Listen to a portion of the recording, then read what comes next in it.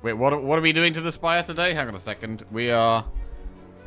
Oh, we're confusing the Spire. Yeah, clearly. That's definitely what we're doing. That is correct.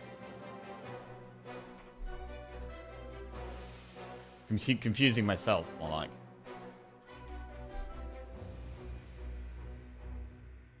Okay, should be on now.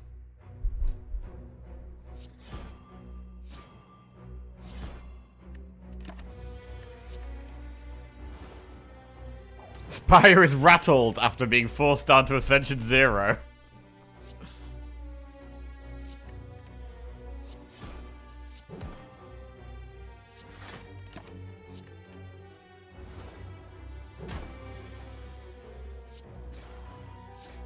Okay. Happy Flower. Sucker Punch, Acrobatics, or Backflip. Right, we want card draw. We've decided all we want is card draw. Bro, is Predator just one of the best cards in the game? I don't know. With Predator, we want more energy. Acrobatics or Backflip. I mean, Backflip blocks. Early game, we want block against Guardian. I think we probably do Backflip here.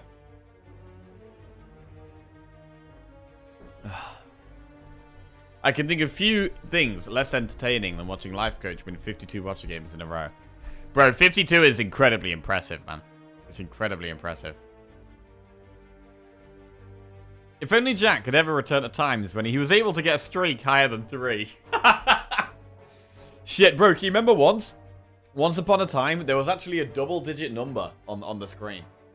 An actual double-digit number. Unbelievable. Backflip is better early game than Acro. So I'm going to go Backflip. I'm going to upgrade Neutralize. Are we going to go for a Flaming Elite in Act 1? Maybe. Kunai. Every time you play 3 attacks in a turn, gain 1 dex. Wow. That's a good card.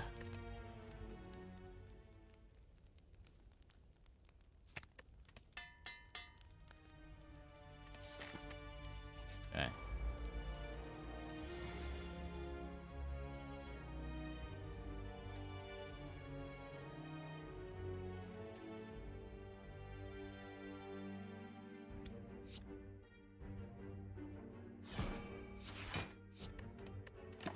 Okay.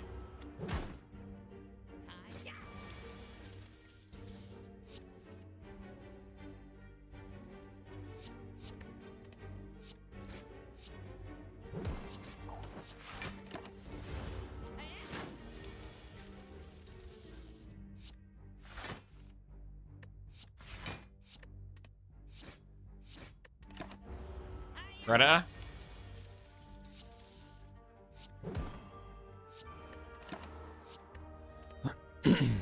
Doesn't look like we have the damage here.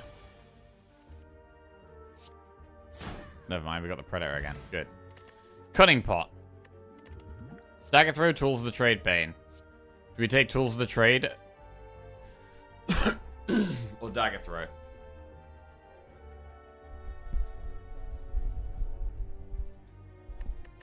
Tools of the Trade needs an upgrade.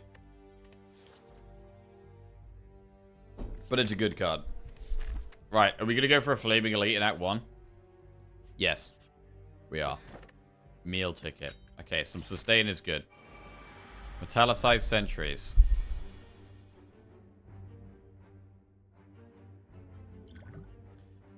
Shiv Plus.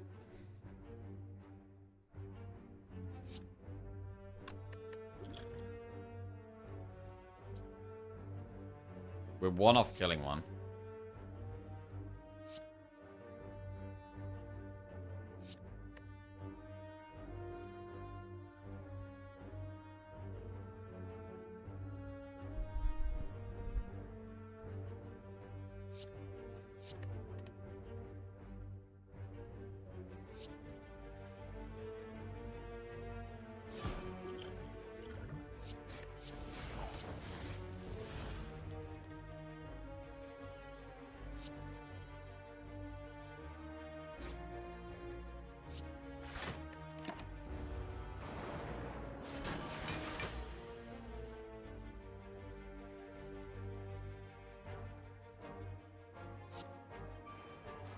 Okay, use our setup and relax.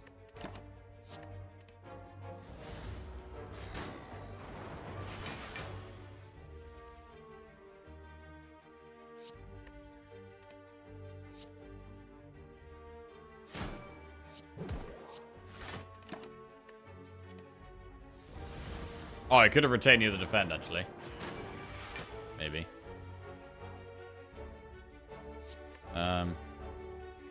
Choke. Backflip.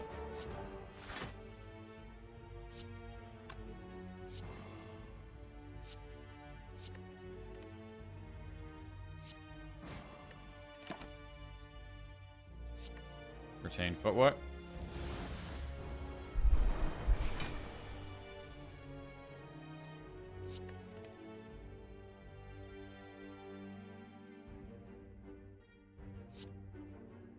Right, I'm going to try and take 0 damage here.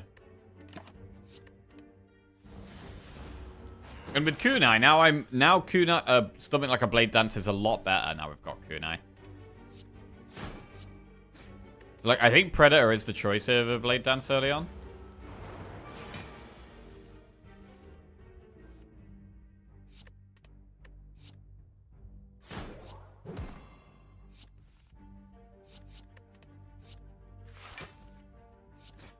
Okay. Darkstone Periapt. Dagger Spray, outmaneuver, or setup. What about setup? With 2 2-cost cards... I mean, the thing is, we don't really want to set up Predator, because I want to play Predator. We'd have to upgrade setup.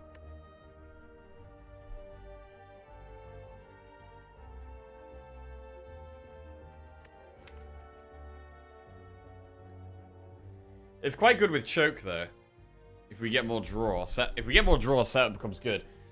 I don't think we're going to take it right now, though.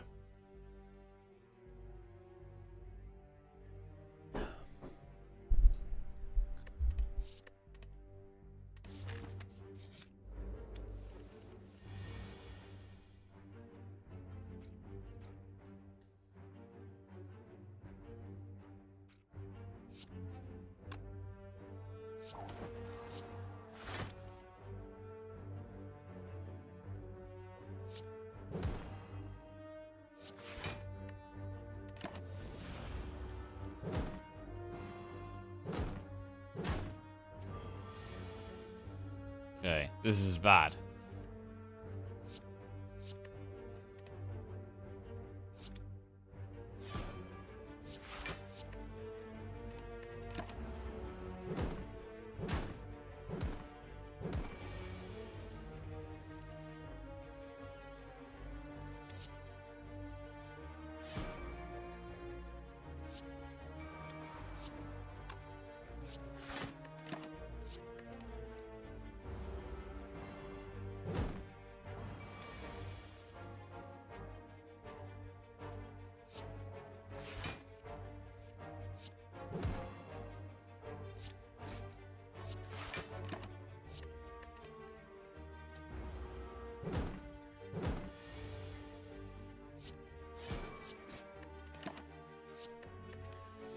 Okay, we got through.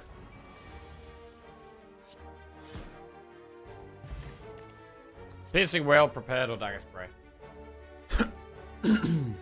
Dagger Spray is an AoE card. We'd want to upgrade it, though.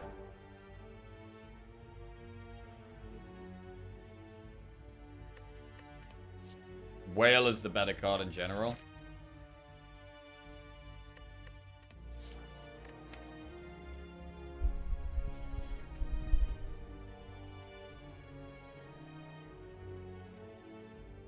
Once we've got past turn 2 against this boss, we should kill it easily.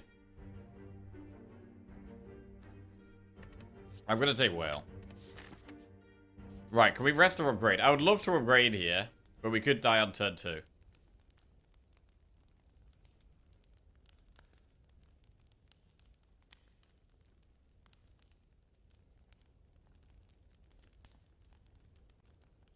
Dying on turn 2 sounds pretty bad.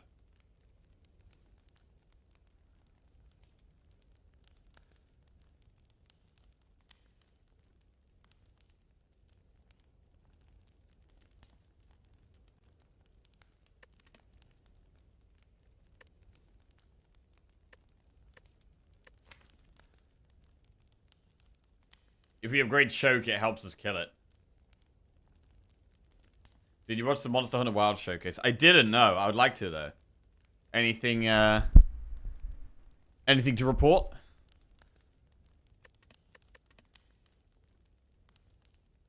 Right, I'm gonna upgrade choke. Fuck it.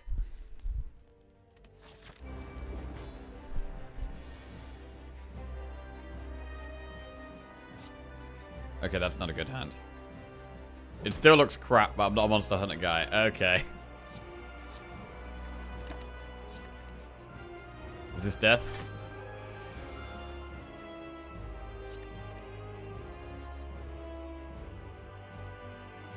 Eight. 13, 18. It's not quite death. 10, 7. Okay, we can survive here.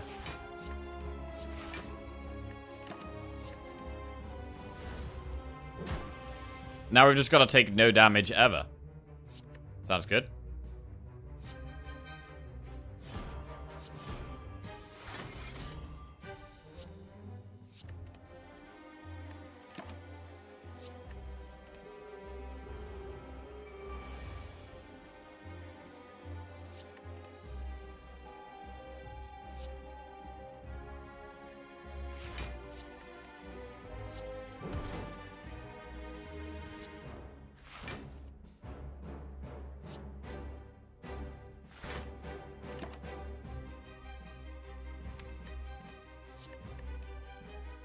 Okay.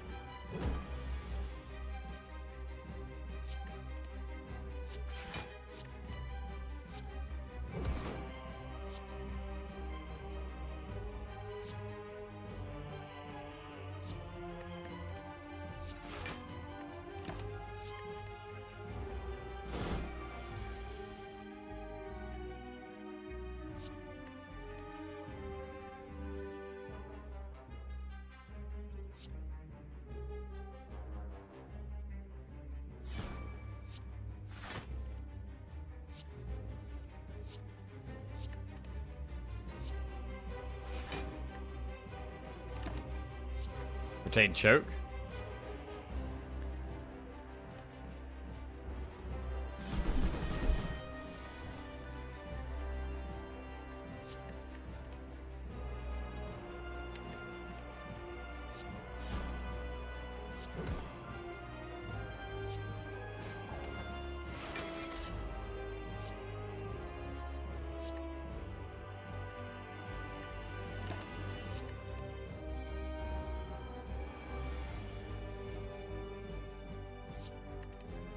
Bro, with this much consistency, we don't need health.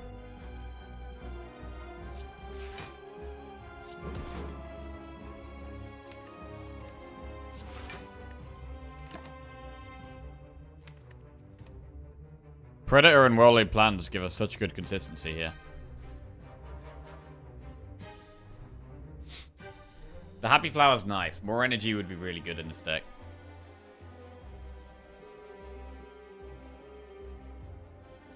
Upgrading the choke was incredibly greedy, though.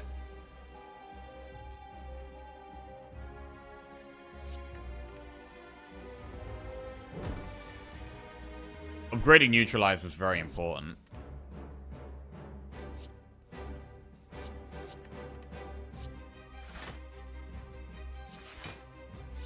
So I can actually Predator here on the multi-attack turn. That's big.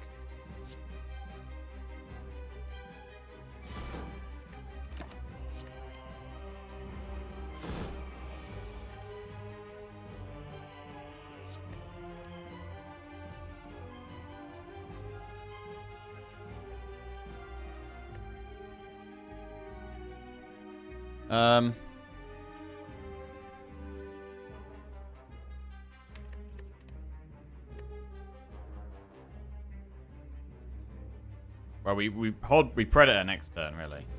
Okay.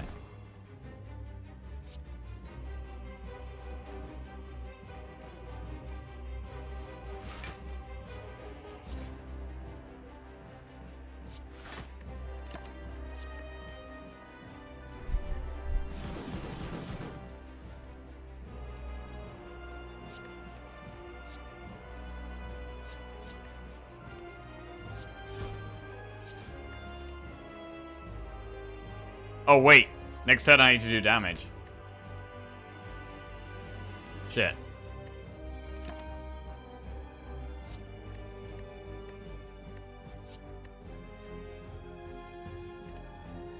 Uh-oh.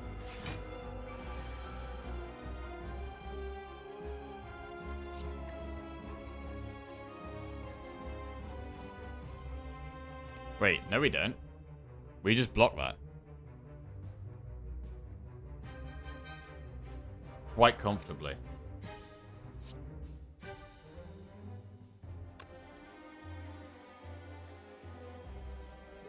12, 16, 21. To be fair, I think we can actually pop it though. But if you play a card this turn, the enemy loses 5 HP. So we do 12. Plus 9 is 21. Plus 11 is 32. 5 is 37.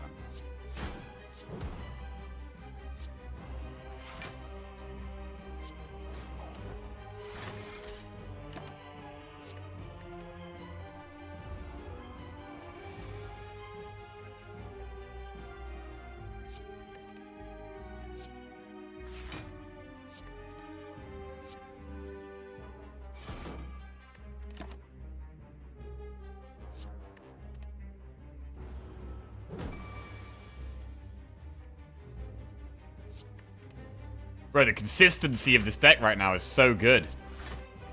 And it's literally the Predator. Wait, I missed Ironclad. Did you blink? Haha! -ha! We've got a Joker in chat, I see.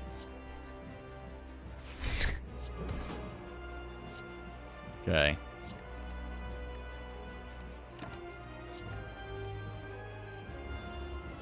It went by in the blink of an eye. It did, to be fair.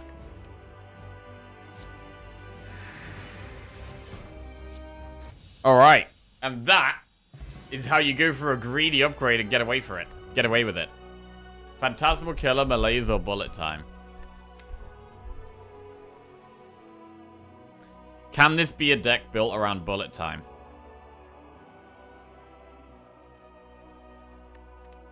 I think it could be.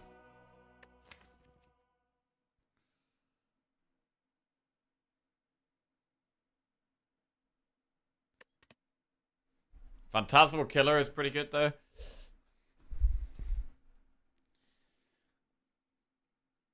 I think we should take Bullet Time here. It's annoying not being able to draw more cards in the turn. But it's got to be Bullet Time, I think. Oh, shit, Snecko Eye. Bro, I think it's a Snecko deck, you know. It's a silent Snecko deck.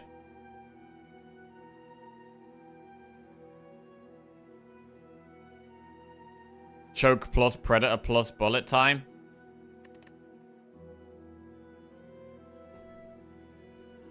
Okay.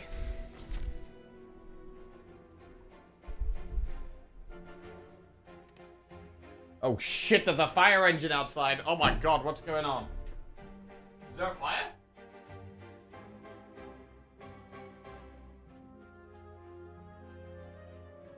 What's going on?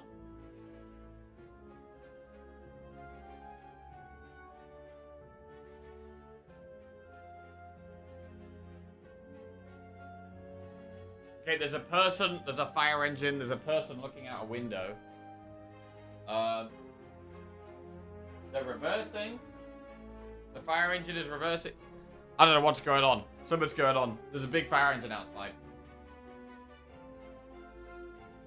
Twitch chat, what other reasons are there fire engines other than fires?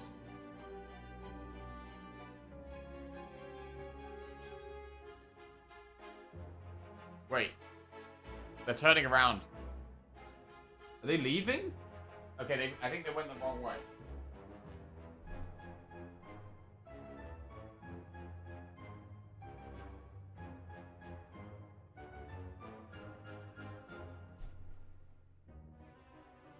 Okay, they went the wrong way.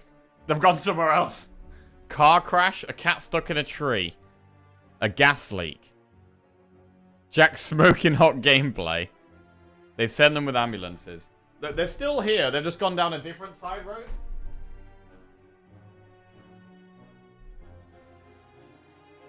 Okay, they've gone down a different side. There's no smoke in the air, so it's not a massive fire if it is a fire. It might just be like a small fire. Surely it's not a cat in a tree. Do people actually call a fire brigade for a cat in a tree? Surely not.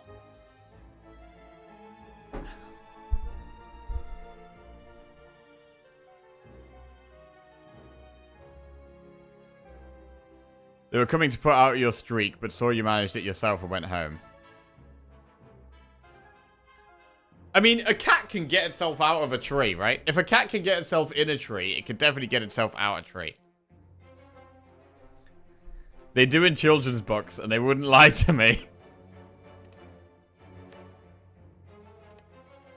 Jack is just expecting the cat to stay in the tree until they starve. Bro, listen, cats are independent animals, man. They can get themselves out of that tree.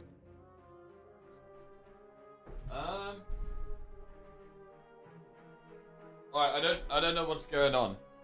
I don't know what's going on. I'm just gonna message Lizzie, tell her there's a fire engine.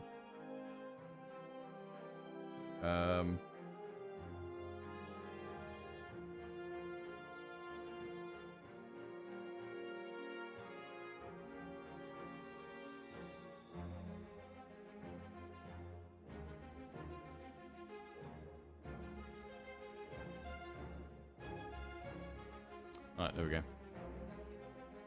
Is Lizzie 5 yet? Come see the fire engine! Come see the fire engine! Come look! 204 gold. What are we doing here? Oh, we've got Snecko. We have Snecko. With Snecko, I'm kind of tempted to do elites. Where's the flaming elite? We've already done it. We've already done it.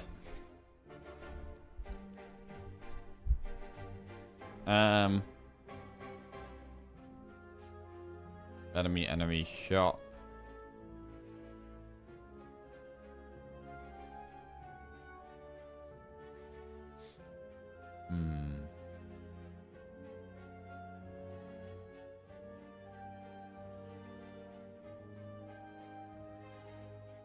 Are those new icons in the map? It's a mod I use called Map Marks. I think we do want to go in a shop.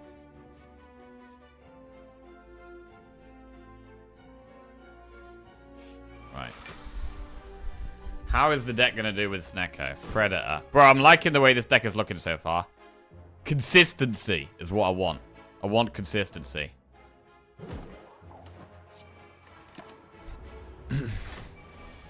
Also, we definitely don't need to...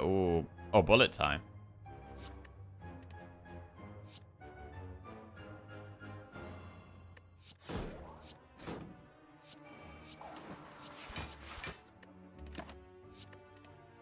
Oh, I should pay attention to which one gets reduced, because now I've just retained a 2-cost defend.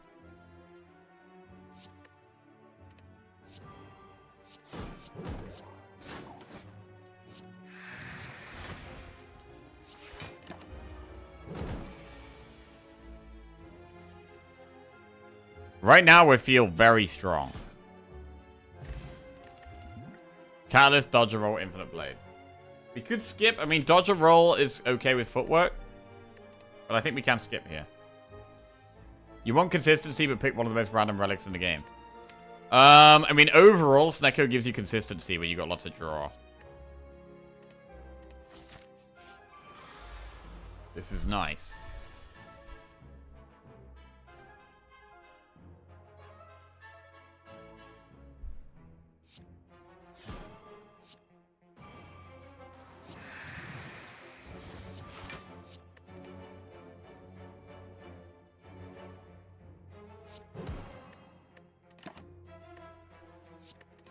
Okay. Snecko oil is the best pot when you've got well, not the best pot, but when you've got Snecko eye, it becomes better.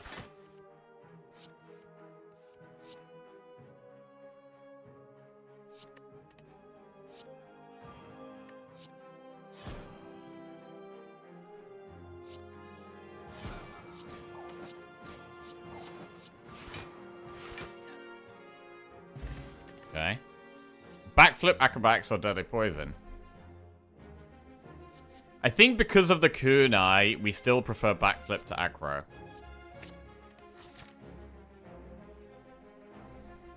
Right, how do we feel about doing Elite Campfire Elite? I kind of like it, but then I'm not doing all these campfires up here. But we could go Elite, Elite, Campfire Elite up the right there. And go fully towards Elites.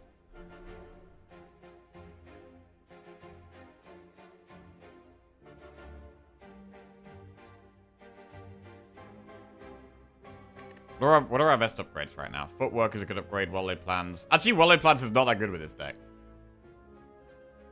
So actually, there's not that many good upgrades for us right now. I'm going to go towards the elites. 85 gold for a relic. Oh, I'm about to go in a shop. But 85 gold for a relic is generally going to be worth. Blood vials, bit of healing. Right, blur. Blur and remove a card. Looks pretty good. Another choke. But I think blur remove is better.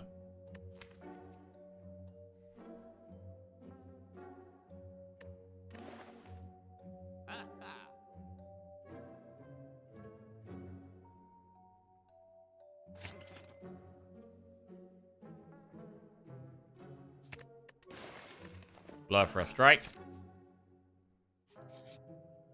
Lose block pot for a relic or choke plus for a relic? I like my choke plus. I'm going to lose block pot.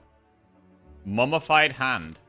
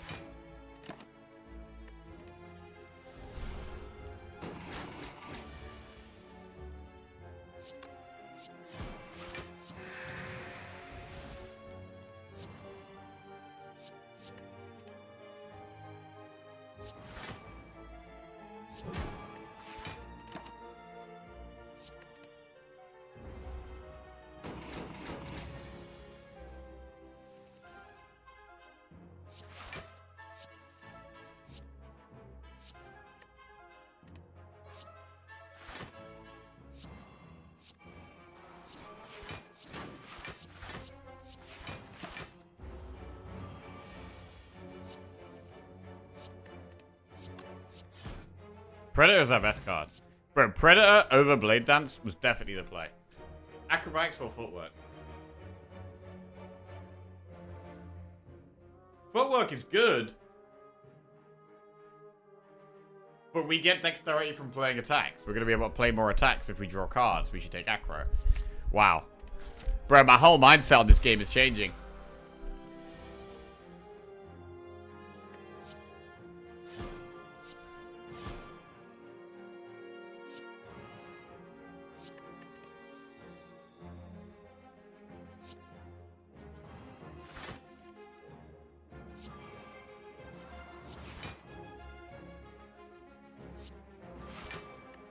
Okay.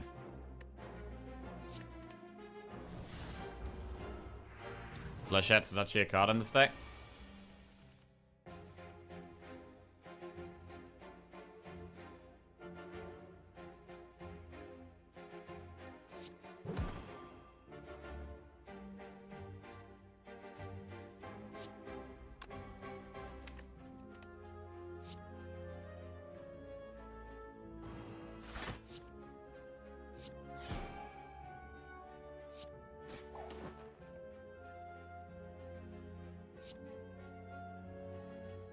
Okay.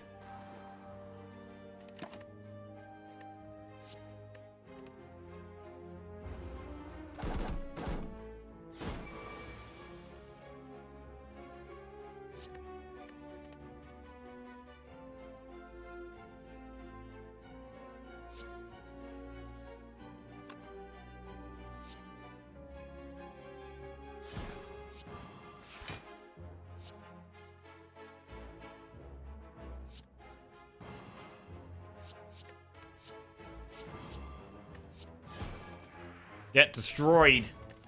Absolutely destroyed. I'm not sure if we want Gamble. Do we want Gamble?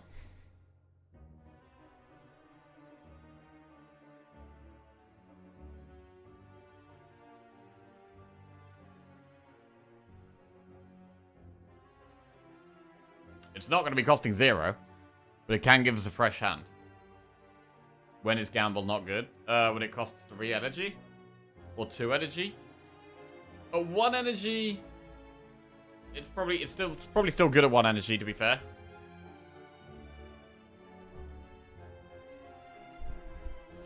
It doesn't work that well with bullet time.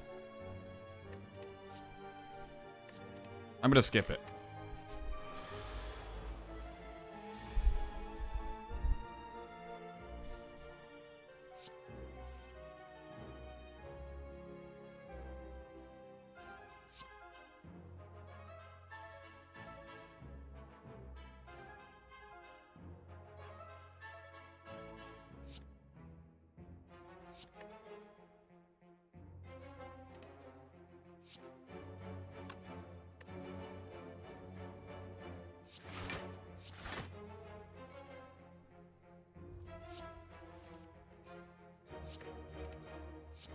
Fantastic Predator.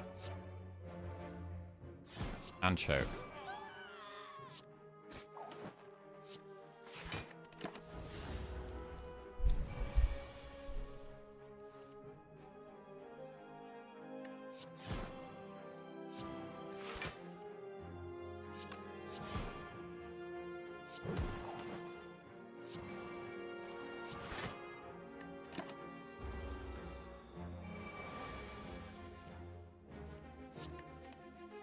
Well, at time, play everything. But the hand isn't that good.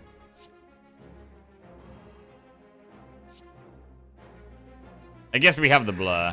So we have a good block turn for next turn.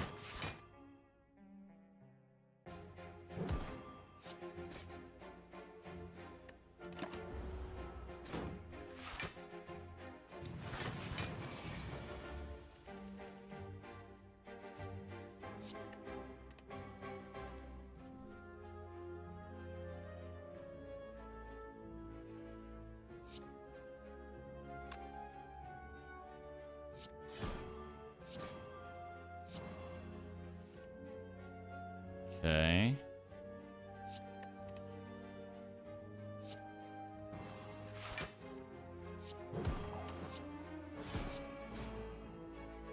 Destroyed, dismantled, annihilated. Ink bottle. More card draw. We definitely don't mind more card draw. Dash plus is great with Snecko.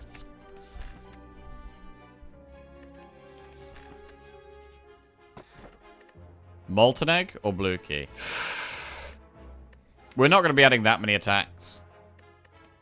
We can go with the Blue Key. Alright, Elite.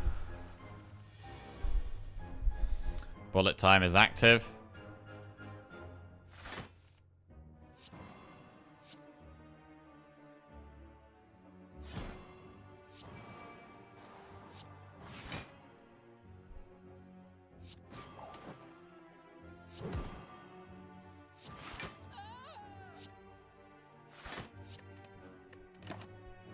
Cool.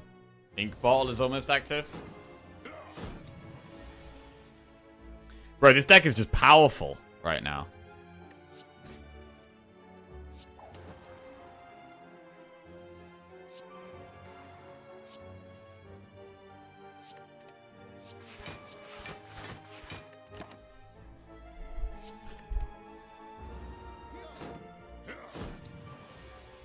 We don't really have scaling. It's just got an extremely strong, like, base strength because of the amount of card draw and the energy costs.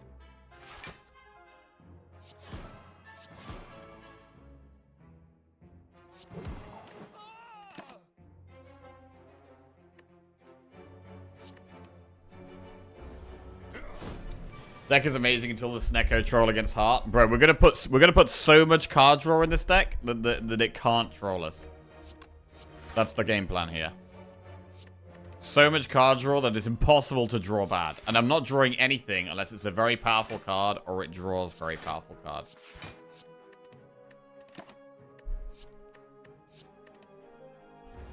We're adding very specific cards to the deck at this point. Dash Plus is a great one to add.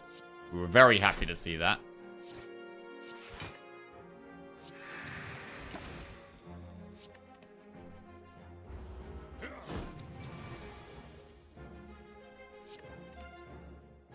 Handful of 3-cost acros that draw more 3-cost acros? Nope.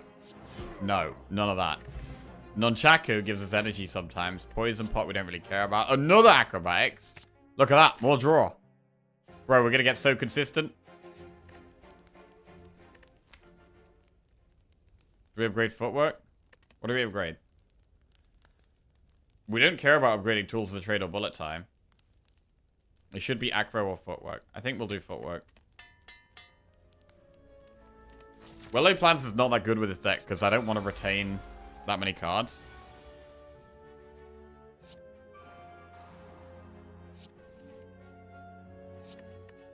Did you see the fire engine?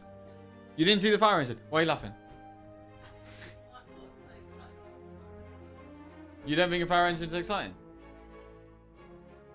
No. Well, it came down here, and then it drove down there, and then there was someone looking out the window, and then it turned around and went the wrong way, and now it's down there. I don't know. It was down there anyway. Do you guys not think a fire engine's exciting? Anyone in chat think a fire engine's exciting? Fire engines. Cats in trees, apparently. Very small things. I was talking about that. A cat can get... Stuck in your car, they'll set fire. What do they need a fire engine If for? police need to break into a house, What do you need the fire engine for? they've got the tools for it. Oh. Exciting is a bit strong. I used to. No, but I'm not 6. I don't know. I feel like fire engines are quite exciting. Ambulance. No. Fire ambulance. Because there's someone poorly or hurt. Fire engine. Because fire's exciting. But that usually means someone's hurt in the fire. Yeah, I mean, they're obviously not there for a good thing. Yeah, it's obviously a bad thing. Okay, so what's the difference between a fire engine and an ambulance? Was there an ambulance as well? No, there's no ambulance. So, okay. So what? No one's dying.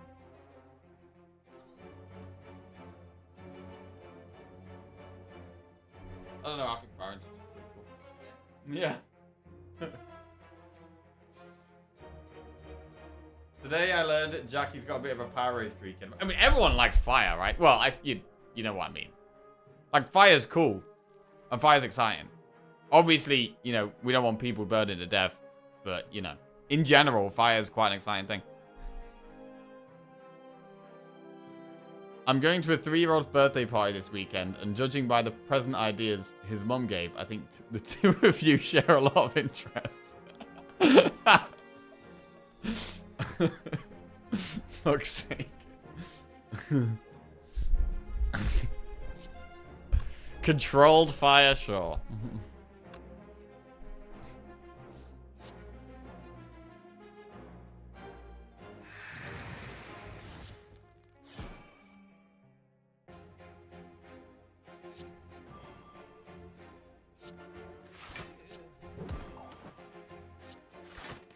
Right, we have these pots as like a get out of jail free card. They're pots that help us if we have a bad hand. We know that hi? I'd love a tea. We know that the only way we lose, right, is if we draw a bad hand. So we've got to just do whatever we can to not draw a bad hand, and we use our pots as a way of getting out of drawing a bad hand. That is it. The whole way I'm playing the game right now is just trying not to get a bad hand. Ever.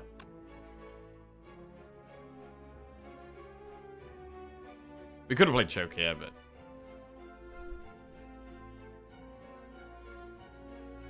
Yeah, we should have played choke here.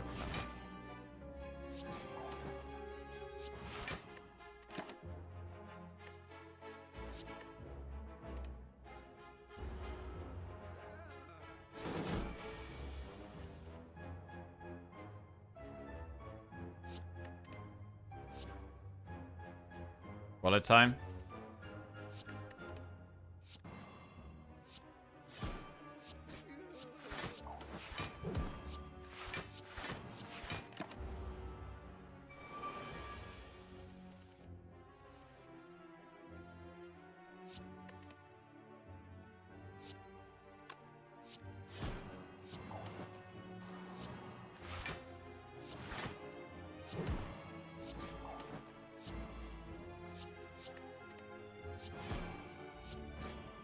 Smashed.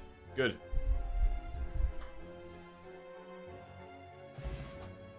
The way he's talking gives me serious copium vibes, even though I'm pretty sure he's right. Of course I'm right. Cleared out my wardrobe yesterday and found that my ex left her slanket in there. My slanket now. Wait, what is a slanket? It's a blanket, but I don't know what the slur. What's the slur? A blanket that you sleep in. I'm Googling it. Slanket. A slinky? Slanket. The slanket is the original gigantic fleece blanket with sleeves. Okay, so it's a blanket that has sleeves. Cool. You're gonna steal that shit rather than give it back? You're officially an arsehole, Sorcerer. I've had to buy a new dressing gown recently. Because Venice refused to give me my dressing gown back when we split up. Multiple times she refused. So I had to get a new one. And I've only just got a new one. So I've been without a dressing gown for like 2 years.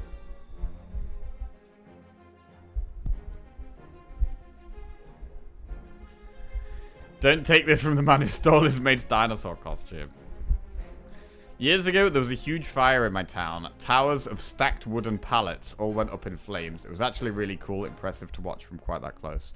I mean, when I was growing up, there's a factory across the road from where my mum lived, and the whole thing burnt down. Like, we literally watched this factory burn down out of my bedroom window, and it was like one of the craziest things I've ever seen. There was about 10 fire engines, like huge mushrooms of smoke, like proper high in the air. Like, it was actually, all the electricity went out, so it was pitch black. We had like candles. It was pretty nuts.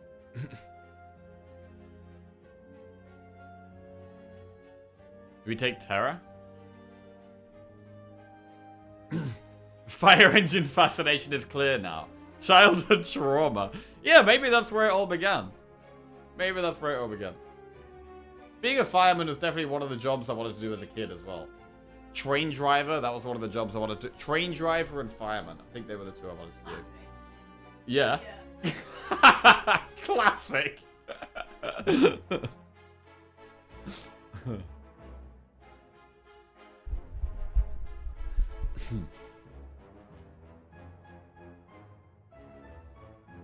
In hindsight, I think fireman would be much more exciting than a train driver. I don't think train driver would be for me. I've got an uncle who's a train driver, and he says it's extremely boring. And most of his days, he just reads his books. Reads about philosophy and shit.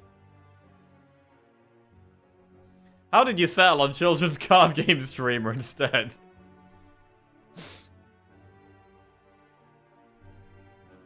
My friend's a train driver, and it doesn't sound like that of a fun job. No, it sounds like an awful job.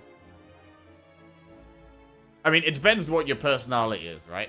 If you like just kind of sitting around,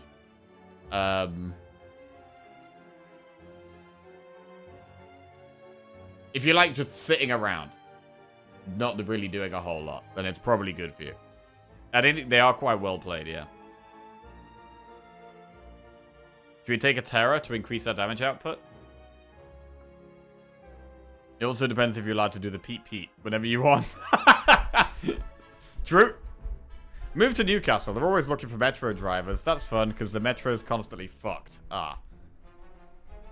Sitting around with a Twitch stream on in the background instead of working.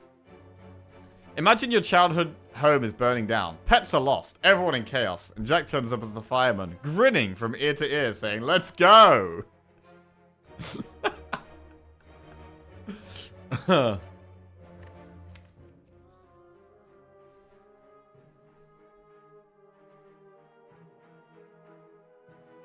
I did look into applying to be a fireman at one point, actually. But I think there's only like a couple of times a year you can actually do it.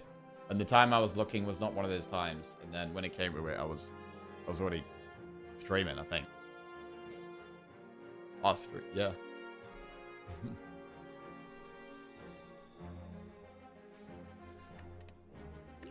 Terror, quick slash all out attack.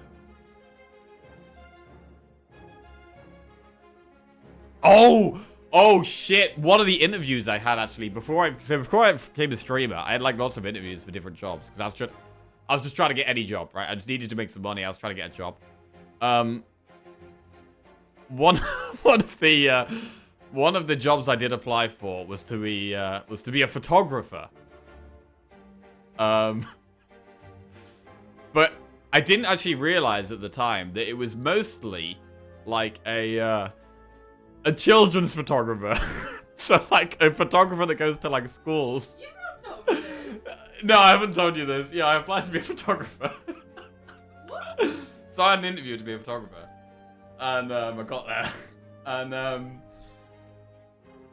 I hadn't really looked into it at all. I didn't know what I was talking about. I thought, yeah, photographer, that sounds like kind of a cool job. And they're obviously asking me all these like questions, like what do you think? Why do you want to do this? And where do you see yourself in 5 years? Or like, what do you think are the most important things about the job? Obviously, like one of the most important things about taking photos of children is like privacy and like security and like. I didn't say any of that. I was useless. I was really useless. I came out of the interview thinking, wow, I actually was not prepared for that at all. That was not what I was expecting at all. And yeah, they basically were like, I don't know if I came across as like a paedophile or something. I mean, to be fair, I was actually a child myself, so I probably couldn't have come across as a paedophile. Did you own a camera? No. I don't think you don't need to own a camera to become a photographer, right? Yeah? No. Okay, so if I'm applying to be a photographer, what are the most important things? What should I say? Depends what job. Oh, well, I'm gonna take photos of like groups of people, like school group photos or like event group photos. Probably it depends on Okay. Well, can you give some kind of answer that doesn't just say depends? well, you probably need a camera. You probably need a camera. Yeah. You need Okay. to have some experience. You need to have experience. What if I've taken pictures on my phone? That's it. I've taken photos. It doesn't count. Okay. You need to know what the settings do Okay. on the camera. How that affects the photo and the final outcome. Okay. So you need You to. need to be able to problem solve on the spot. Okay. You need this Depending prior on, like- knowledge to be able to do it. Yeah. You could teach yourself. You could teach yourself. That's it. Next job. Did enjoy it, do you? Yeah, yeah. That'll be better.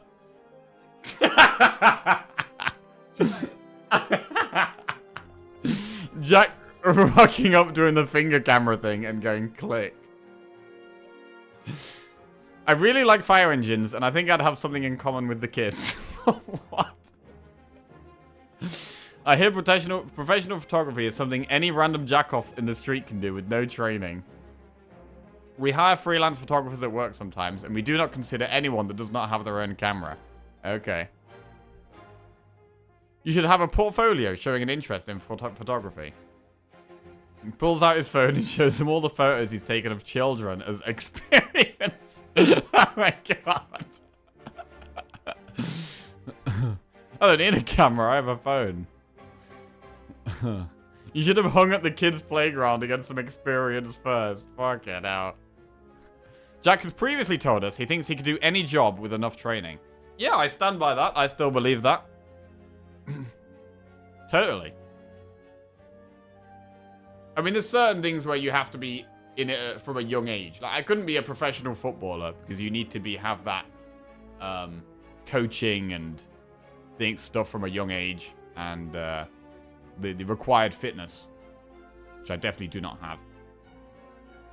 But yeah, anything that requires learning a skill or a technique or something, definitely. You have 1 week to take the best photo you possibly can and post it in Discord for our consideration. Alright, I'll actually do it. I'll write it down. I'm going to write that down. Take the best photo ever. Okay, take the best photo ever. Right. Alright, I'll do that. And I'll put that in Discord when I do it. Probably at the weekend. Shit. I mean, it'll be with my phone, though. So it will be a low quality... You've got a camera? I could use your camera. The Instagram arc begins. Sounds shit already. Okay, alright.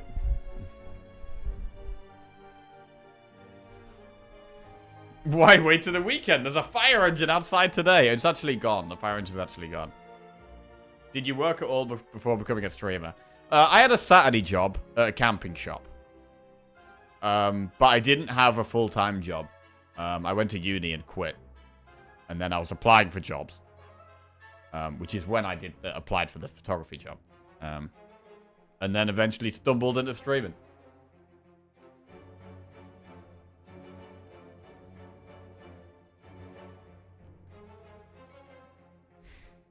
Playing a dangerous game here. What if he changes the definition of art as we currently know it by pure freak accident?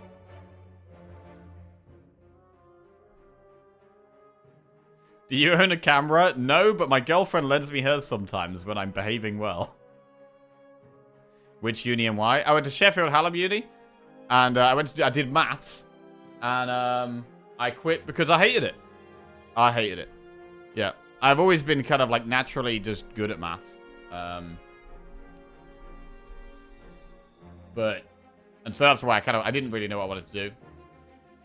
Thought, okay, it's good to get a degree. Kind of had it forced down my throat a bit that you need a degree, you need a degree, you need a degree. So I felt pretty pressured to do that.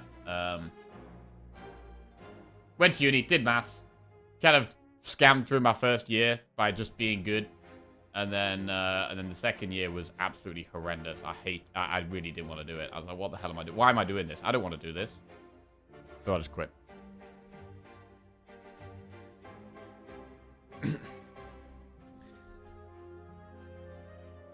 That's basically how uni went for me as well, but I'm too stubborn to quit. Square root of 144, 12? But yeah, when like words start coming into it in sentences, I like it when it's like numbers and stuff and shapes and. But as soon as there's like words and sentences, I just hate it. Right, terror, all out attack, quick slash.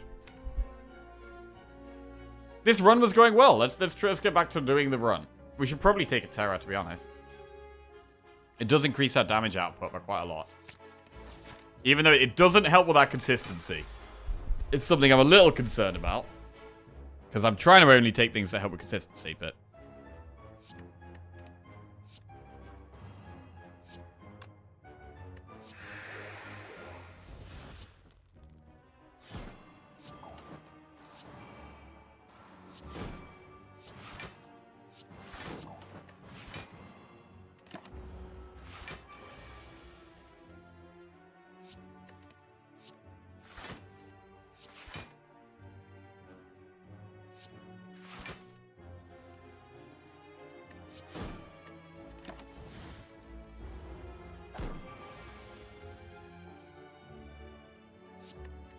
Okay.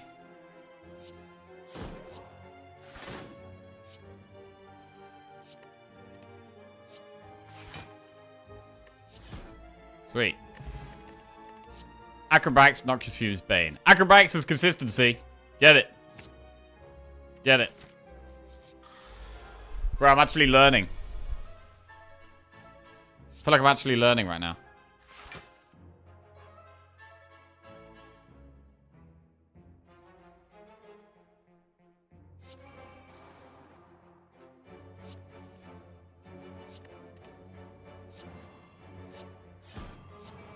Okay.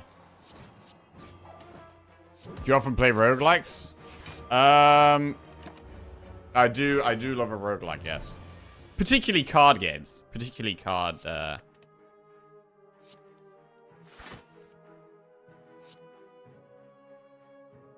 Dash? Blur?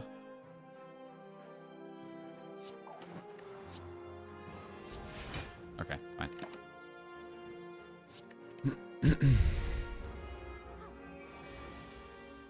If it makes you feel any better, Jack, I didn't quit. I have a 2-2 in maths and haven't used it once since 2014, except as a point on my CV. But do you think, like, having that on your CV has helped you?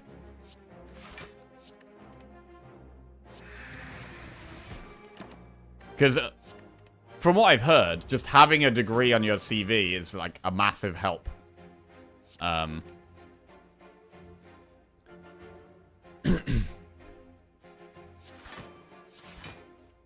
But, yeah, I kind of hate that, to be honest. For me, it's like, I feel like...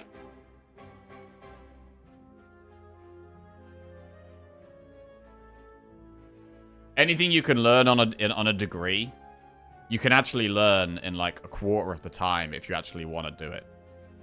Like, the maths degree I did, if I actually wanted to learn it, I could compress that into a way shorter period of time. Just hard smash it, learn it all. But I wasn't even interested in it, so I didn't want to do that.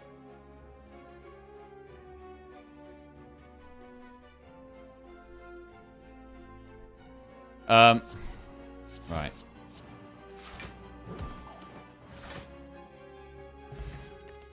Heal, hook, tactician, calculate, gamble. Tactician is okay when I've got 3 acrobatics. But I am concerned that it makes us a bit less consistent. And we have bullet time. So I'm going to skip. You've been a streamer for 8 years and still have no idea how it works? We have played Hades on stream, yeah. Dicemancer is so good. Dicemancer is so good. Hang on a second. Dicemancer?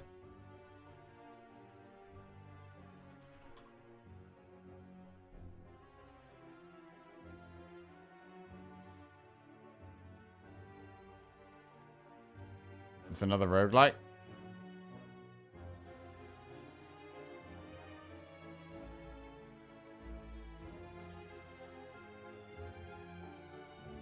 There's a lot of jobs that sort of mandate it. Personally, when I'm reviewing CVs, I rarely even look at the education section except for junior roles. And even then, not having a degree doesn't immediately discount you. It shouldn't do, in my opinion.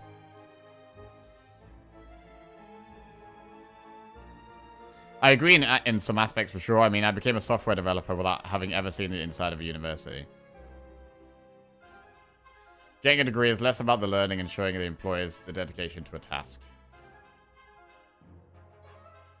If you're sorting out 30 to 50 CVs, it's quicker to just sort them by degree or not. Yeah. Yeah, literally. That's probably true. Like, you don't read the CV and see a person. You just see a piece of paper and who's got the best number. Right, I'm going to recall now.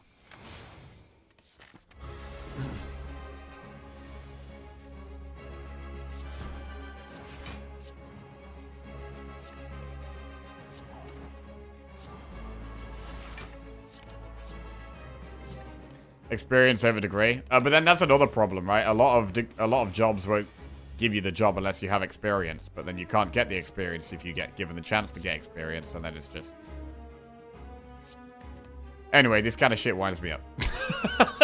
So I'm going to focus on the game.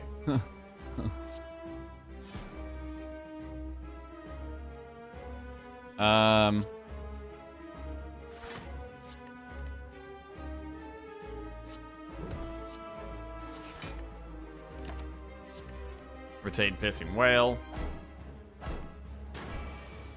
This is the type of deck where it does feel like we don't have to think that much.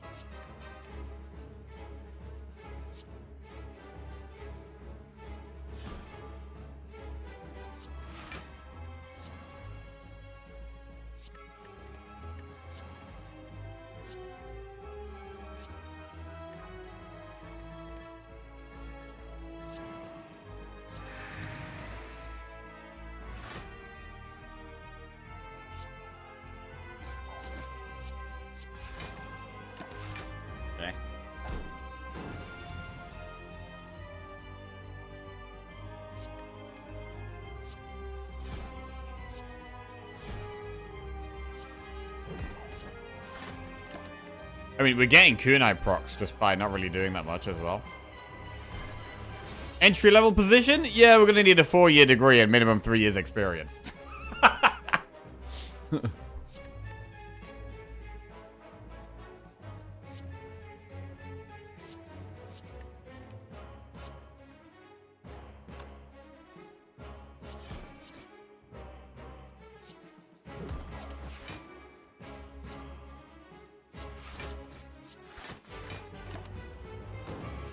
Right, this is going pretty smooth.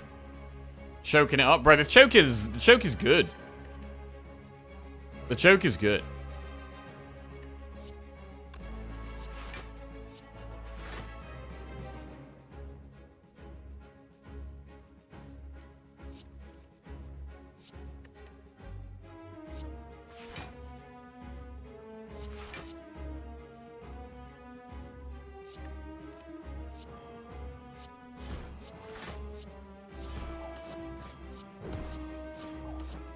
If we can get to 10 cards in our hand, we're happy about that. This might change the way I play Watcher as well.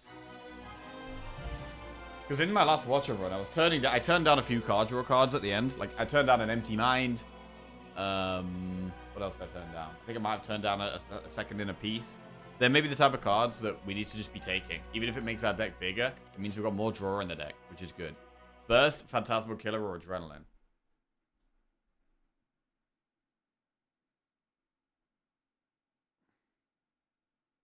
There's a famous one that wanted 7-year experience in programming language that was released 3 years ago.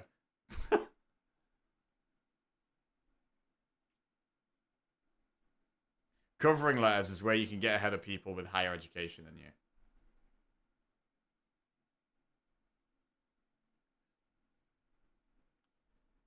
Why so many bullet time? I mean, we've only got one. We've just got so much draw that we draw it a lot. I don't even really know if we want burst, to be honest. Yeah, I think it makes us less consistent. It makes us less consistent. Adrenaline's fine.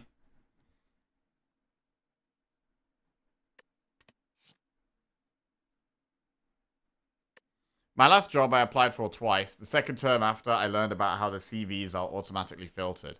Oh yeah, did you game the system, Vaccine? Adrenaline's fine even at 2 mana.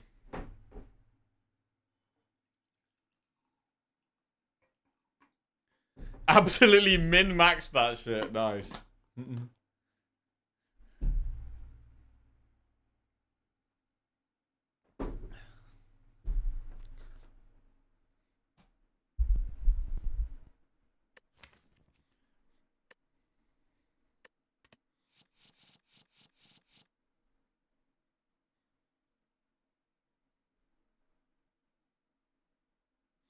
There's also a famous one where the guy who created the programming language didn't have the required experience with it for a job.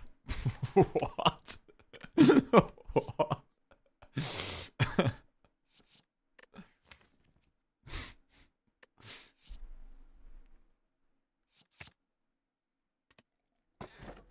It says draw cards on it, so we'll take it. Kite, Calling Bell, or Astrolabe. I mean, Kite... If we want more energy, it's good with the acrobatics, right? If we start our turn with an acrobatics, of which we have 3 of, or a prepared, then we get an extra energy. Bell is fine. These are all fine. Like, these are all pretty good. I don't know if we need the energy from Kite, because we have Nunchaku and Flower and the bullet time.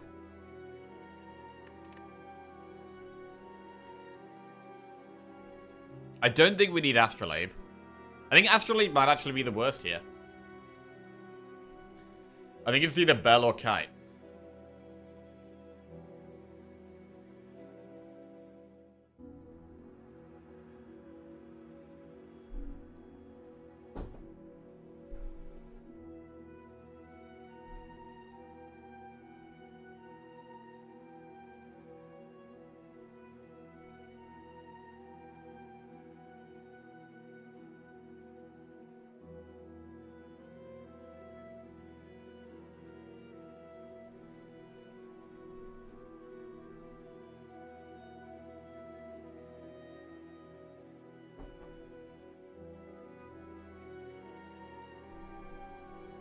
Do we need extra relics? Not really.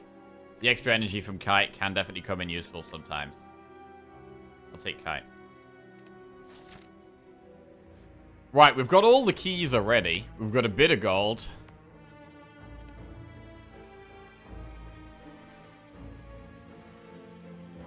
We could do 2 elites.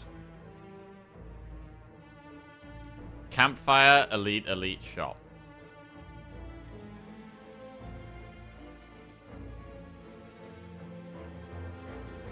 Or we could do shop, campfire, elite, campfire, campfire. That's also pretty good.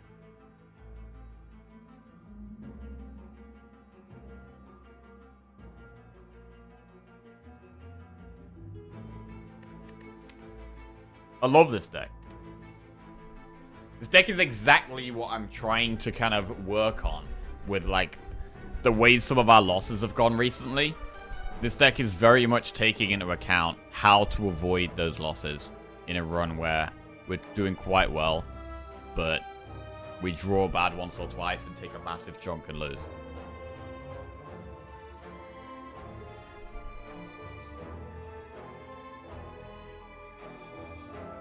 We could maybe still do with some more block.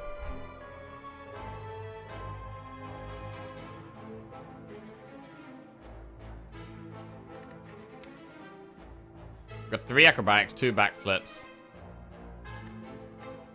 The choke and predator are still our best damage cards, really, other than terror. Actually, we can do shop, campfire, elite, campfire, elite. That's actually looks like the best path.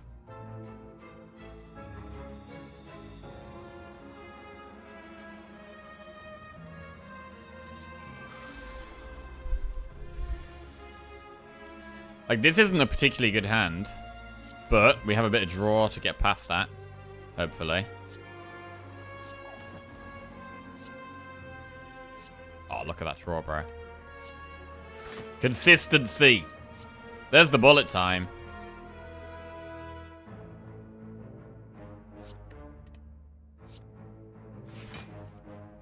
And now we're chilling.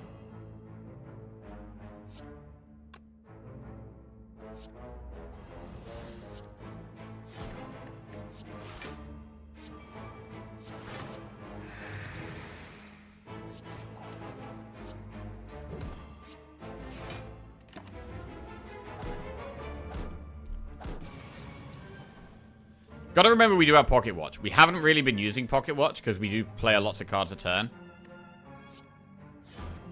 But gotta bear in mind that we can do that. If we need to.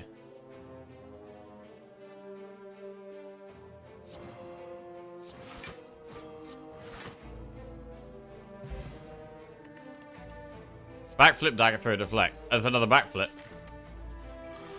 More draw. Sure. I'll take all the draw you have, please.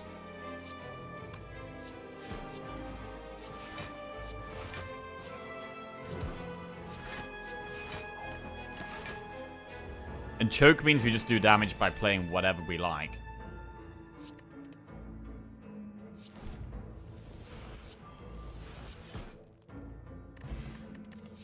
Heal, hook, concentrate, bane. Skip.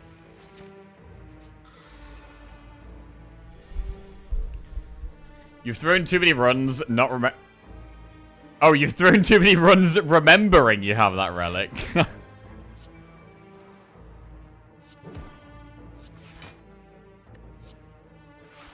You think it's a hindrance rather than a help?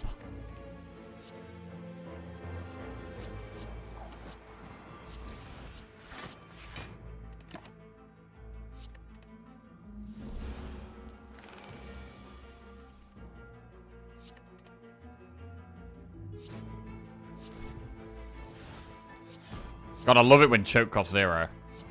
It's great.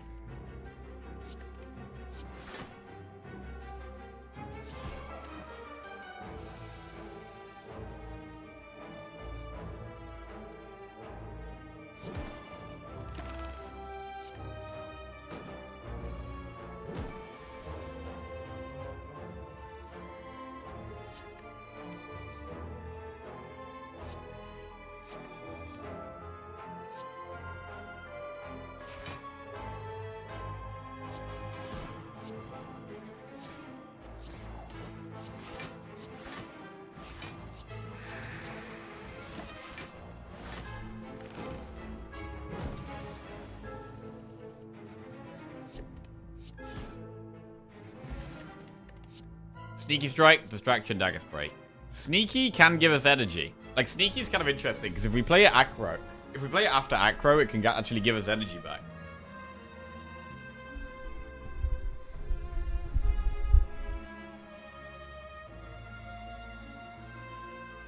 How do you choke a tentacle? I think this is enough damage for the late game, yeah. Sneaky about a bullet time.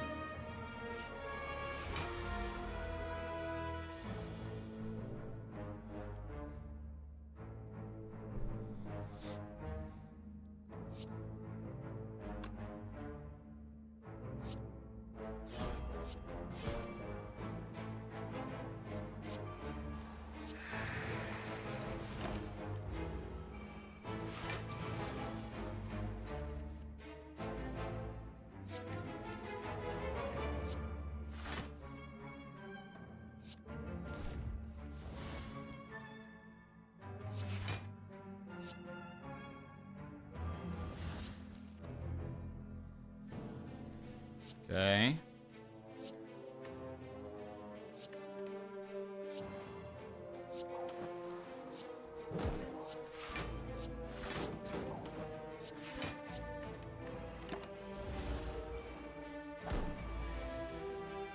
I mean, damage hasn't been a problem at all so far.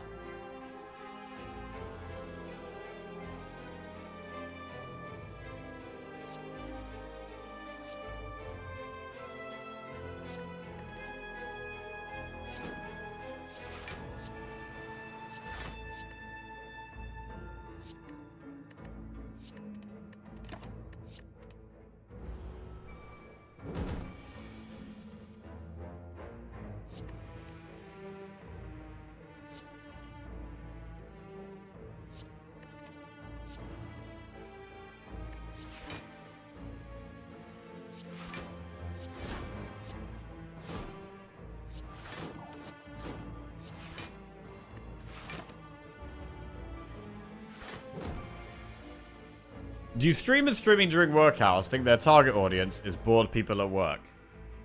I mean, I've streamed at various different times. I've streamed during the day, I've streamed during the afternoon, during the evening, I've streamed through to the early hours of the morning. And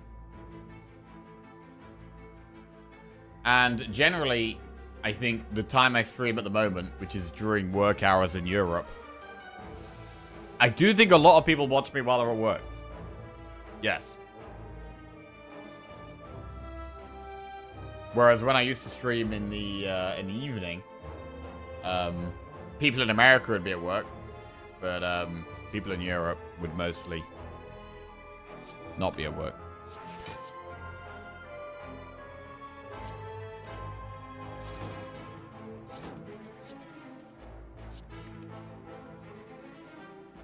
I'm watching while at work. I mean, most of my viewership is people from the UK, America, and Germany. They're the three biggest countries that watch my stream. Any Germans in chat? Guten Morgen.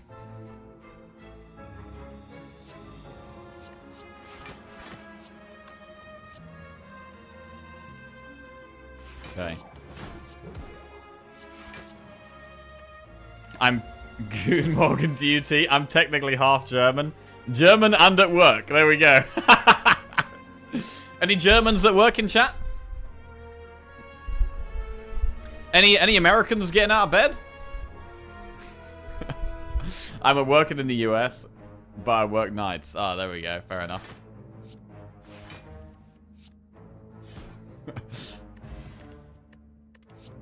Oh, another Predator. Bro, I've been loving Predator. Why would we not take another one? If we love it, why would we not take more? There we go. 5 a.m. here? Yes, sir. Been here since 5:30 a.m. I get off in 1 hour. Partarokusk just resubscribed for 4 months. American here. Glad to support this Aussie streamer. I'm not Australian. For the 10th time this week, I'm not Australian. Welcome back to the Jacobs by Rockers GG. Thank you. Shop. Ooh. I mean, potion belt. We have lots of draw, which makes Abacus slightly better. Potion Belt can give us more consistency if we find potions. Removing a card is probably still the best.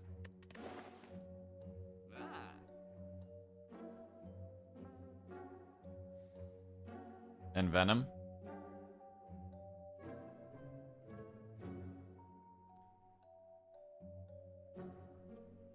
Gonna remove a strike. It's easy to confuse the New Zealand and Australian accent. New Zealanders get really angry about it. Explain your perfect Australian accent then. Well, my dad is actually a kangaroo, so that'll probably be it.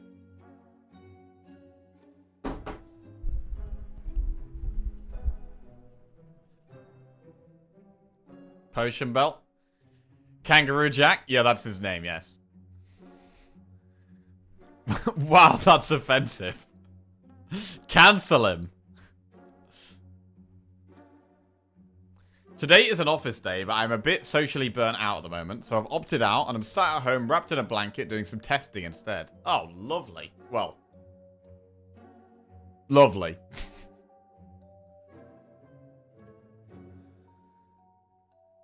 We have a 40% pot chance. Abacus is just free block.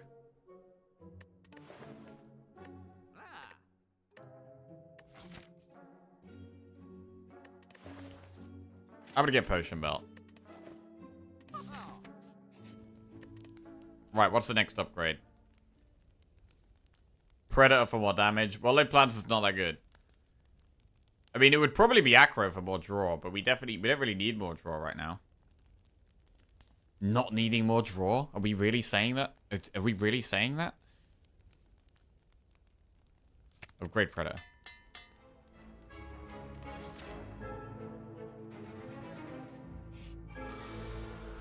Yeah, it's a dangerous thing to say, not needing more draw. I'm not going to say that.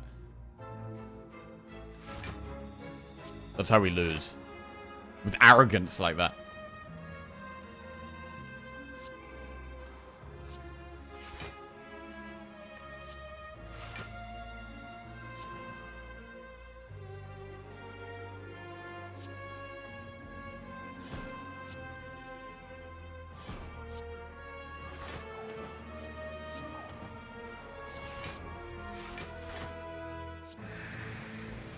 Okay.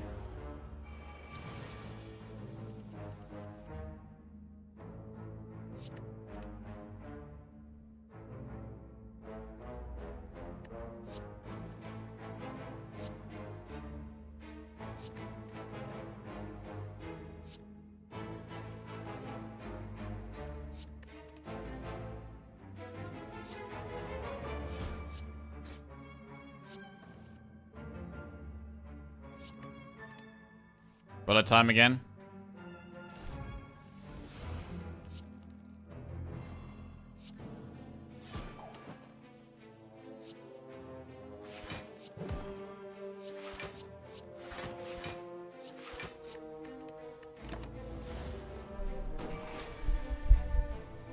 Predator's so good because it draws at the start of your turn. Like, I'm realizing as well, that drawing at the start of your turn is actually good. Because you're more likely to find... Like, it's all well and good having card draw in your deck, but if you draw at the start of your turn, you don't actually need to find the card draw on that turn, because you've already had the card draw. I don't know. I'm learning.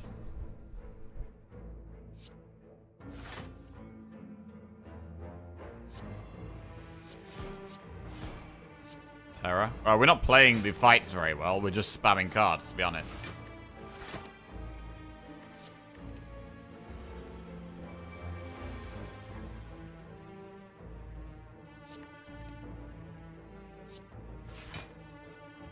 We're drawing our blur and our bullet time pretty frequently, which is good.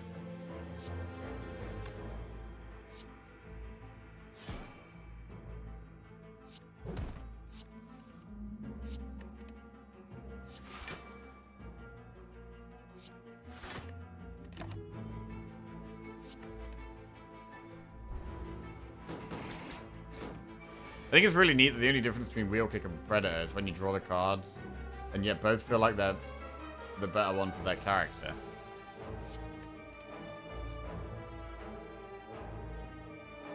Yeah, I'd say that's true.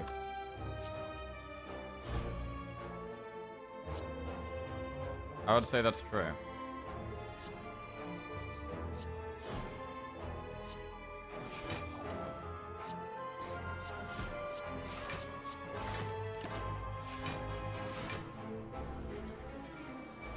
So our damage isn't massive. It's just becoming pretty obvious.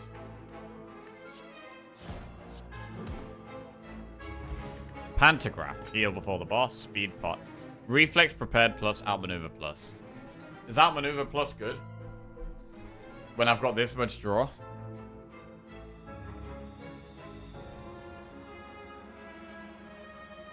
I don't want prepared or reflex.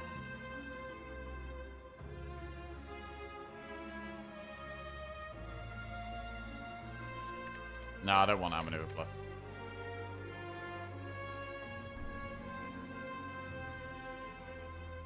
Upgrades don't even feel very good for us right now.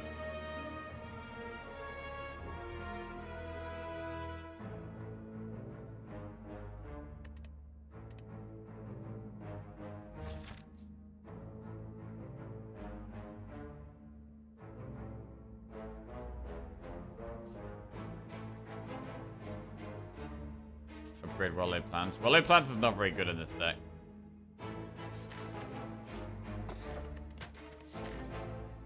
Right, do we go through 2 campfires or do we do an elite?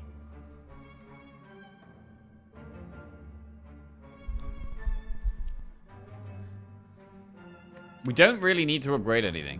Honestly, we don't.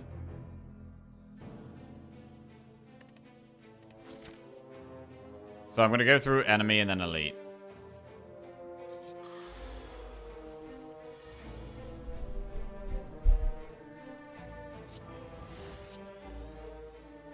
The deck is doing all the things we want the deck to do.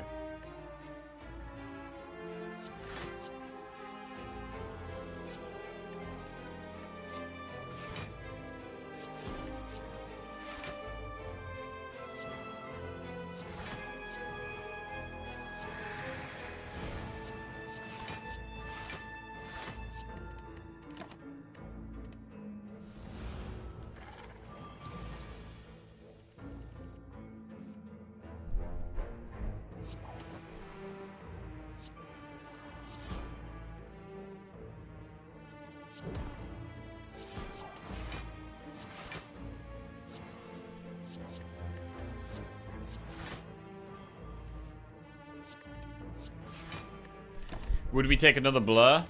Yes. Yes, we would.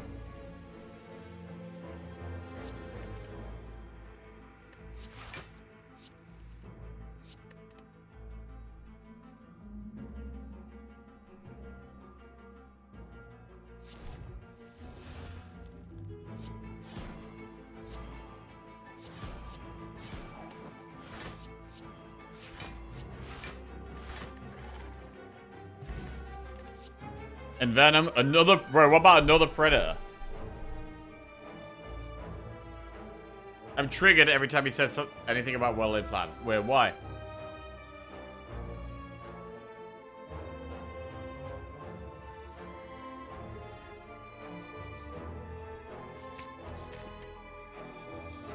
Elite.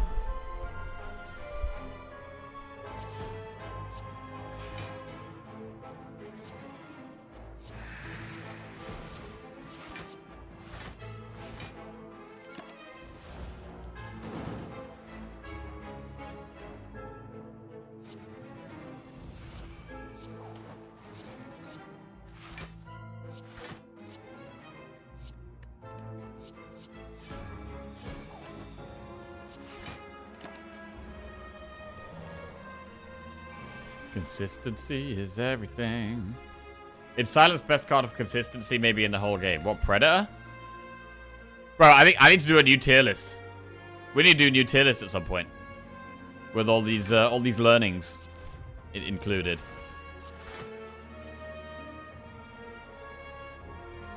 We're taking a bit of damage this turn. Unless we use one of our pots. We have Pantograph, so we can afford to take some damage.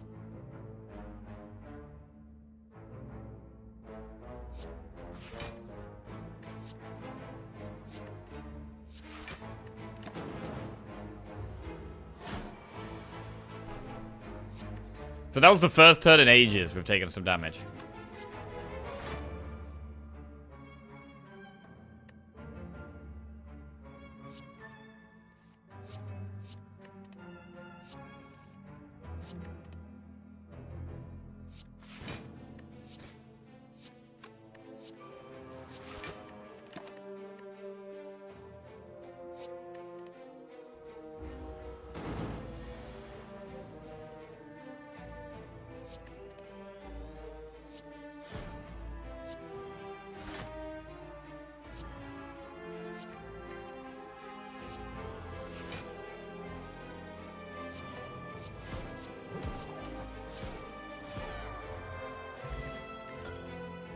Skip. None of those are called Predator. Predator, the only card we're ever going to take again.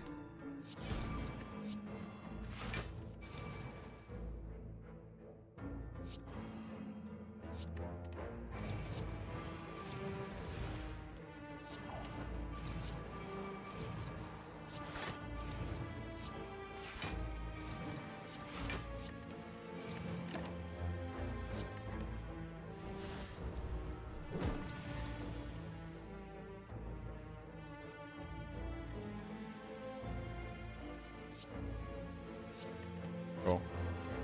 Oh, the multi-Predator turn. It's beautiful.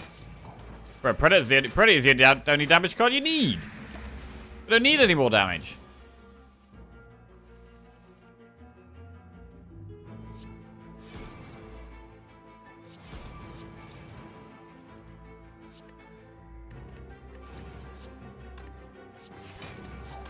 Can we kill this thing? Probably not. I mean, we could potentially go for we're not a million miles away from an infinite deck with what we've got here. But with Snecko, it's never really going to be a thing.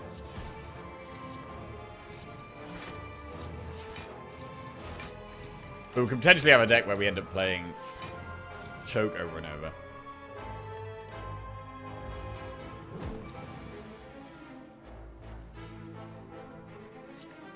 Right, if we can just keep finding Blur, then we're fine.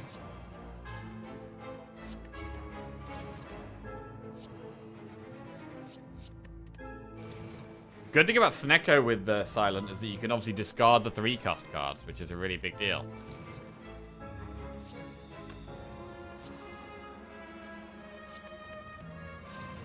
Playing 3 Predators in one turn.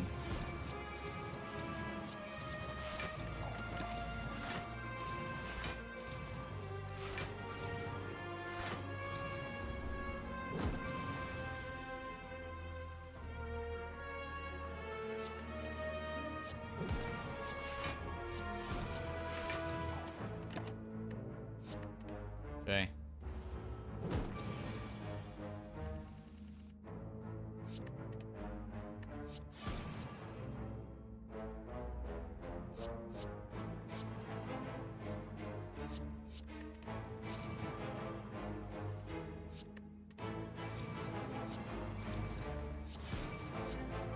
I mean, it's already over. I don't know why I'm even playing the turn.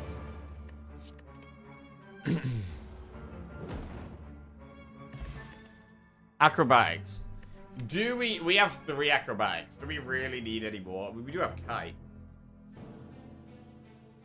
This deck came along at just the right time to save Jack's mental health after the first few runs.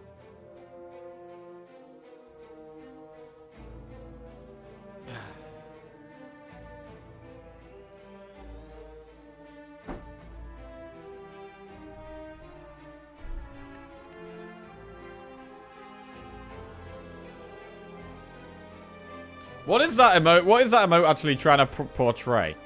Monka laugh. Because it looks like he's laughing, but then he's kind of sweating at the same time. So what does that actually mean? Is that like I'm laughing, but I shouldn't be laughing? Or is it like, oh, this is hilarious? Or like nervous laughter? Okay. Fuck it. It's card. It says card draw on it. Click it, bro. Right, we can destroy these guys, right? Yes. The only, and if we might use a pot. If we get a really bad draw, we could use a pot.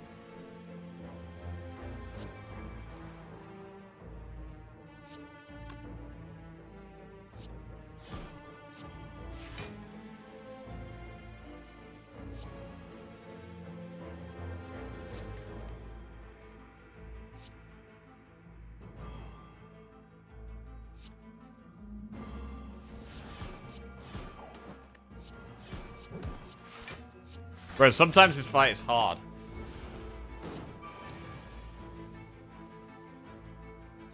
Not today.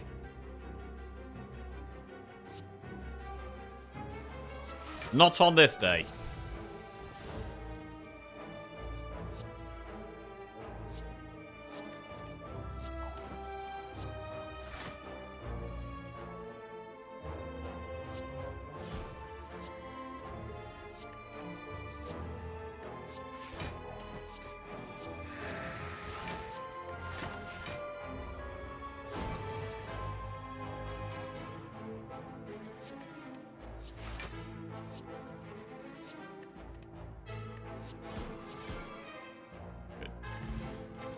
Calipers.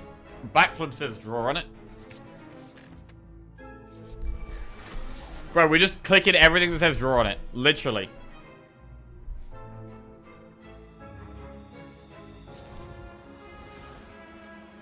If it says draw, it goes in.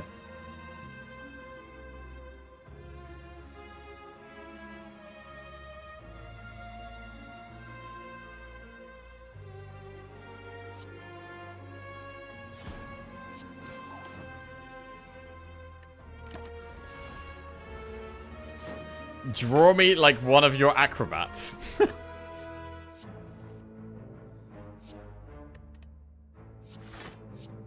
Draw me like one of your French girls. What's that actually from? I have no idea what that's from.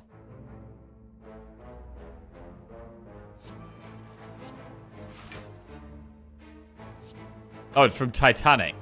Oh. Titanic, come on, man. Bro, I've only seen the film once. I thought it was overrated. Oh! Controversial, potentially.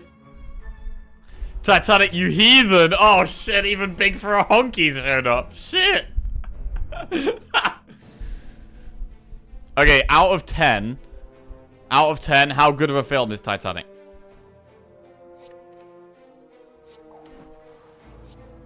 It's a 9. It's 3 hours for a boat to sink. 7, 8, 7. 1, 7, 8, 7, 8, 4. Never watched Titanic. Please don't hit me. Yeah, it's okay. Don't worry. I'm in the same boat of like, haven't seen this, haven't seen that. There's lots of very famous things I haven't seen. 9 for its time. 7 now. Man literally makes his money on the internet and still doesn't know where memes come from. Bro, there's lots of people who make their money on the internet nowadays. And as time goes on, there's more and more films that are produced, more and more songs, more and more shows. It's hard to keep up with all this shit, man.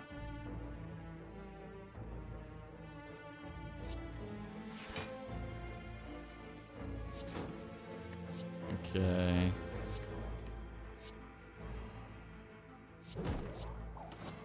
Are we killing it yet? Okay.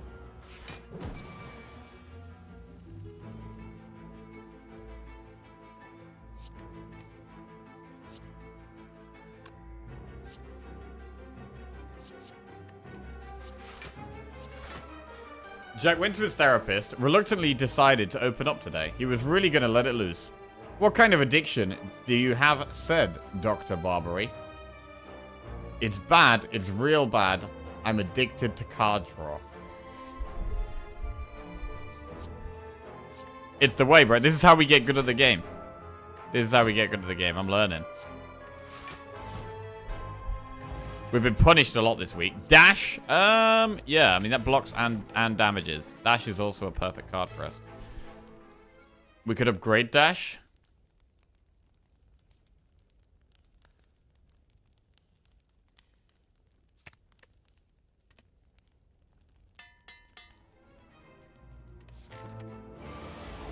Right, Dodo and Deca, let's go.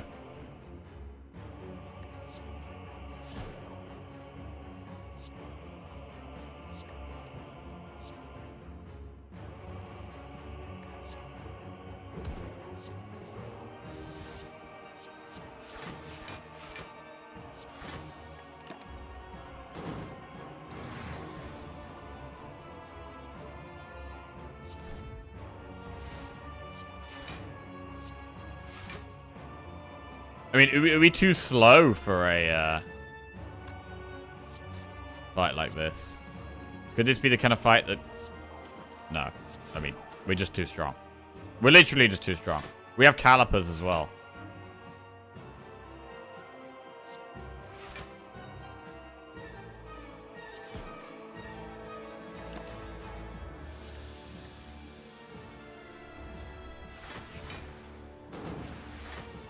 Anyway, Kate Winslet takes off her clothes and says, "Draw me like one of your French girls," to Leonardo DiCaprio. Oh, okay. Wait, what? His French girl? Well, oh, is he an artist?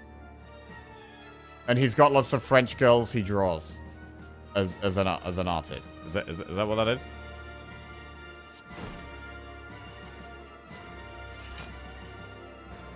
All right. Yes, famous artist in that movie. He showed her his drawing book. And then, and then the boat sinks. Oh, no.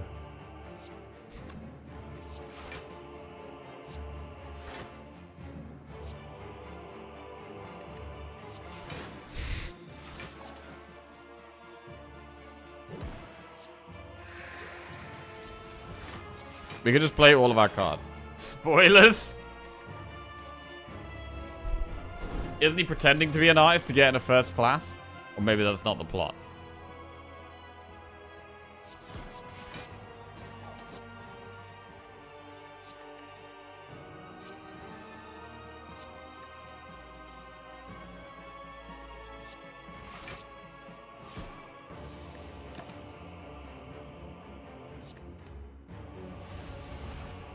Then she's floating on a door in the water and says there's not enough room for him to get on and he drowns. Oh. Yeah, I know that bit. I know that bit. I know there's lots of stuff about, like, oh, he can definitely fit on that. And that kind of thing.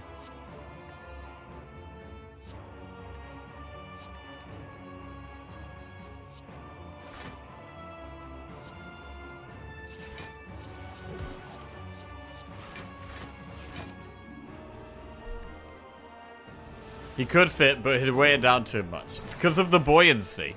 Oh.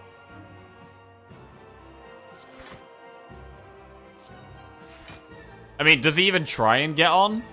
Like, if it was real life, right? If it was more believable, right? You'd at least both try to be on it and, like, balance around a bit. And then...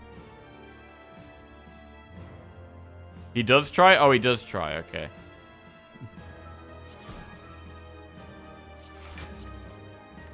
She kicks him in the face.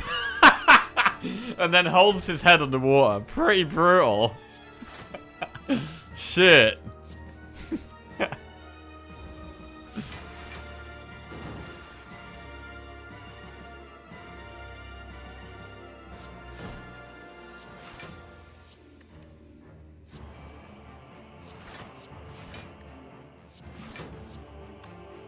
Donu down. Donu down.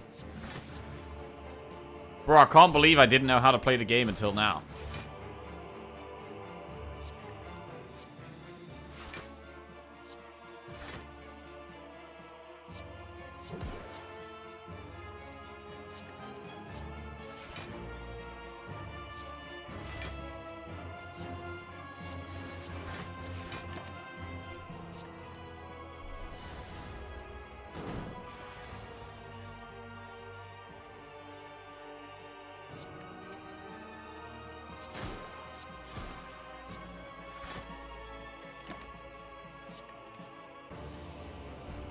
How did you learn? I still don't know how to play. Well, basically, you just click every card that says card draw on it. And then you win. And that's basically it.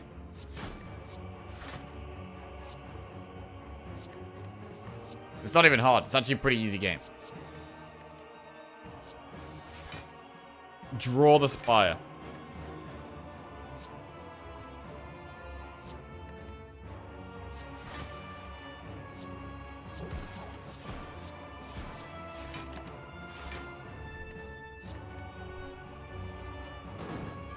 Wasn't that also a great Family Guy scene? Peter Griffin naked saying, "Draw me like your French girls."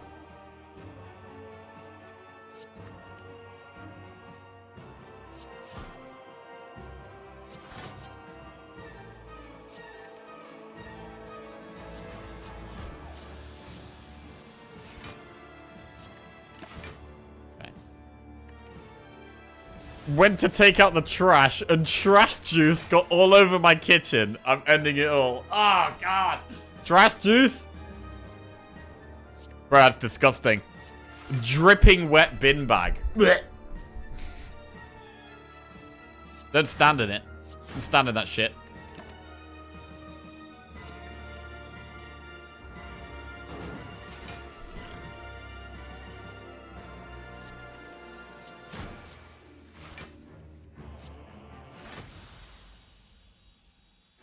Wait, isn't his name Jack in the film?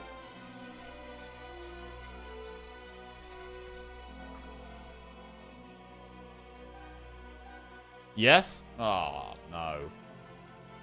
Another Jack lost. Alright, time eater.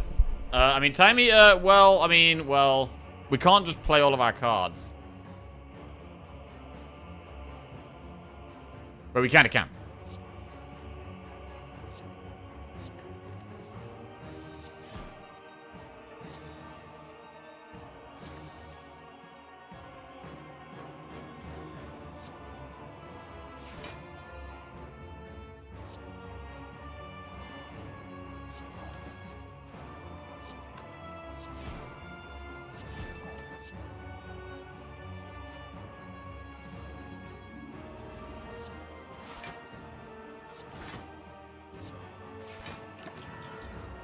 Okay. Every time we play 3 attacks, we get 1 dex, which is humongous.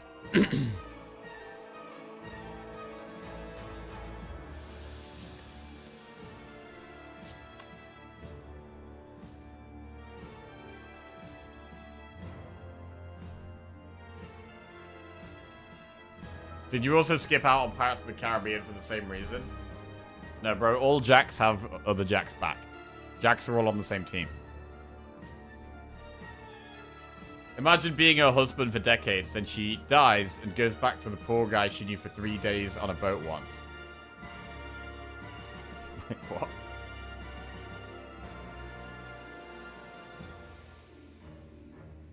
Do you main Jackson League? Not main, but can play very comfortably.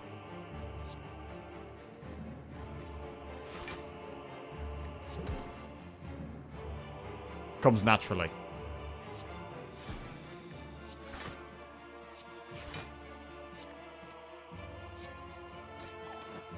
In bronze? I'm in silver, actually. True story. Okay, we're gonna play 3 cards next turn. I've actually been playing some League lately. Yeah, because Worlds has been on, I've been watching it. I've really had an itching to play League, so I've actually been playing a little bit off stream over the weekend. It's been fun. I mostly play Kassadin though. I was very excited that someone picked Kassadin in one of the Worlds games, because no one ever picks it in Worlds, and I play it all the time. It's great.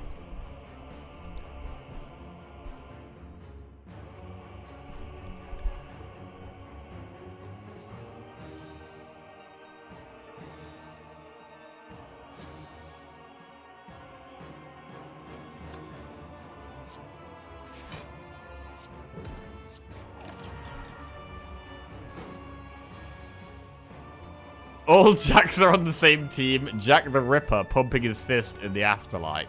Yeah, bro. Okay, I mean, there's some exceptions. Although, Has anyone seen Record of Ragnarok? Jack the Ripper is actually in Record of the Ragnarok. He's actually one of the coolest characters. The best character is Adam. But I actually really enjoyed Record of Ragnarok. I don't really watch much anime stuff. But that was fun.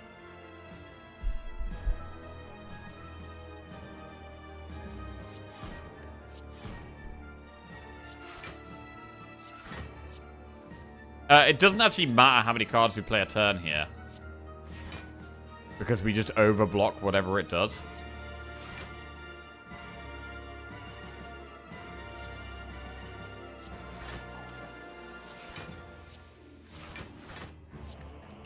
Like, we're too powerful.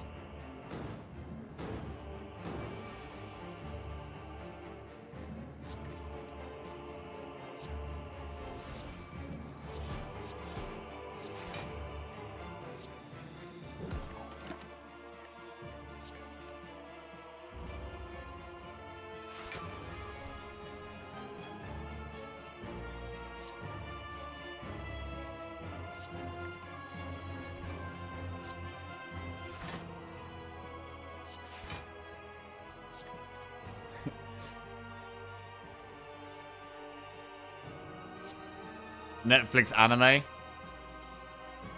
I still don't really know what that about means. But to be fair, I asked Twitch chat probably about once every 6 months. I asked Twitch chat, oh, what anime should I watch? Because I'm thinking about getting into an anime. And I never watch any. I just never do it. Can't wait for the Arcane Season 2. Oh, bro, Arcane Season 2 is going to be sick. I've started rewatching Arcane again. I'm really excited about that.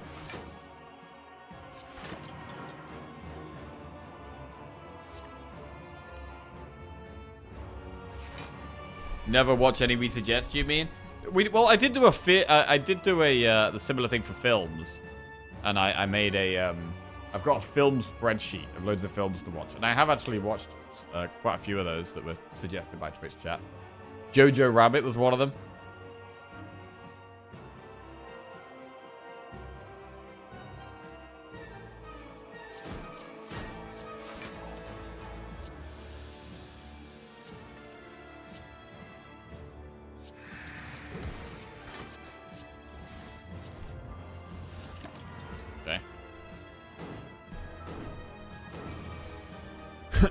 So yeah, it's totally just an ignore pocket watch run.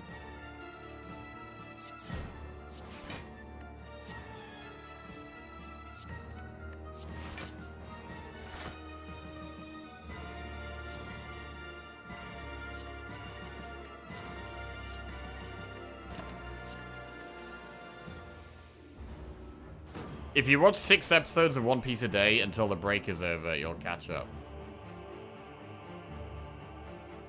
Until the break is over. What's the break?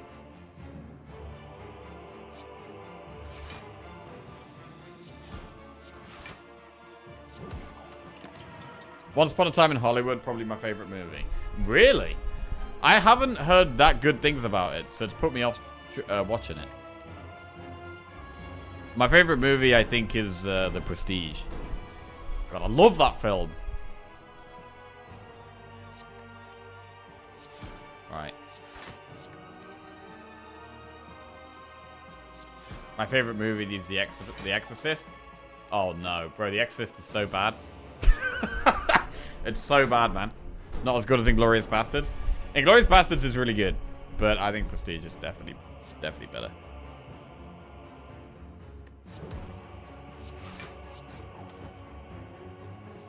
Inglourious Basterds is kind of slow at sometimes. But it is really good. And I love Christoph Waltz in it.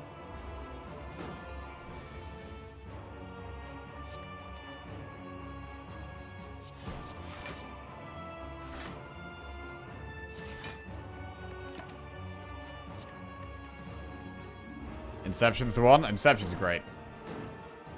Definitely a top 5 for me. Maybe top 3.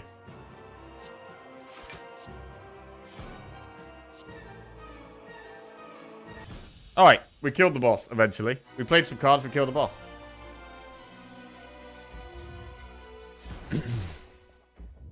Nice. I mean, this is an example of Snecko Eye being very powerful.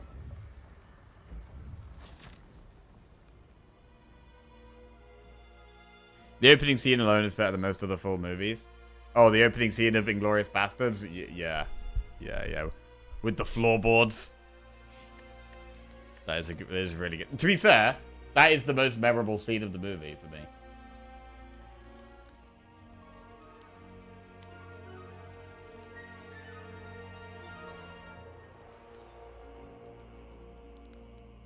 And then after that, it's probably the bit where he's sat at the desk towards the end of the film.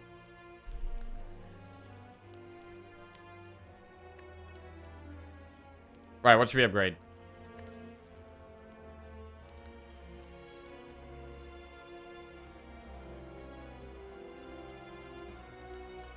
Oh Brother, Where Art Thou, The Memento, and the Grand Budapest Hotel are my top 3 in no particular order. Oh, one film I was thinking about watching, I don't know if it's any good or not, was it's called something like Everything, Everywhere, All at Once or something. Is that any good? Has anyone seen that? Have you guys seen the Slay the Spire, the film? It's where Jack gets to the heart and runs out of damage and draws 3 cost acros. It's amazing, very good. Overhyped! Incredible film. Film's a banger. I love it. Oh, shit. Fire! Oh, shit. Okay. Overwhelming support for Everything, Everywhere, All at Once. Right, let me pull my list up. My film list up. What other films have we got in here? We are upgrading... I mean, we're playing Blur a lot. I'm more concerned about not having enough damage, so maybe I should upgrade Predator. I am more concerned about not having enough damage than not having enough block with the kunai. Right, we've got 179 gold to spend at this shop. Another dash is solid.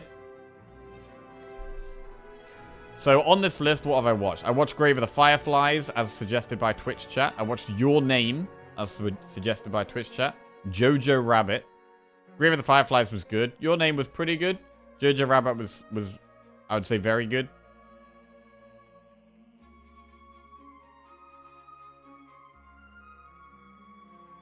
Share the spreadsheet. How do I... So this is what we're looking at. Probably zoom in a bit. Killers of the Flower Moon. Everything Everywhere All at Once. Poor Things. Coda. Don't Look Up. Nomadland. Once Upon a Time in Hollywood. 1917. Oh, I did watch that one. That was a good film as well. War film. Green Book. The Shape of Water. Moonlight. Spotlight. Goodfellas. Untouchable. The Lives of Others. Old Boy. 3 Idiots. Capernaum. Darkest Hour. Sideways. Her. Children of Men. Dead Man's Shoes. The Before Trilogy. Hero. The Thing. Prisoners. Immedius. Second-Hand Lions. The Princess Bride. Airplane. The Fifth Element. Dead Poet Society, batteries not included, City of God, Amelie, Tremors, Primer, Her, Under the Skin, Snatch, Collateral, There Will Be Blood, The Raid, Zodiac 7, Sully, Miracle of the Hudson, Hacksaw Ridge, Full Metal Jacket, Band of Brothers.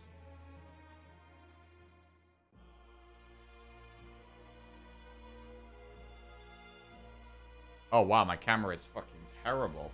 What is going on there?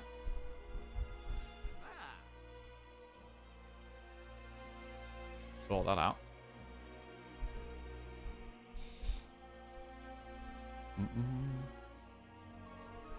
Watch 7 100%. Bro, I actually got 7 spoiled for me by Twitch chat. Like, no word of a lie.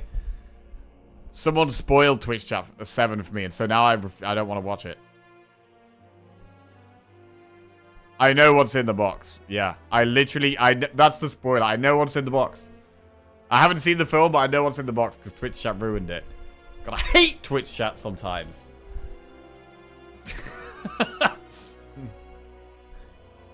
Everything Everywhere is great, but it does have a silly, lol random language that you need to get over to really enjoy it.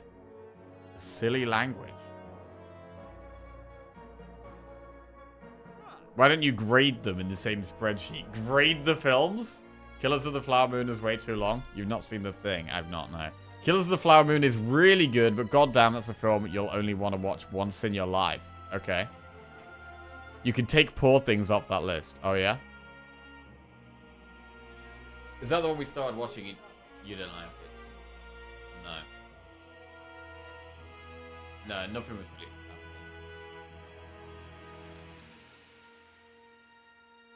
Time for a new camera sub-goal. How do you ever know what's in the box? What's the chance Jack watches The Thing and thinks of it similar to The Exorcist due to it not being state-of-the-art CGI? Bro, The Exorcist is so outdated, it's laughable. I've never seen Fight Club because I've heard the movie explained like 3 times. Shit, Fight Club's really good though. Do you like Fight Club? You haven't watched Fight Club? Shit.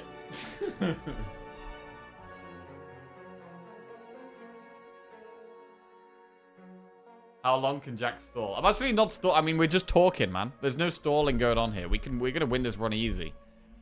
The heart is already dead, bro. We should probably swap the fear pot for what could we dupe pot? We could dupe pot footwork.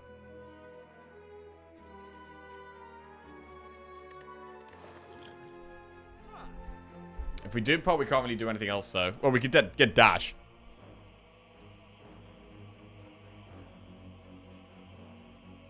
Nolan's made some amazing movies and Interstellar. Interstellar is one of those movies that seems to divide people a lot. Some people say Interstellar is like their best film ever. Some people seem to think it's terrible. I thought it was a good film, but I didn't think it was amazing. There's no way Tenet is a 7.3 out of 10 on IM. Bro, Tenet was actually terrible. I don't know. It was like the action was cool, but I was totally lost for the whole film. Like, I was 100% lost for the whole of Tenet. I had no idea what the fuck was going on. Even at the end, I didn't know what was going on. It was way too confusing. I was really excited for it as well. I was proper excited for it, but it was way too confusing. Hot take, Nolan's incredibly overrated. I think Nolan has probably done two of my top 3 films. But he's also done some that I don't, that I don't like at all, like Tenet. Like, for me, The Prestige and Inception are 2 of my favorite films ever. Bro, The Prestige is so good, man. Fuck, it's so good. Right, we're gonna do dash dupe.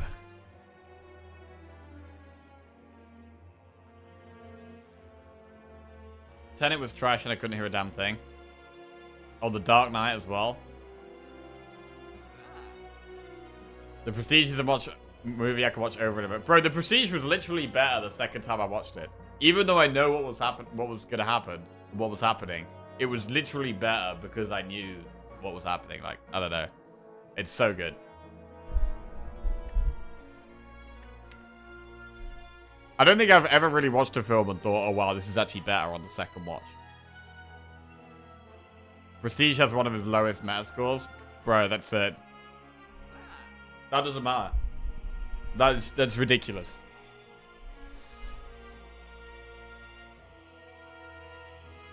It's fantastic. Who's rating this shit?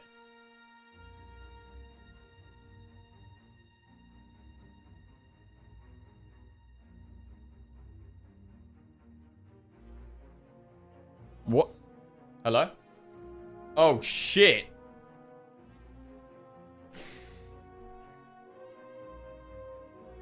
Can you see that on the camera? You can kind of see that a little bit. Can I show Twitch chat? Twitch chat, we bought a thing the other day. Oh, God. Oh my god. Come out. 1 second. I'm going to show you a thing.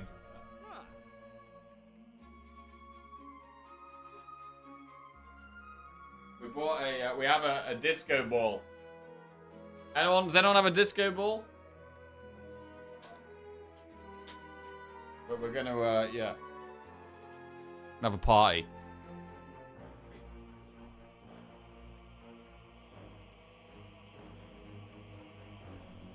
Any disco ball owners in chat? Yeah, but ours is a grown-up one. Hey! What do you... What do you mean a grown-up one? Was that the smallest one they had? Hey.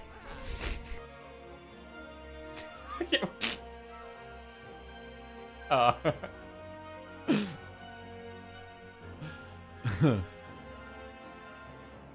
think Prestige is the only thing I agree on. That movie was great. Have you seen Illusionist? I have not, no. Same vibe, not as good. I really enjoyed Origin, but not Tenet. Need this up for the Marbles stream.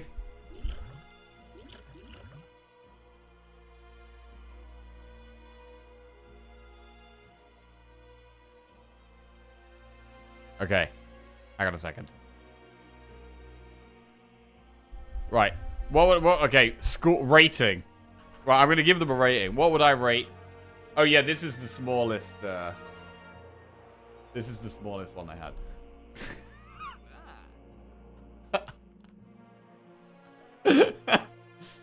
Gonna have a massive party. Party for ants.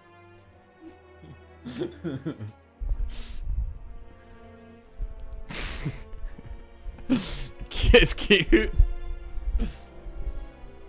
Okay, I'd give 1917 like an 8.5 probably. Grave of the Fireflies, I would also give like a... Ah, bro, I loved Grave of the Fireflies. I thought it was a 9. Your Name was more like a 7. Dune. I actually think the first Dune film was like... Bro, the second Dune film was way better than the first one, I thought. I thought the second one was fantastic. Oh, you can't see? Oh, shit. There you go.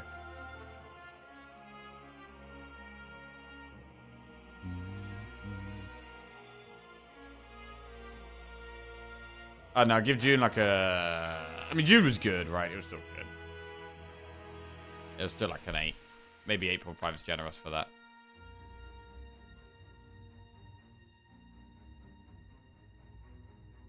Okay.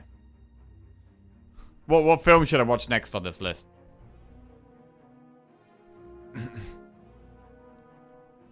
Professional streamer, by the way. Hacksaw Ridge. Children of Men. Goodfellas. Goodfellas.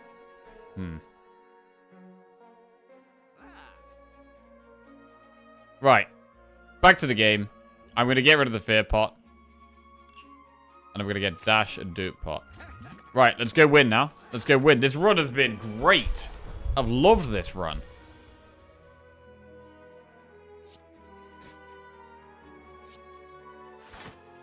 I mean, normally turn 2 against Spear and Shield is really scary, right? Not today. Not on this run.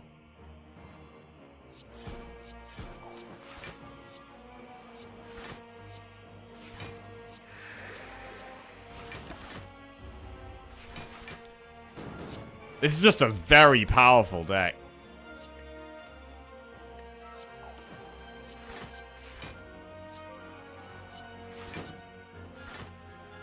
I'm not even thinking against Spirit Shield on turn 2. This is crazy.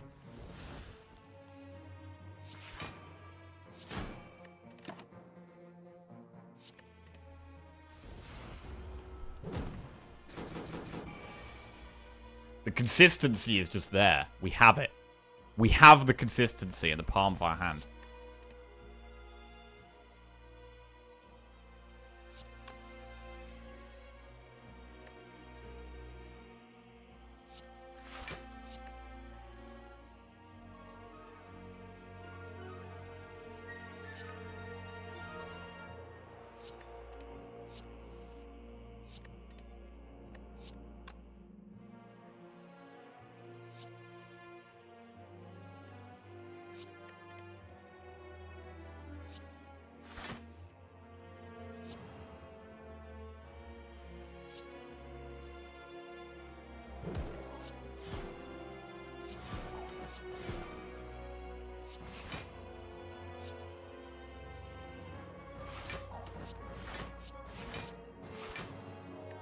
And it's gone. Nice.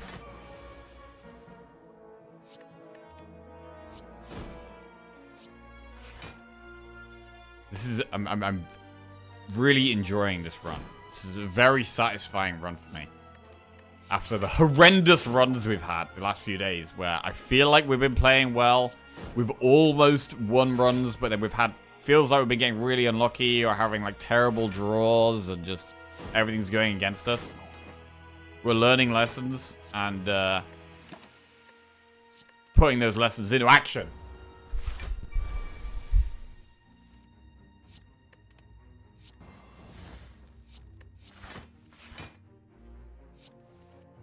And, I mean, we've obviously got a bit lucky with how much draw we have been offered. And the relics we have are good. But we've only got the relics because we've been able to be aggressive and go for elites because of the consistency we've had. But yeah, the kunai has been huge and the calipers has been huge as well. Bronze scales helps us with damage. Let's go. So right, we have dupe pot.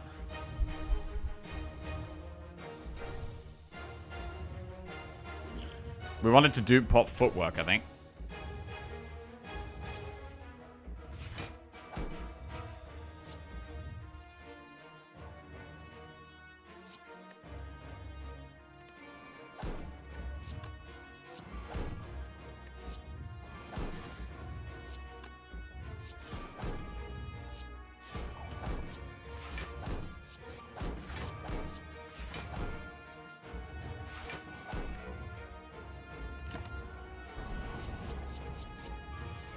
Three times 15. Okay, we only got 2 energy here. Not great.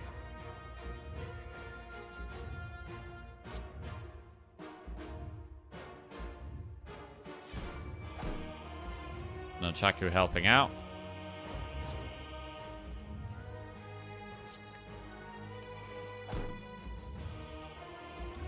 So we could use Snecker Oil or Gambler's Brew here. We don't need to, but we can. And I think we should. What you can do when you run out of herbs to put in the title? Quit the game. I'm gonna find various new ways of making the title interesting and different each day. I'm gonna I was thinking of that we could, instead of doing different things to the Spire, we could slay different things. We could also put the Spire in various different game tiles. World of Spirecraft, etc, etc. There's lots of options. We will never run out of titles. Don't worry.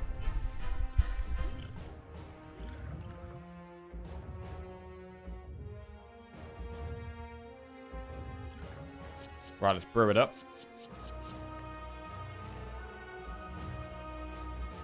Okay, dupe the footwork.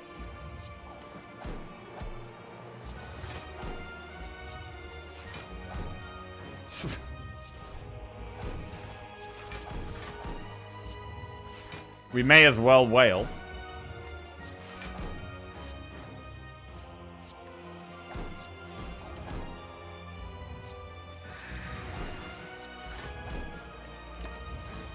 And we get rid of 2 of the bad cards. And we still have our Snecker Oil. 67 damage. That's a lot of damage. That's a lot of damage. But we're prepared.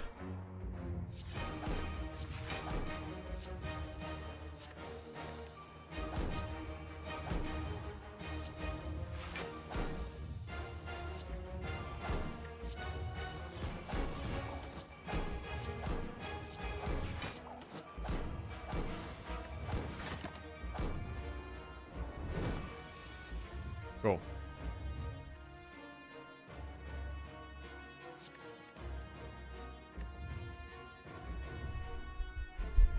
Did you used to have interesting Hearthstone tiles? I can't remember.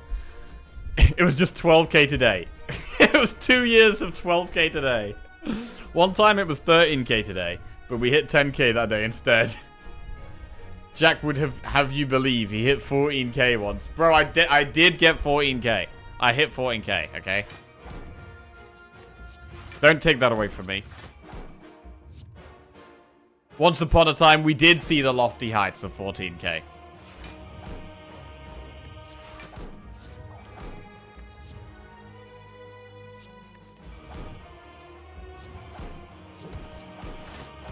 But yeah, most of the time we were an 11k gamer. desperate to reach 12. But yeah, no, I decided actually I need to make my tiles more interesting. I want to do different tiles. So that's what we're doing now. We're doing different tiles. And I like it. I'm enjoying having a different tile each day.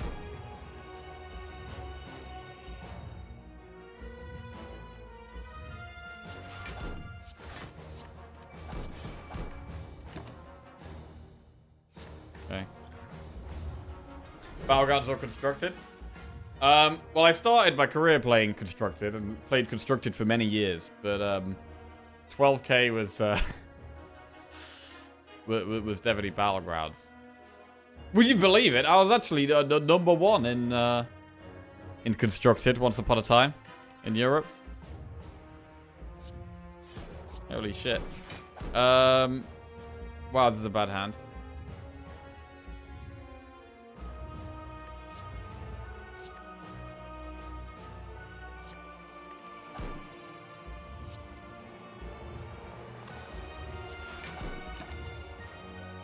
Bullet time.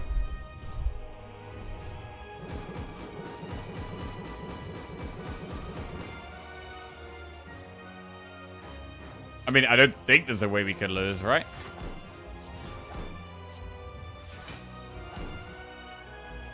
But no, maybe there is. Should maybe be a bit careful.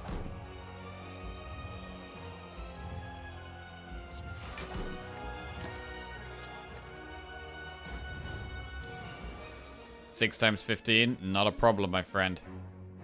You do as much damage as you like.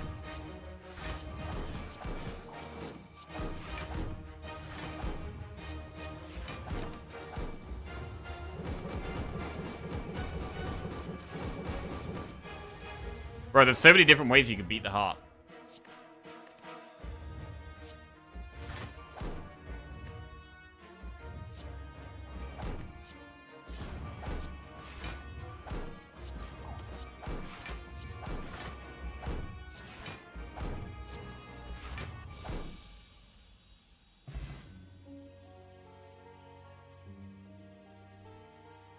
There it is. A beautiful, fantastic, lovely victory. The Spire was successfully confused. SP3Kton1GHT just resubscribed for 41 months, going into work late today. I had a paper due last night and anxiety got the best of me, so I'm finishing it then going to work. Yeah. Background noises. Welcome back to the Jackal Spec tonight. Thank you very much. Cheers. Ooh.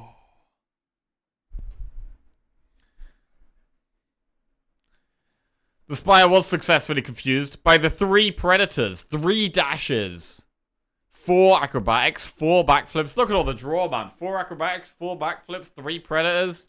You can just keep adding draw, and it's just good. The energy was solved by Snecko and Bullet Time. Bullet Time was fantastic in this deck. Fantastic in this deck. We didn't even have much. I mean, the kunai basically solved our deck scaling on its own. Okay, right, let's get those zeros off the screen. Get those zeros off the screen. Bro, this was the most satisfying run I've had in, well, definitely this week. Come on, then.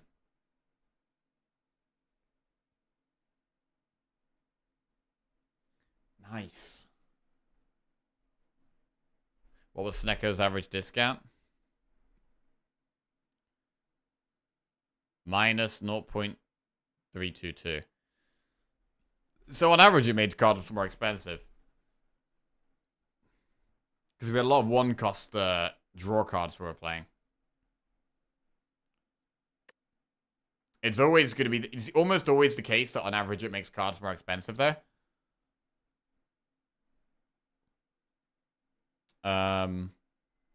Because it's very rare you have a deck where most of your cards are 2+ energy. Like, I feel like we found quite a lot of 2+ energy cards this deck with the 3 dashes, 3 predators, bullet time, and choke. We obviously didn't see a leg sweep because we would have taken that.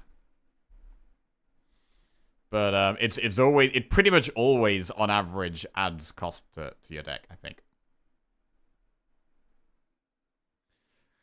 What a run though, man. What a run. Predator. Predator's insane. Predator is insane. Card draw, card draw, card draw. Card draw and energy. Card draw, energy, block. Card draw, energy, block.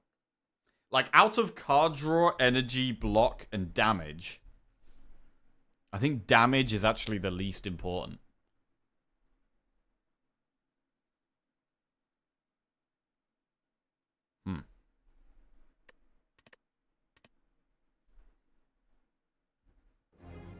Right.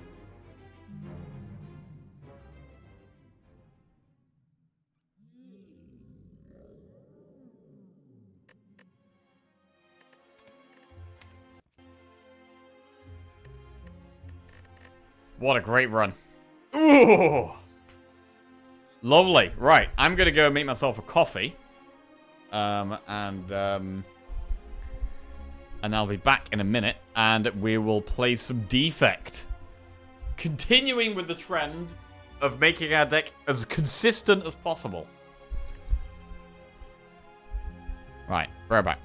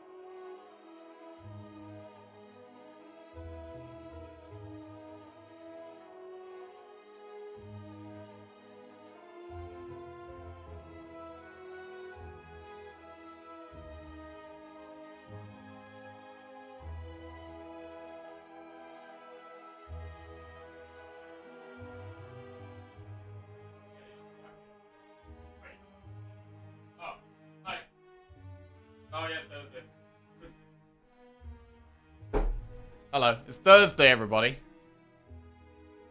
In this week's corner of philosophy, in this week's episode of Philosophy Corner with Chat. Wait, what's going on? I'm expecting a full bucket of coffee. Well, what we have is we have one mug of coffee, and then we have a bowl with deconstructed shepherd's pie. It's actually shepherd's pie, and then we've got 2 little potatoes in it. Wow, it looks like shit. But yeah, it's minced pork actually. With veg, and then 2 potatoes.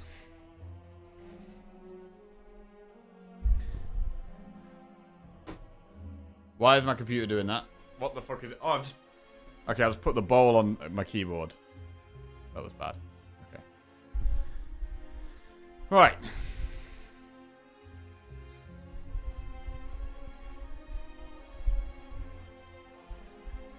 A teacher once told me almost similar, which could sound normal, but it's really weird. If we're talking about concrete definitions of biotechnology... Wait, what? Not really something where the phrase applied greatly. Anyways, it's not that similar. It's not. If something lacks something for being similar to another thing, then it's not similar at all. What? I can see a situation where you're naming a list of things that need to be matched. Oh. That was almost similar, but yeah, that's not similar at all. I can see the logic in defining similarity as a spectrum, where one region at the end of it's similar, and anything just outside the region is almost similar. Similar to the fuss some people make about very unique and that sort of phrase, where you're qualifying something that technically can't be qualified, but some people can't get their heads out of why you'd want to. Right. That was a load of waffle. Let's play Defect. Right.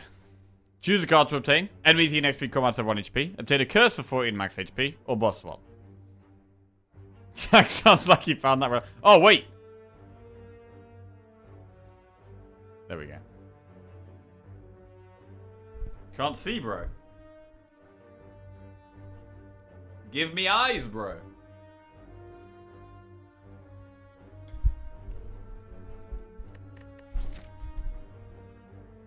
Right, we have Hexagos.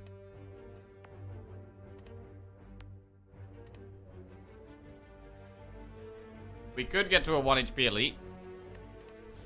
But it's only a possibility. Or we could boss swap. I'm starting to like boss swapping on Defect more.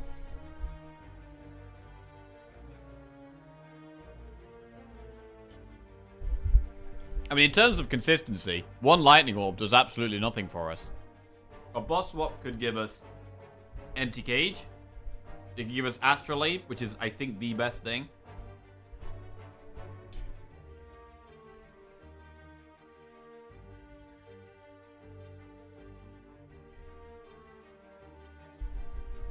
It could give us energy. It could give us bad energy. But I think we do boss swap. I just realized Jackie has acquired the equipment in the streaming emote. I guess he'll be turning green and bean-shaped soon. Right,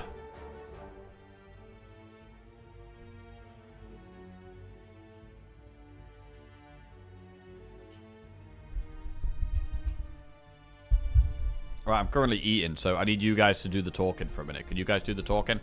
I'll do the play and you guys do the talking. Right.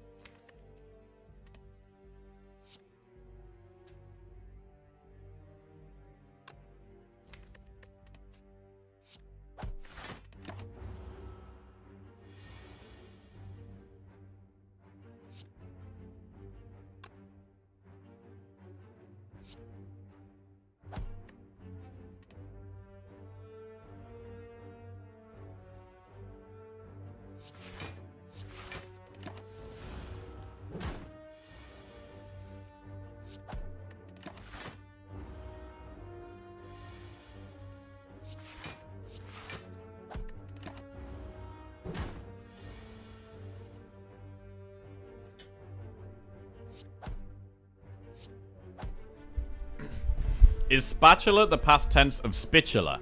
Discuss. No, spitula is actually Dracula's brother. And instead of having fangs and sucking blood, he's actually got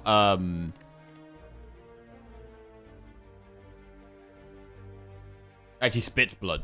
He spits blood. He's got a normal mouth and he spits blood. Streamline or sweeping beam? Does sweeping beam give us consistency?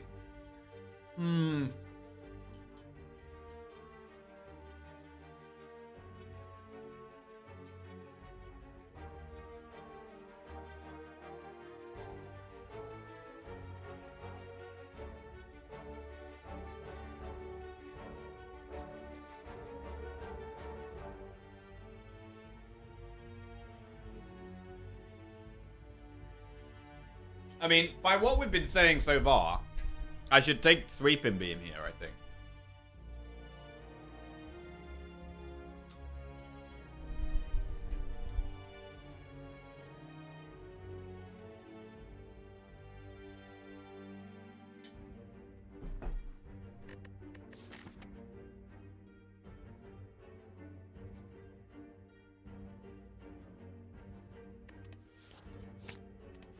So I'm going to do that. 150 gold but become cursed? No.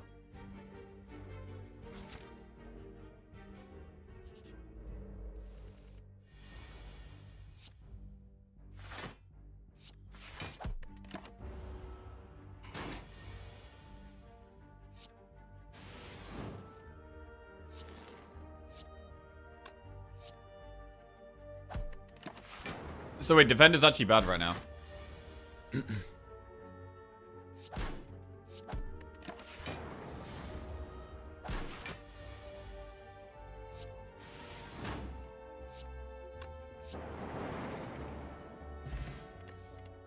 Equilibrium, rip and tear, or scrape.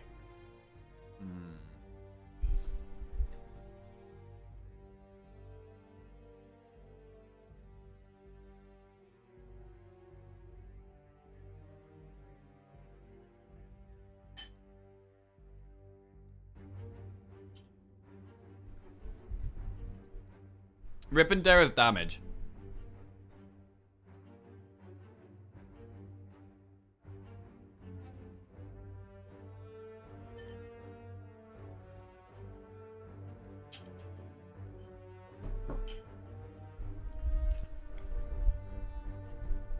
Equilibrium kind of helps with consistency a bit.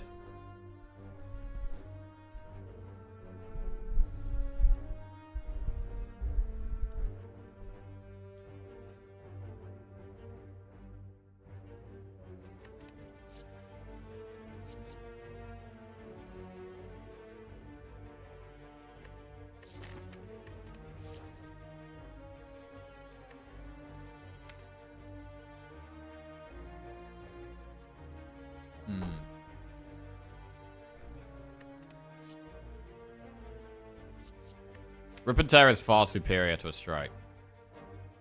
Other than the randomness part of it. The randomness part of it is pretty awkward.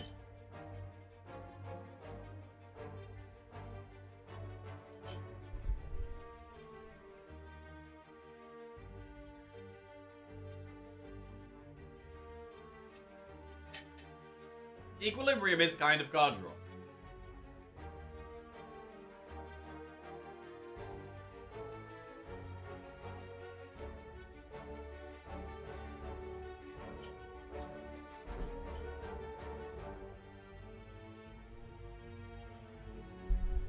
We can't become frail, so block cards are a bit better than usual. Really early on, like, I've kind of learnt that taking damage early on is really big. But I'm going to go Equilibrium here. And stick to the consistency plan.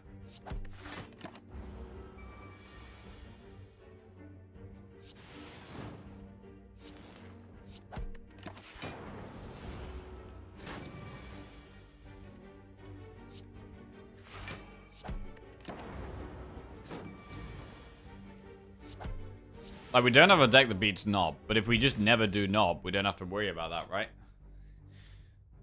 Loop.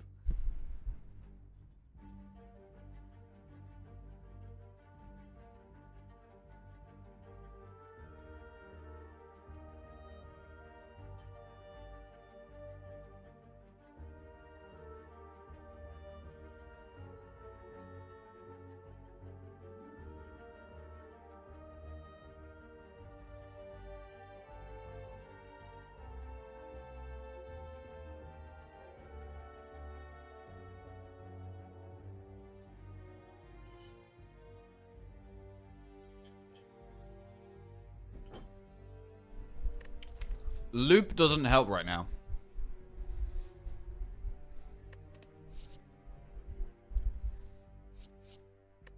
So I'm actually going to skip.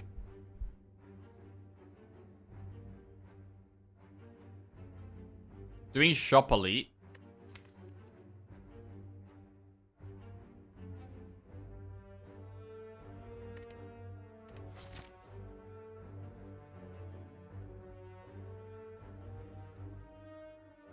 Yeah, we're definitely dead to Knob, yeah, so we can't do it right now.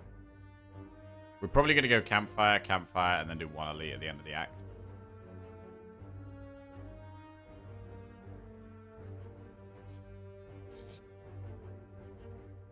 Upgrade 2 random cards, lose 21 HP. Okay.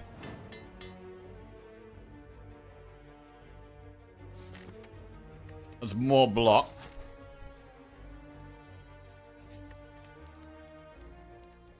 And I'll upgrade Sweeping Beam.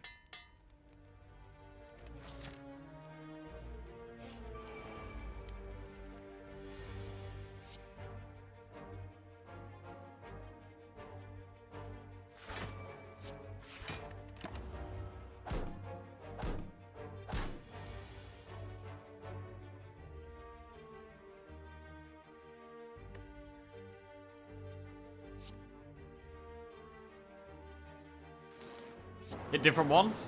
Nice. That was a good play.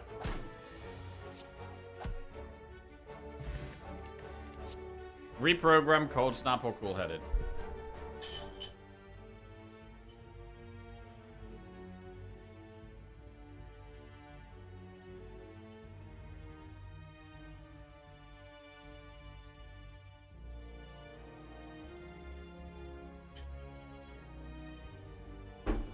Right, this is the first really big decision. Because the way this has started, we could go reprogram.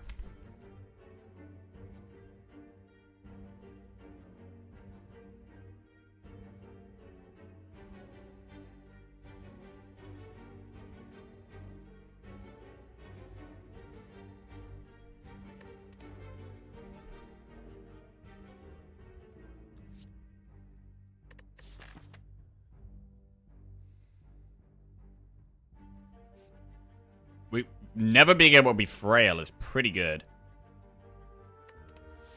It might actually be a reprogram spot here.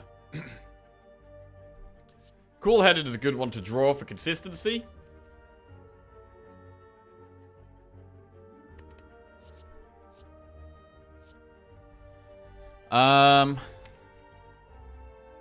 We didn't take loop as well.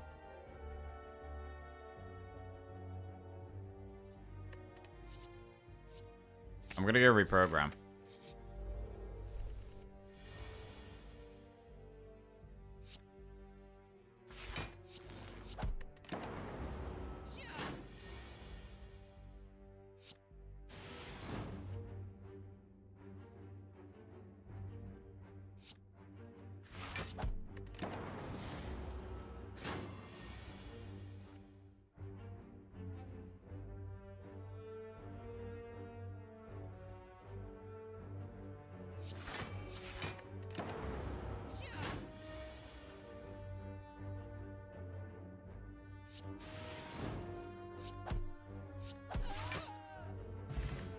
Speed pot. Beam cell, multicast, or loop?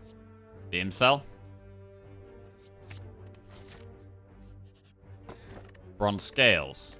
Helps us with damage a little bit. Right. Do we ever have to rest at this campfire? We need to upgrade reprogram and beam cell, really.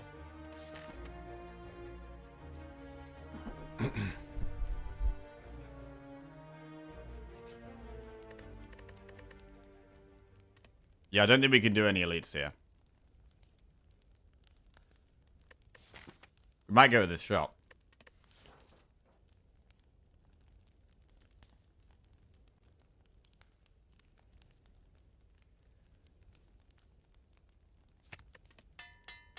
Reprogram plus.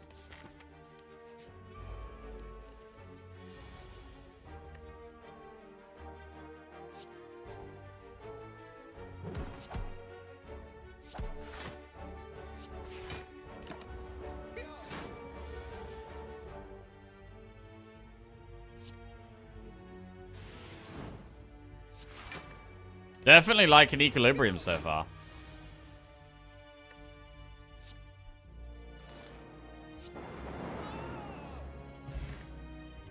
Essence of Steel. Generic algorithm, compile driver, or charge battery. Charge battery is block and energy.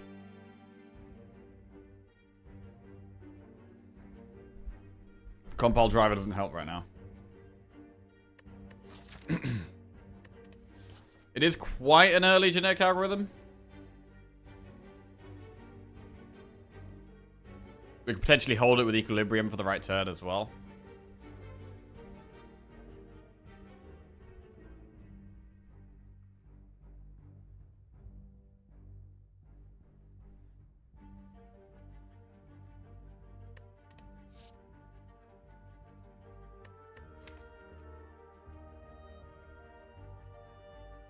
Worried about damage for Hexa. Scales helps. If we can upgrade Beam Cell, that helps. We're probably going to go through the shop as well.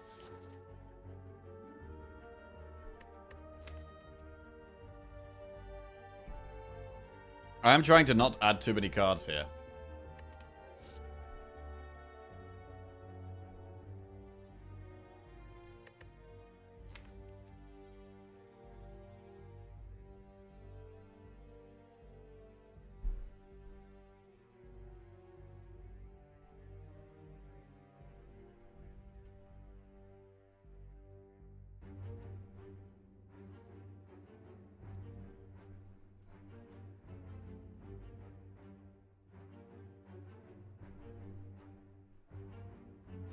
I wish we'd added the Rip and Tear, though. The Rip and Tear would have been big.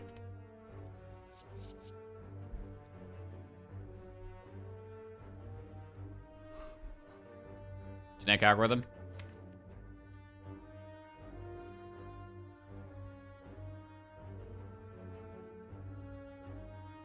Often you'd prefer not to play charge for Arch Outcome. That is true. I might actually skip.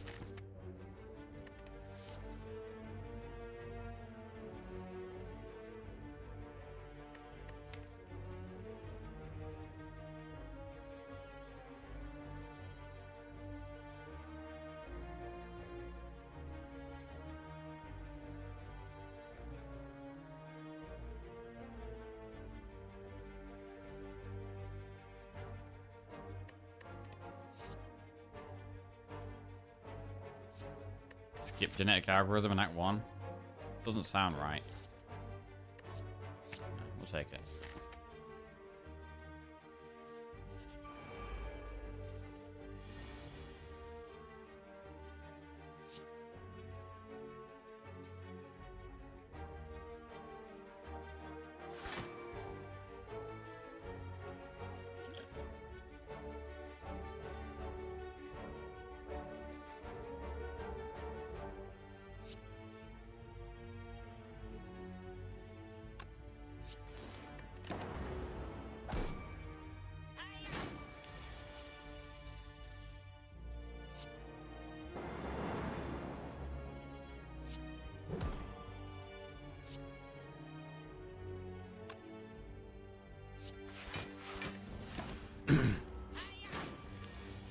Oh, he's trying to get away.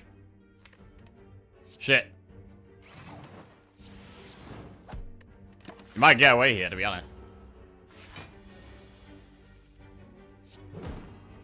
Not today, my friend. Skim, fusion, beam cell. Skim is consistency. Fusion is actually quite good. If we could upgrade it. But skim is consistency, and that's what we want, right? We want to keep the consistency.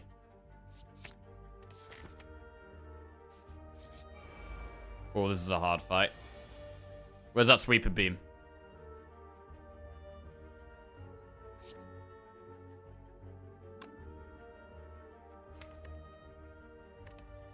Bro, right now I don't know if I killed the wizard.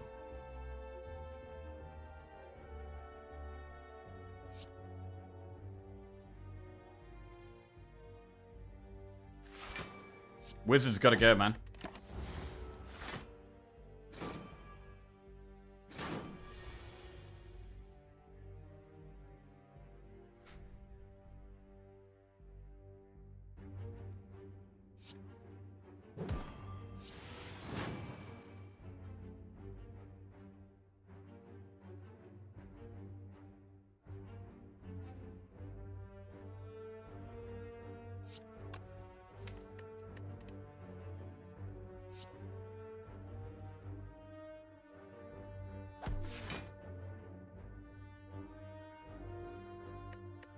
You have a very high pot chance, so I can use a pot here.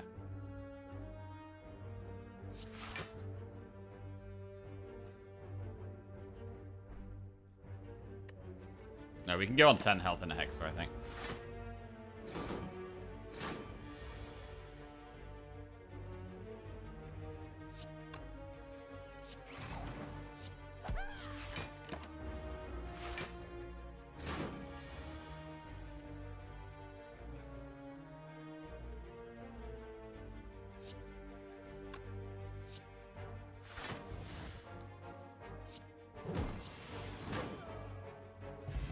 Focus pot. Reprogram auto shields consume. A second reprogram. We don't care about focus pot. Shop.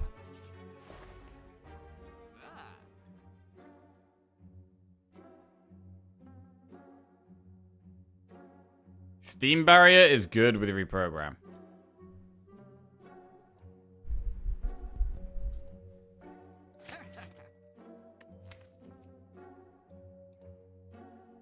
It costs 0.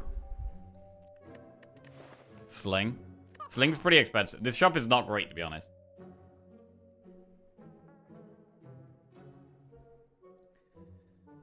We should remove... What do we remove? Dual cast? Or zap?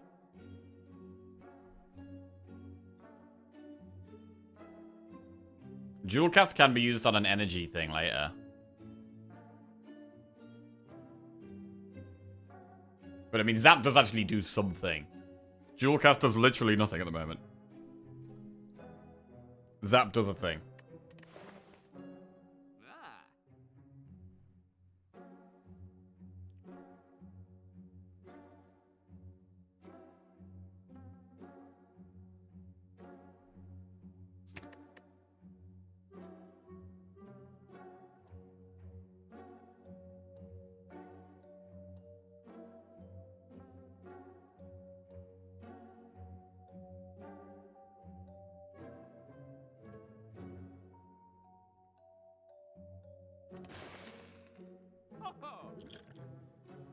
Okay, right. Do we want to go with Strength Pot over one of these two?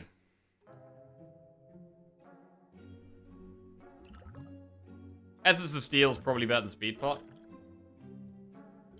I go with Essence of Steel and Strength Pot to try and beat the boss here. Because really, I want to upgrade the other reprogram. God, I want to upgrade Beam Cell, though. Is it more important to upgrade Beam Cell or the second reprogram?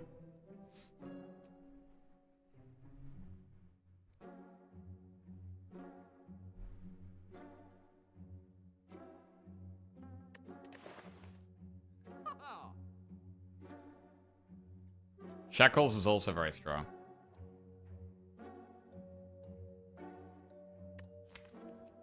We can just buy Shackles.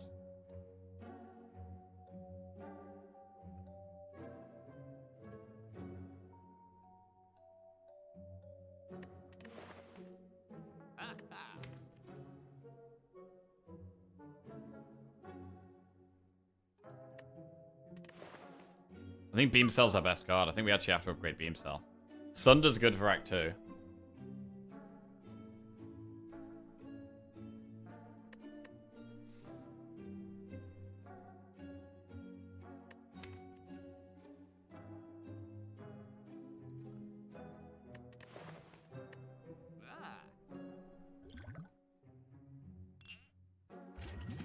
We get the strength spot.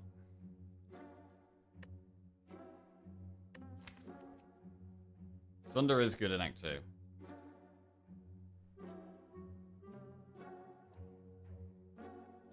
But we'll draw reprograms less consistently.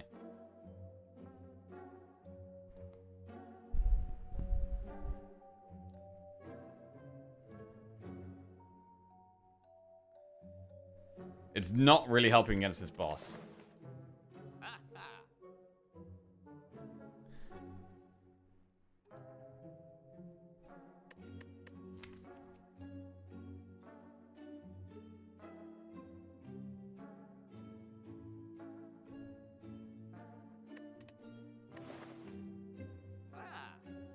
Really, I wanted another zero cost attack here. Would have been great.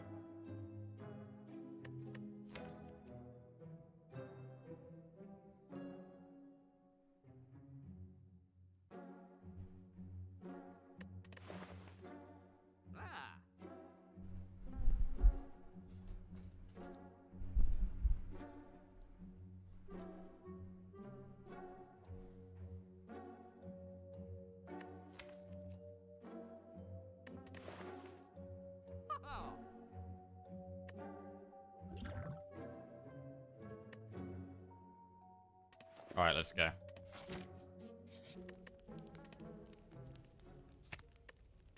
Upgrading Beam Cell. More vulnerable means more damage. Right.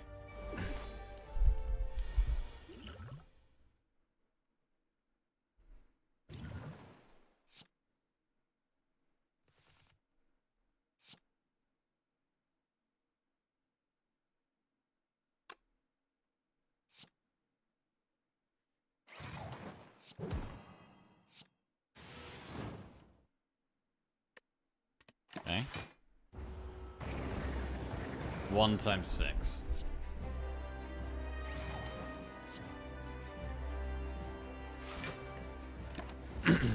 Got 5 strength. Get genetic algorithm out of the way, so we can't draw it again.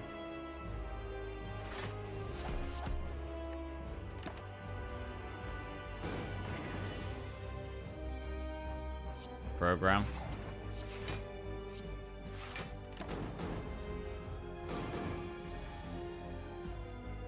Reprogram Beam Cell Strike Strike.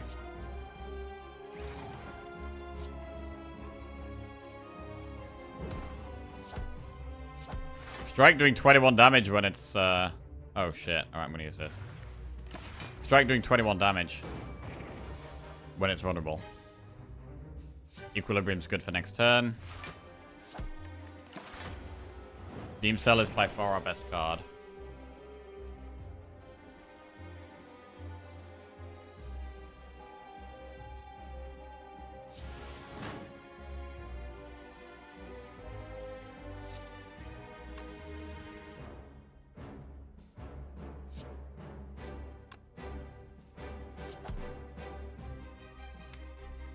We haven't got that much damage left in the day.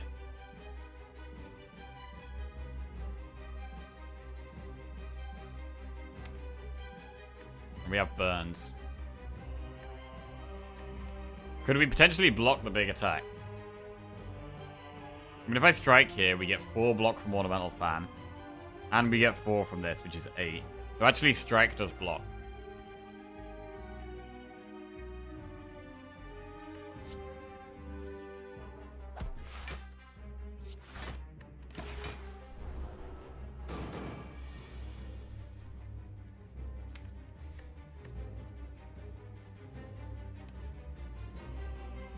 Okay, I think we die next turn. I don't think we have it. Quite.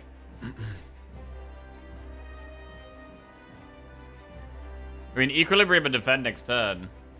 I mean, defend is good block next turn. But we're just not quite there.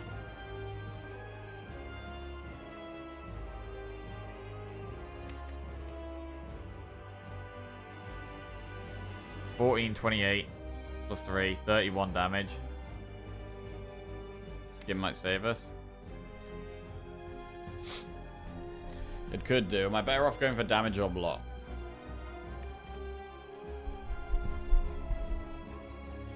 I mean, if we didn't play anything, right, and we drew the beam cell, we could potentially next turn play reprogram plus beam cell strike strike. How much damage would that be? Bearing in mind it's on 70 health, not 73, because it's about to take Thorns damage. So it's on 70 health. Program Plus gives us 2 strength, so we get to 10 strength. So Beam Cell is doing 14 damage, so we have 14. And then these are going to be doing 16, plus also Vulnerable means they're doing 24. So we have 14 plus 24 plus 24. 14 plus 24.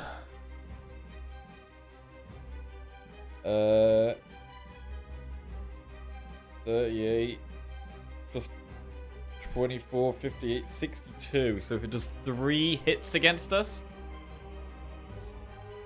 and if we can survive 3 hits, we could actually live, but the burns damage us. We're not going to have any block in hand, because we're not going to be able to play any block. We get 10 block through Ornamental Fan.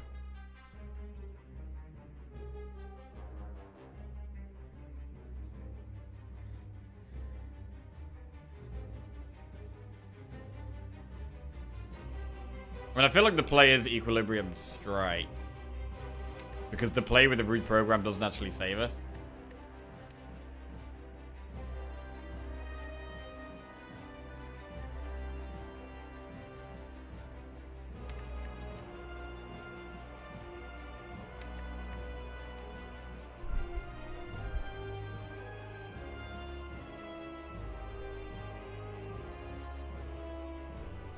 Fan's an extra 2 block.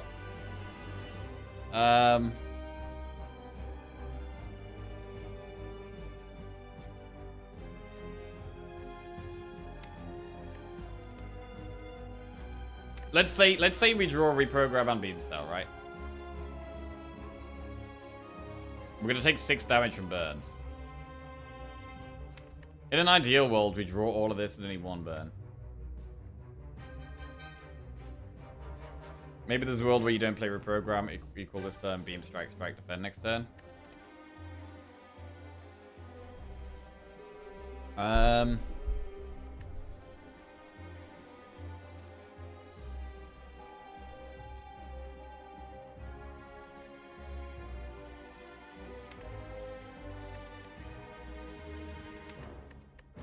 Okay, then we already got 8 strength. Beam Cell does 12. And these do 21. So it's 21, 42, 54. So it'd have to hit us 6 times.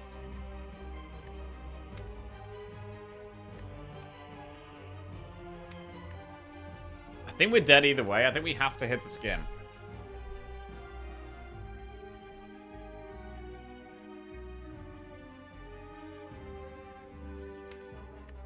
And even hitting this skim, we draw 2 more burns. But then our last draw has to be something really good, I think.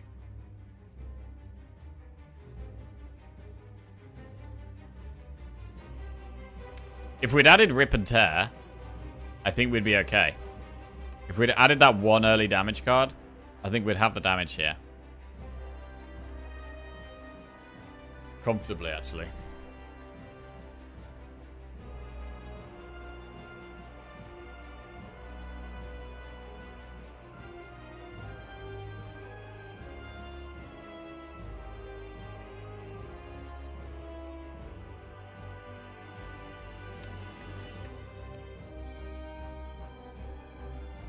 Scales doesn't quite kill the boss. Even if we equilibrium.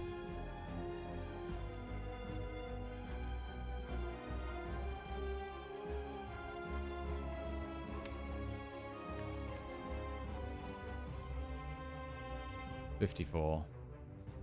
It'd have to hit us 6 times, which means we take 36 damage. We can't block that.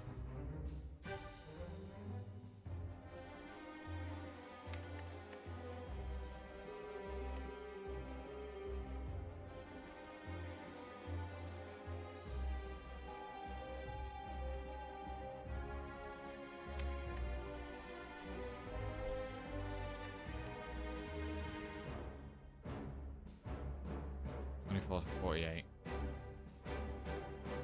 58.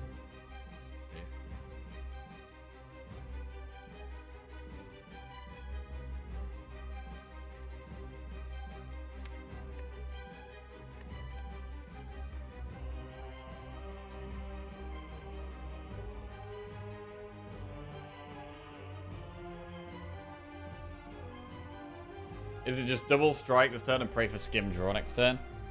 It's not double strike because skim will only draw us burns. We only get 1 extra card.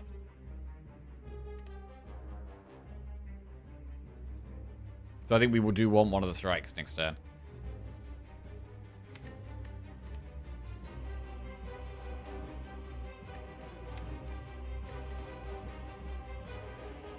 Yeah, I think we have to equilibrium strike and hope for the best. It's the only way.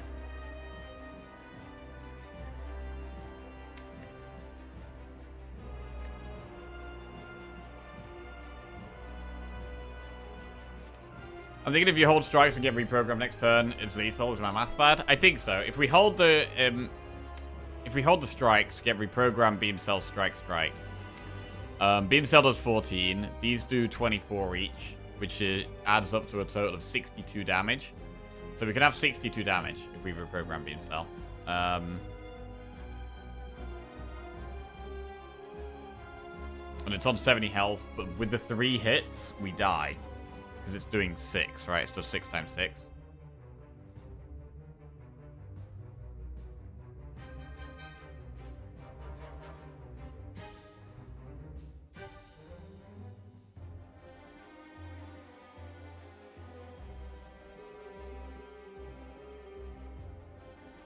Wait, does it do 6 times 6? Does it always do 6 times 6?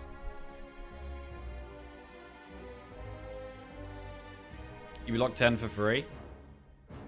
Oh, wait, yeah, we get ornamental fat as well.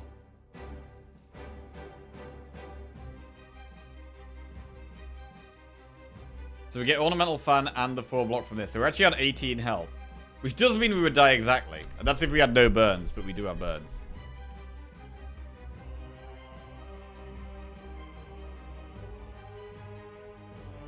Fan actually kills you, yeah.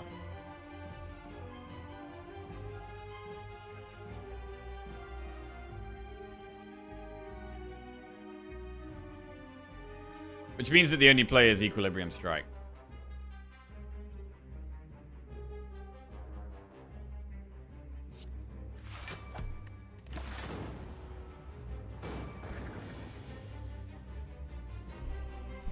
Okay.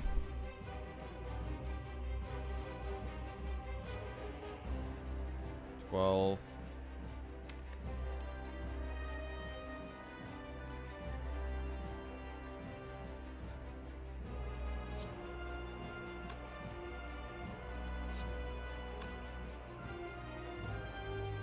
Do skim first.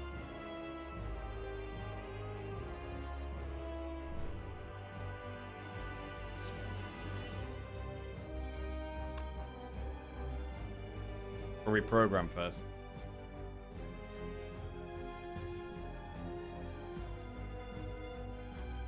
$12 plus 21 is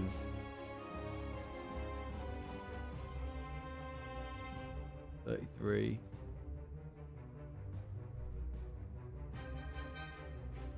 Beam cell strike skim. Is that the play? Thing is, what if we skim first to get equilibrium? Do we live like that?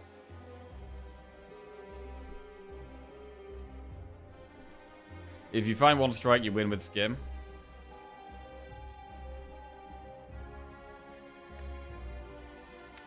Steam barriers at what number? I don't know if I've even played it. Oh, so it gained 5 block. But we have 6 dexterity, so it'll like gain what, 11?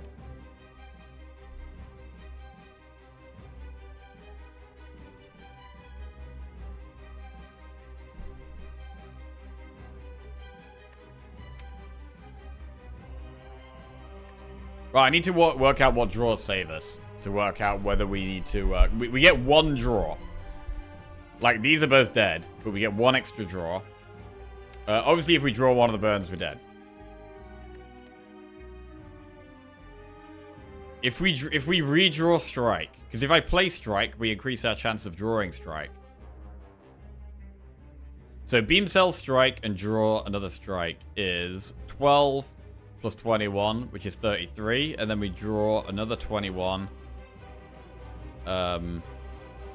which is 54.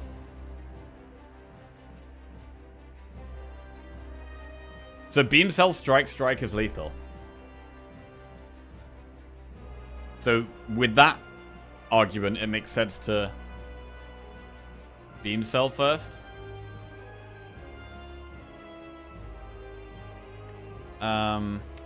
If we draw a damage card, we have lethal. What if we draw a block card? Defend blocks for 14. If we beam cell strike, draw another defend, that's 28 block. Plus the 4 is 32 block.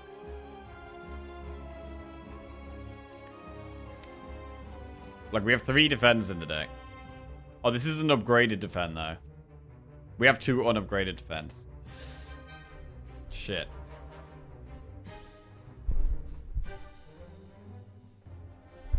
I think we have to play Beam Cell Strike and hope we draw a damage card. I think it's the way. We don't have that many. We've got 1, 2, 3, 4. And then we're putting 2 back in, so 6.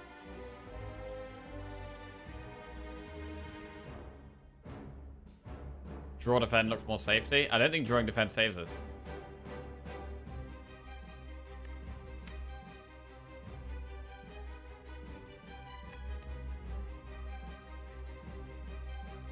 Defend, skim. Even if we get the defend plus, it's 28 block, plus 4, which is 32. But we're going to take at least 3 burn damage. So we go down at 26, then we die. So actually, we are dead. Even if we draw the defend plus, right? Even with 2 defend plus, we're still dead. So it has to be... The only way we win is beam cell, strike, and skim and draw a damage card. That's the only way we win, I think.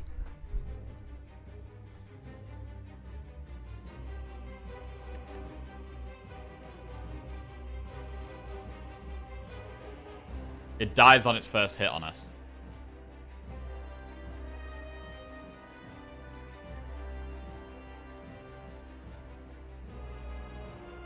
If we redraw Beam Cell, it also allows us to play the defend, which allows us to take another hit or 2 against this, which is more bronze scales damage. So redrawing Beam Cell is also good.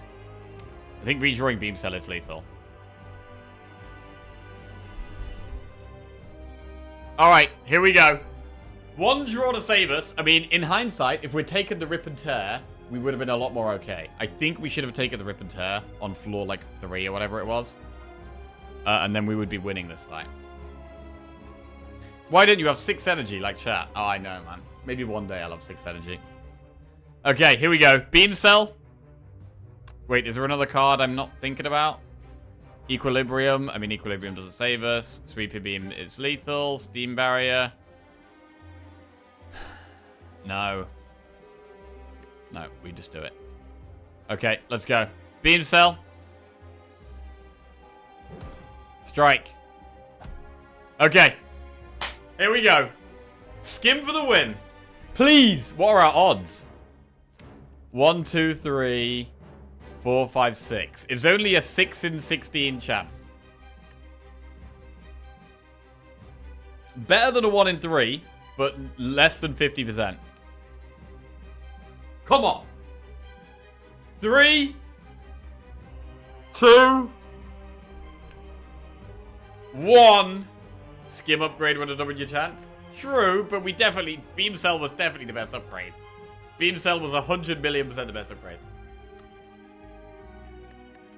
Right, 3, 2, 1.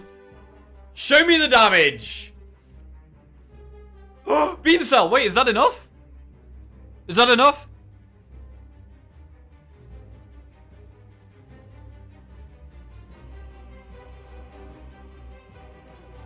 I think that's enough. Reprogram first.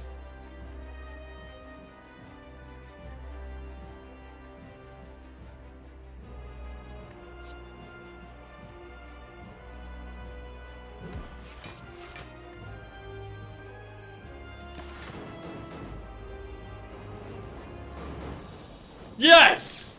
Huge! What a win! What a win! Let's go! Woo! That's how you play the game.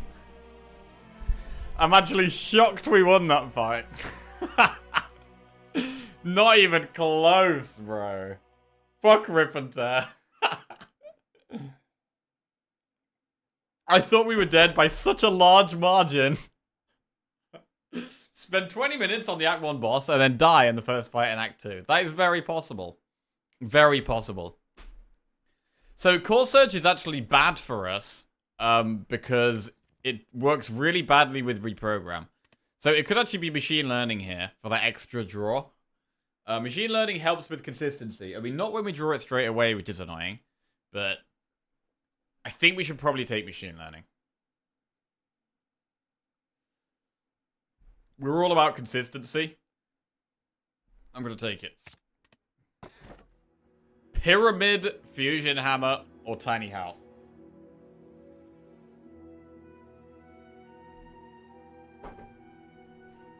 I mean, Pyramid helps with consistency. It makes Equilibrium worse.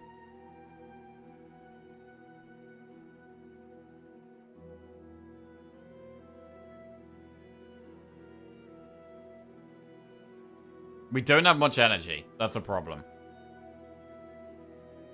And none of our upgrades are energy upgrades.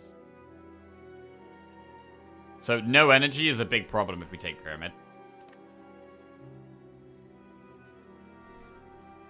Fusion Hammer. If we take Fusion Hammer, we can never upgrade Reprogram.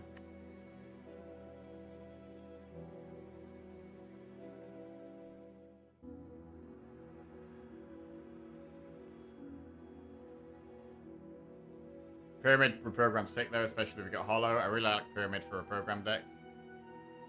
Pyramid does make sense. It's just the energy. We've got to sort the energy out somehow. I mean, would we take Turbo? I think the answer to that is probably yes.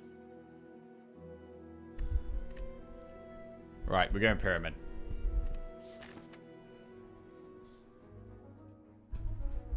Okay, consistency, consistency, consistency. Pyramid helps. Pyramid helps with that. We need some more zero cost cards. And I think we need to play Act 2 really safe. We really want lots of campfires.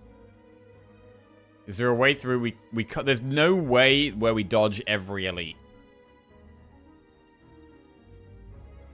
It's impossible to do no elites here.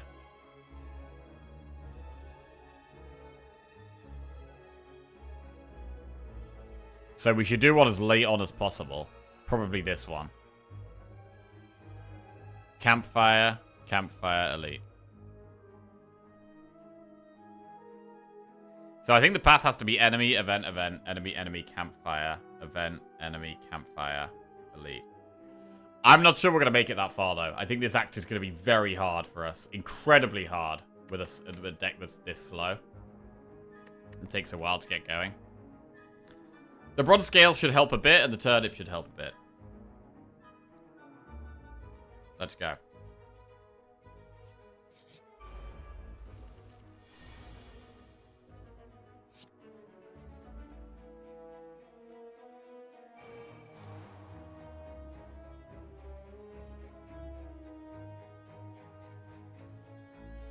Winning that fight feels like it should add to the streak.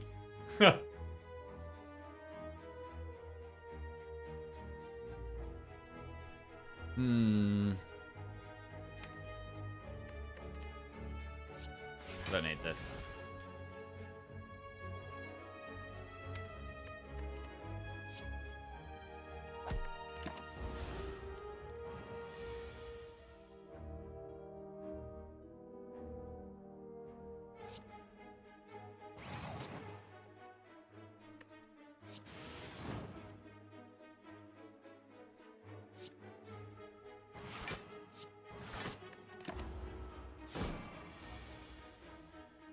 Nine times 2.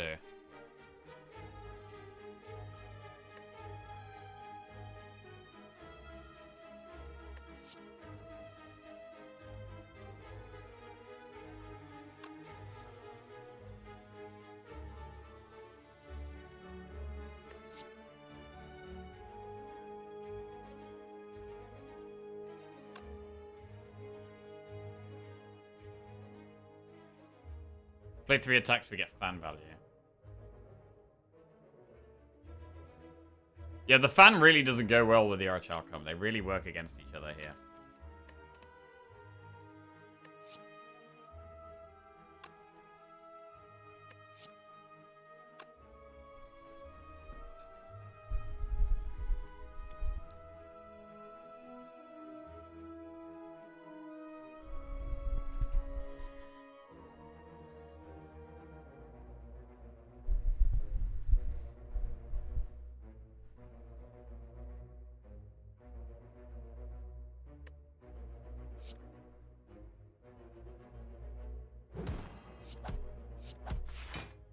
I think this is the way we block the most here.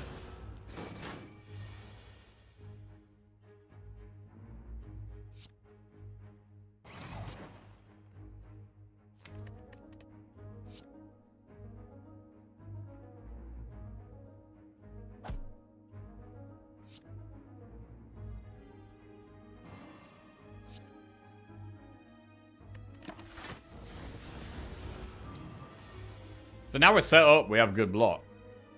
Defense gain 11 block each. So we're chilling now.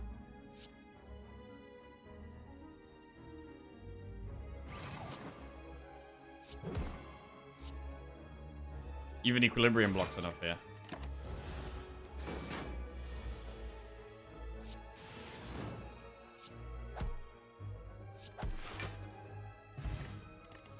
Bullseye, beam cell, hologram.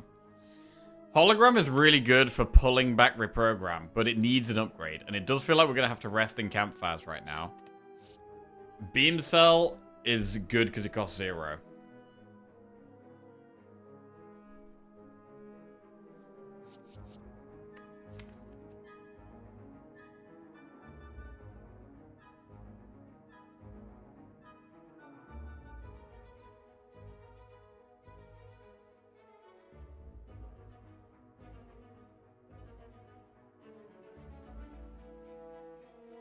Go for the eyes would be really good right now. We've got so many upgrades we need.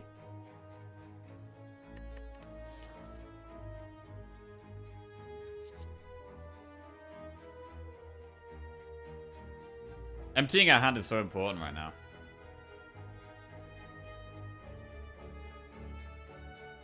I don't think we can take hologram right now.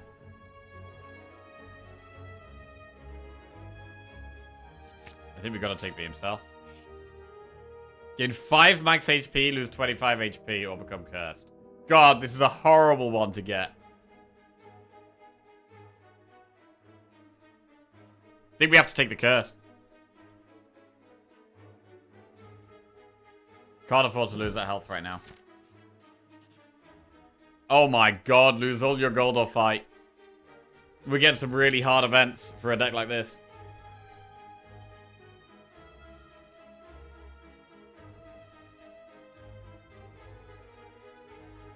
Do we have to leave? Pot? We do have a pot. Pot could help with Sweeping Beam. It's a lot of gold to lose. We're basically sacrificing the run if we don't do this. We're gonna fight.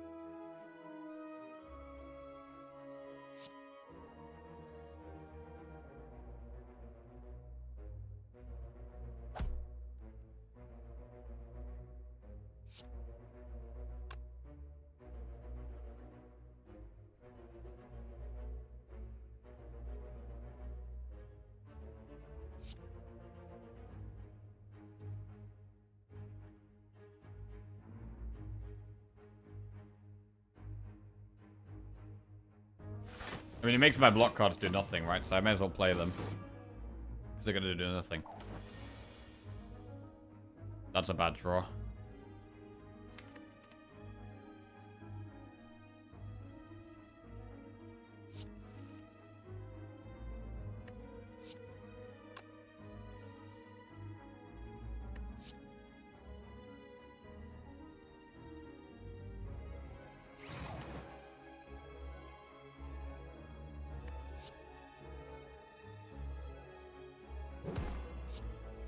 Okay, that's the beam cell being better than the hologram right there.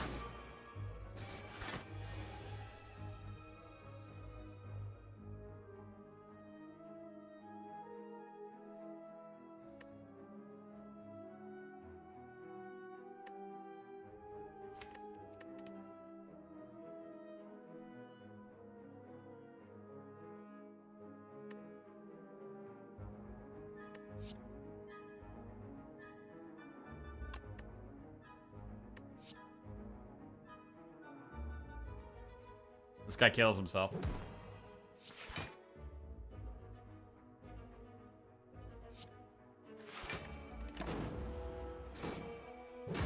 Okay. And now we're fine.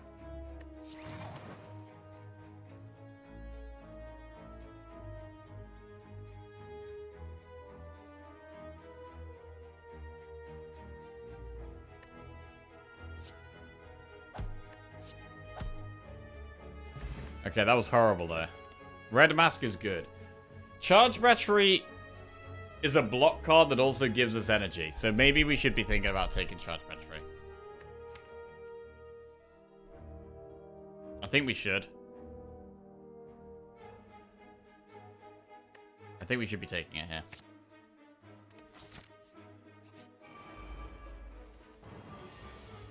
Well, that's a bad hand.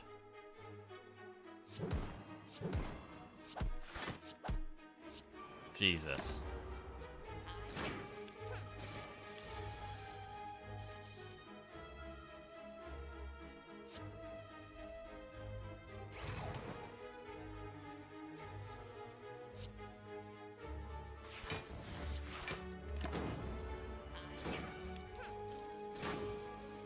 Okay.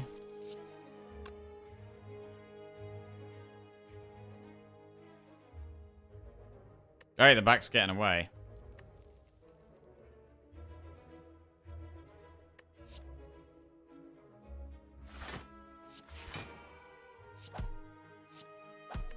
Don't know if I can catch him here.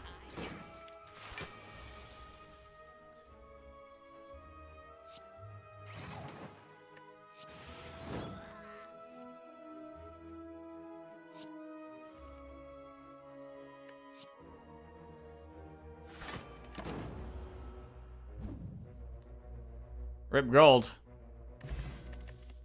Self-repair plus sweep and beam reboot. Well, self-repair plus we definitely take. But we've got an enemy we've got to get through first. And I think this is where we die. Because this is where the fights get harder as well. We've got 5 health and no pots.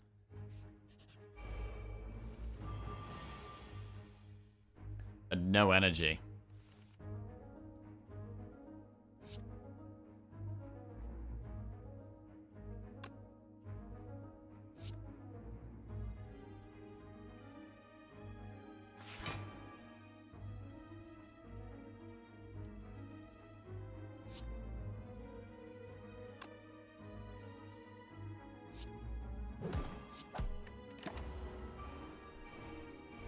We didn't get to reprogram on turn 1, which is a complete disaster.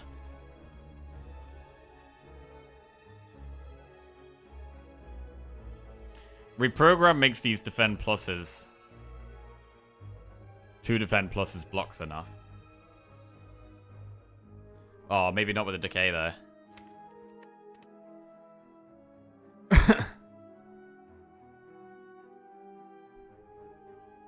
No, not with a decay.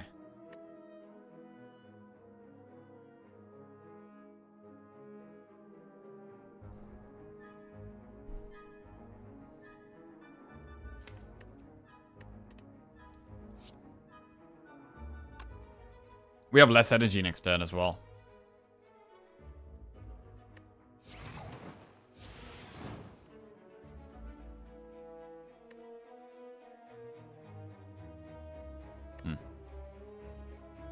annoying draw order.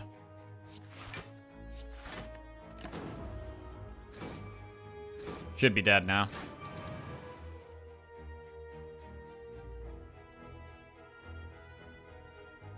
Don't think we can live.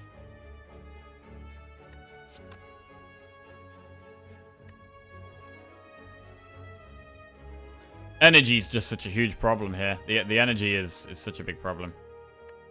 It was definitely right to take the beam cell over the hologram. That was definitely the right play, as energy is our problem, and hologram is not helping us with energy. We were pretty unlucky with the events. Having to take the decay was devastating. I mean, we'd already be dead by now if we hadn't taken the decay, so we did have to take it.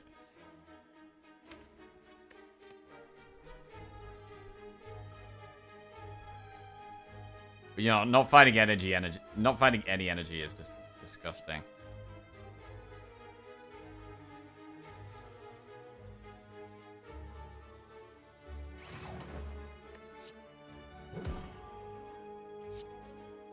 Can't quite kill that.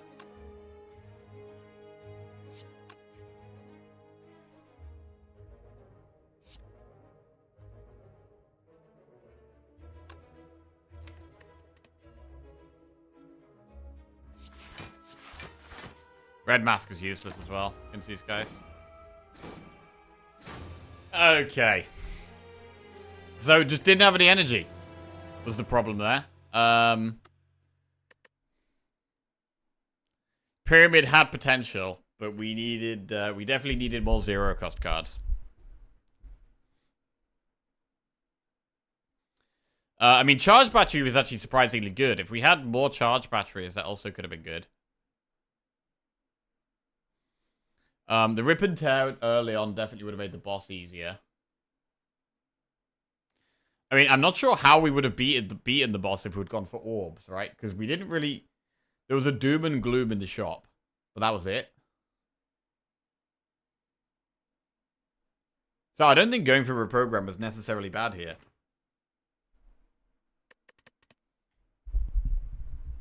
Hello, I'm confused. I thought this was a streak stream. It is, but silent only. Silent only. Silent main.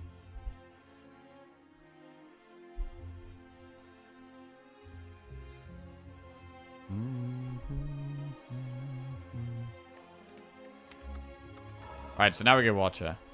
Dual cast Dark for Hexa, maybe? Yeah, possibly. Remove a card from your deck. Enemies in your next 3 combats have 1 HP. A curse for a random rare relic or boss swap.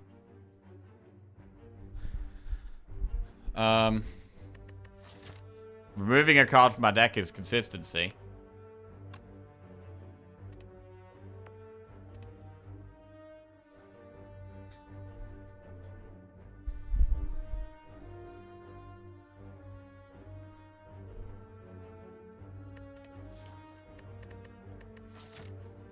Elite campfire, elite campfire, campfire. That's a nice path. Shop campfire, campfire.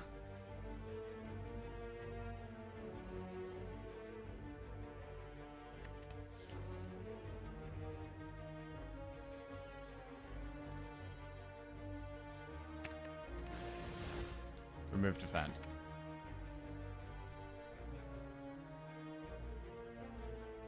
We can't guarantee we're ready for an elite by this stage, but we should be, really. I like the amount of campfires up the left path there. But we have to do an elite before we've upgraded Eruption.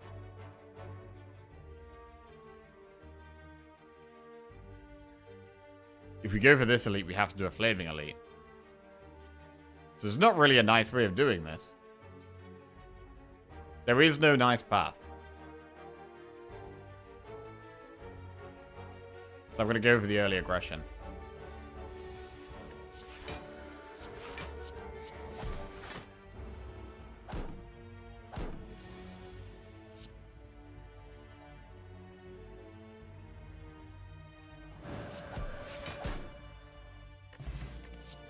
Mental Fortress, floor 1.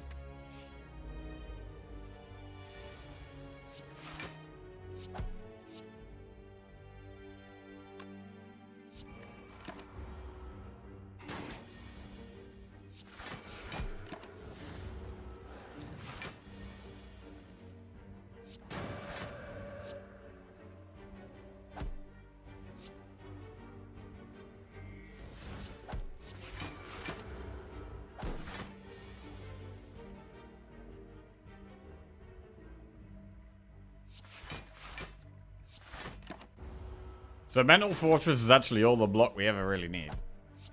If our deck is consistent enough. Talk to the hand, battle him, Sanctity. Sanctity is draw. But talk to the hand is good.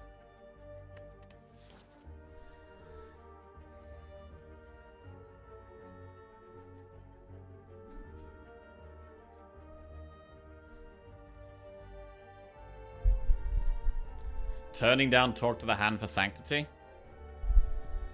Yes. Consistency.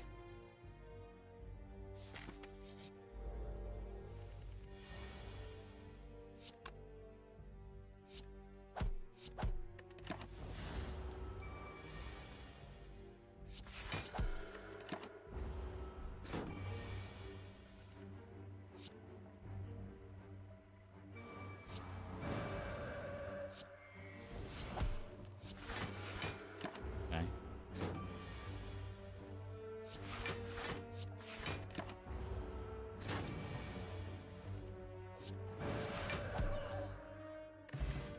Deck spot. Flying Sleeves, Carve Reality, follow-up.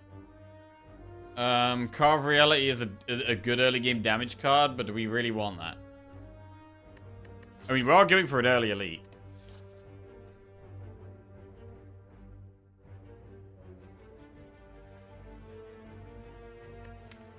Going for an early elite, I think we have to take Carve Reality.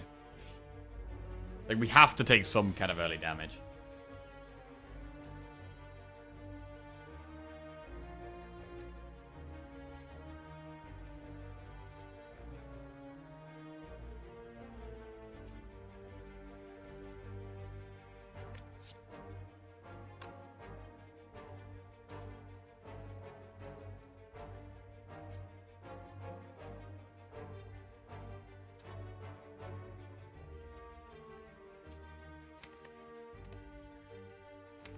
Our next turn is mostly distracts and defense.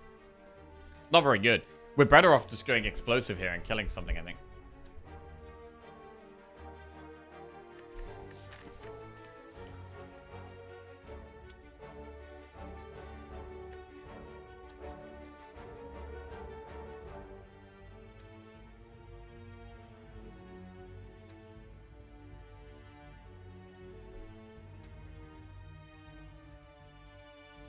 We're gonna be weakened.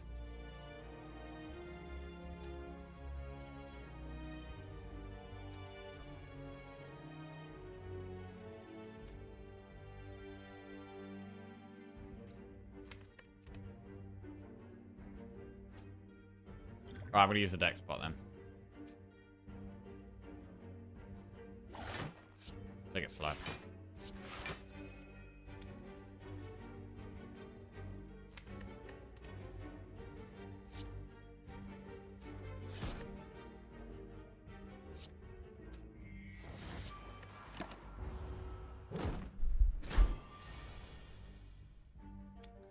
That's a terrible draw.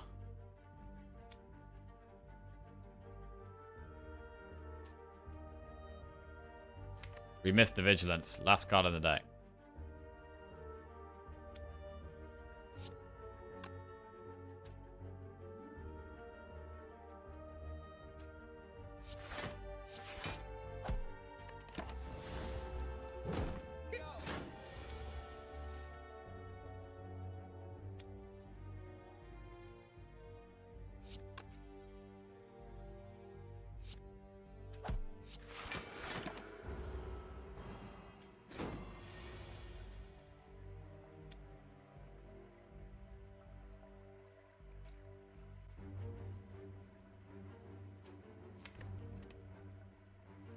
Wow.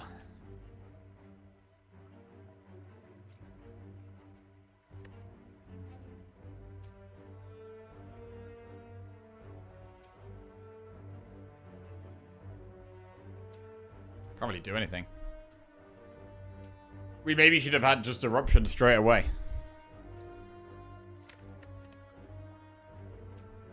Going for the slow play against these guys is not working.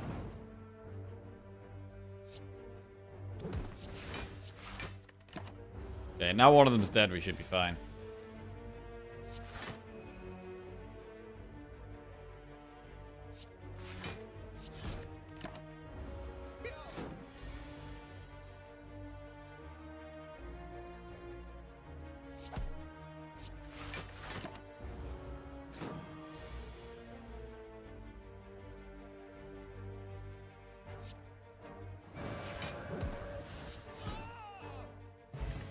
Alright, that was horrendous. Crush joints, pressure points, evaluate.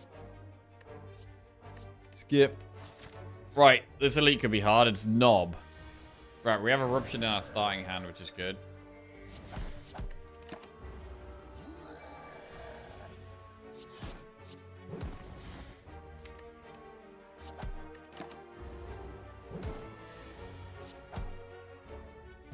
Centennial Puzzle and Bottled Miracle. Fasting, Tranquility, or Tantrum. Tantrum helps our consistency by getting us in Wrath more often.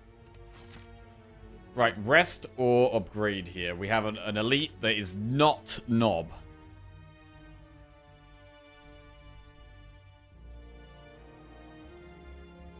Upgrading Eruption is great. But I think we have to rest.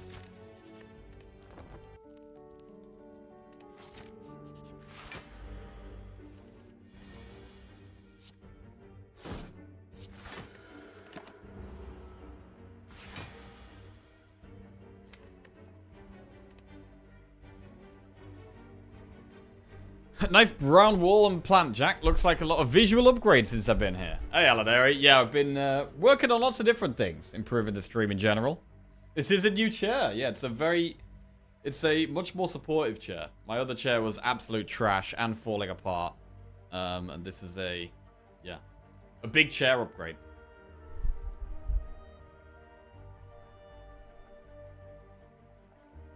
I miss Jack's old cam. The clarity of color in this one is too much for me.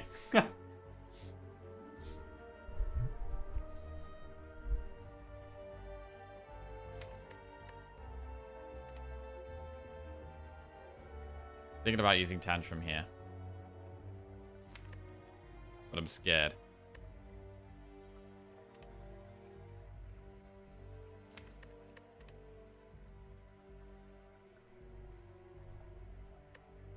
Yeah, we might not have a way out, so I don't think we can actually risk it.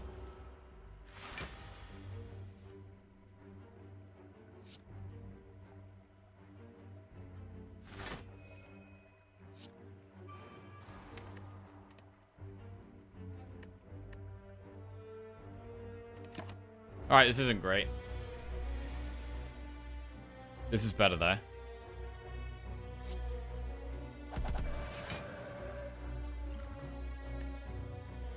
I'm going to use Bottled Miracle to be pushing damage.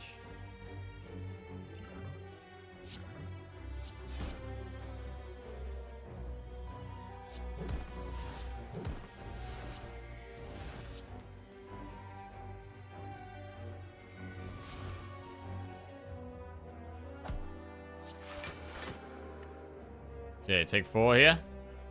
I mean, we have lethal next turn, I think, so we don't need to take 4.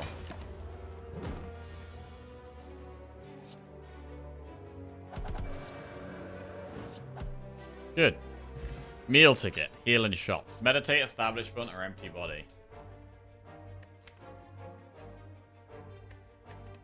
Meditate is consistency.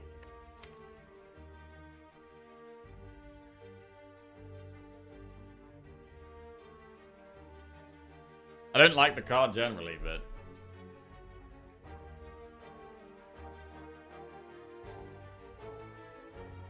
we can pull back ways of getting out of Wrath. Tantrum goes back into the deck. We meditate other ways of getting out of Wrath.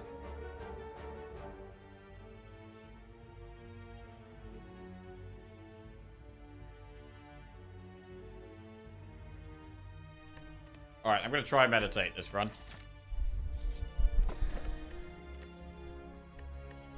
Archel comes fine early game.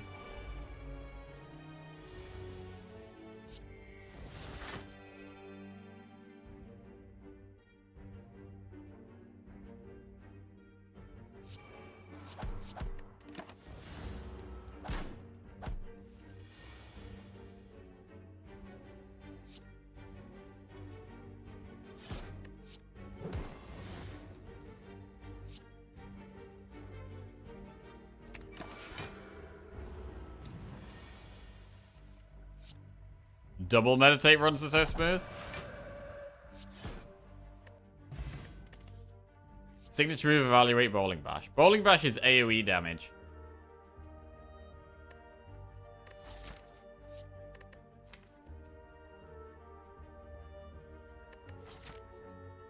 We don't need AoE against the boss, but it helps with Act 2 elites if we want to go for those. I'm going to take a Bowling Bash. We'll upgrade Eruption. Upgrade 2 random cards. Maybe a little risky, but let's do it. Metal Fortress Plus is a good upgrade. Another upgrade. What do we upgrade now? Upgrade Meditate or Bowling Bash? I'm going to upgrade the damage.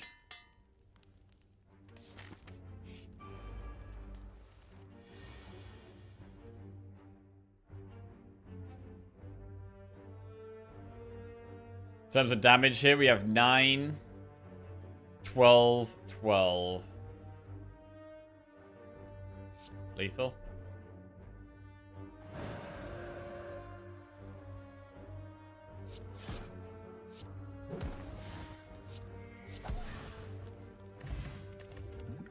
Cut through Fate, battle him, collect. Cut through Fate is consistency. Okay. Right, can we upgrade here?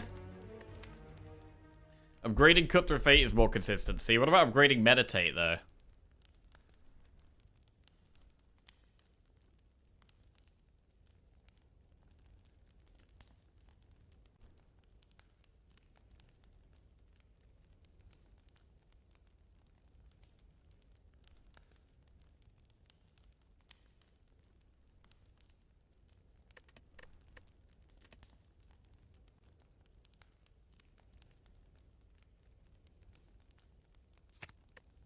Oh, I guess if you have upgraded Meditate, you can pull a Wrath card and Meditate back. So that's why double Meditate works, because you can keep meditating every time. That makes sense.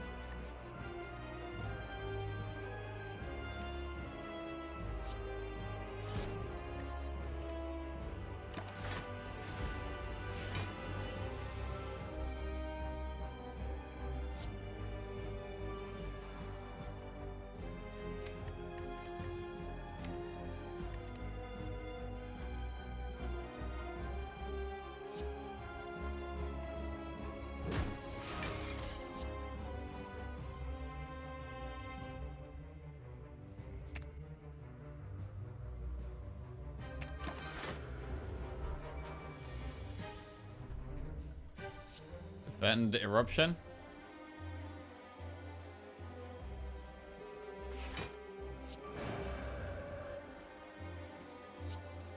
I could do Vigilance Tantrum. An end in Wrath? That's probably bad. That's probably bad.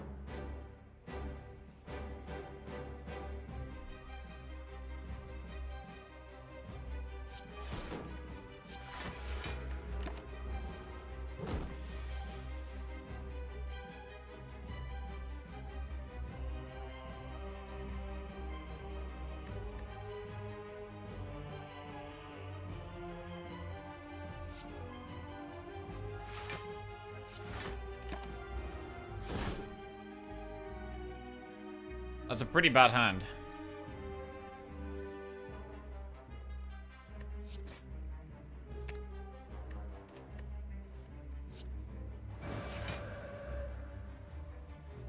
$24.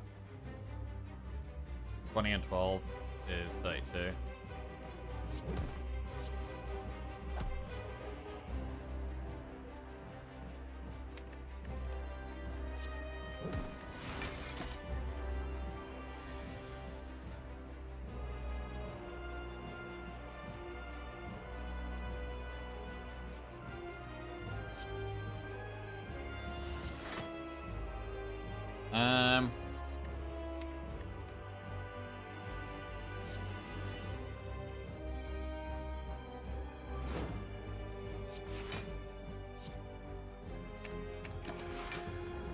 Got Sanctity and Eruption back in our hand, fine. we start with Sanctity, and then Eruption out of Calm. And then we're going to Vigilance back into Calm after Carve Reality.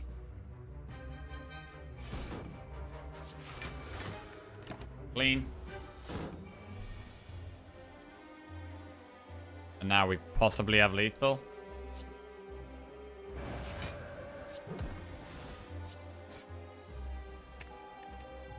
Definitely have Lethal. Okay, good. Blasphemy, Master Reality, or Establishment? So Establishment works with Meditate and the Smite from Carve Reality, right? So Establishment kind of makes sense. I haven't really had many runs where I've been able to use Establishment successfully, but hopefully this is one way we can do it. Meditate, Establishment. Like, honestly, Meditate and Establishment are both cards I don't rate at all. I think they're both trash. So it would be good if we can have a run that can improve my opinion on these cards. We're going to try Establishment. Right, Slaver's Collar, Tiny House, or Sozu.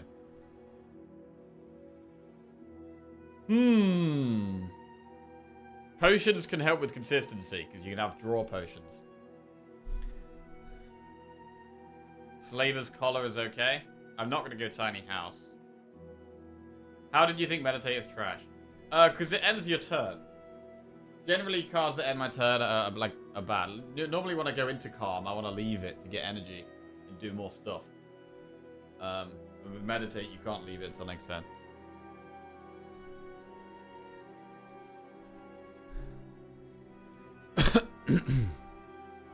But we'll see.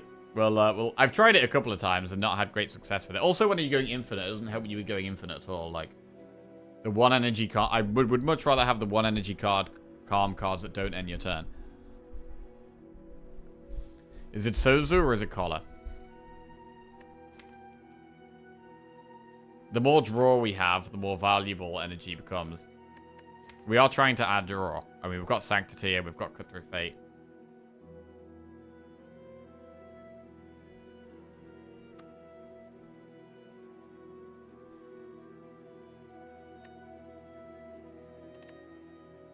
I'm gonna go Sozu.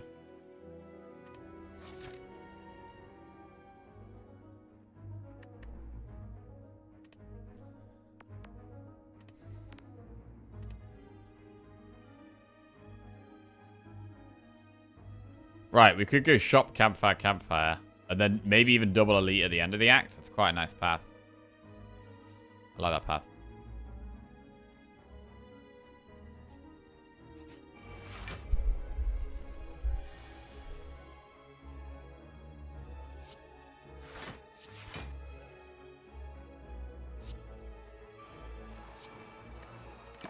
Whenever a card is retained, lower its cost by 1.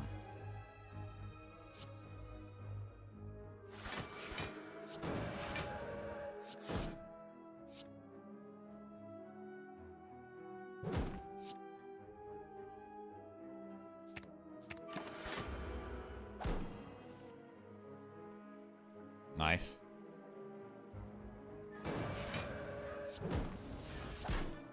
I mean, right now this feels quite strong. Cut Through Fate, Empty Body, Collect. Do we take Cut Through Fate because it further improves consistency? Yes. The answer is going to be yes.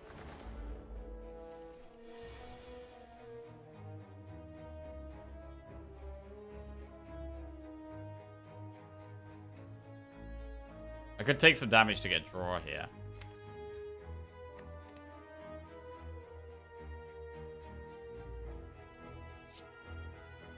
Nah.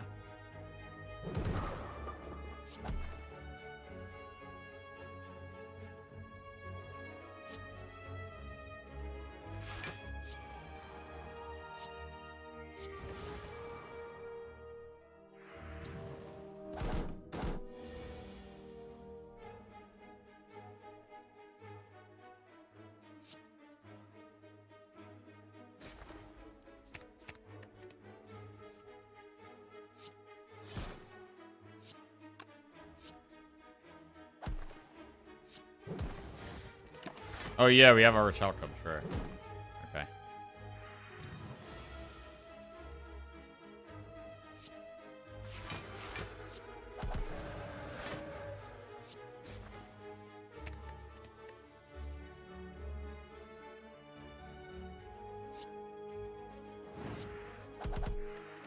Kill the birds.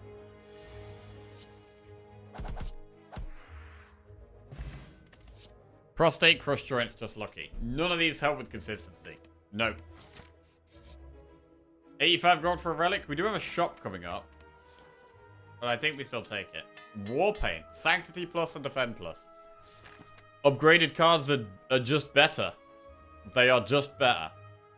Right, Cardman, Deus, Ex Machina, and Eruption. Right, do we want Deus? Normale. Holy shit, we don't want that. Okay. I don't want that either.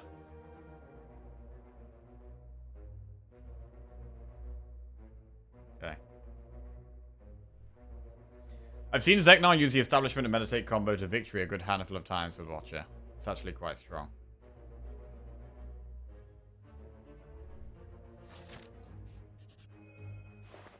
Yeah, I think it is good. I just need to learn. I just need to learn how it's good. There's a Mummified Hand, but there's a Rush Down.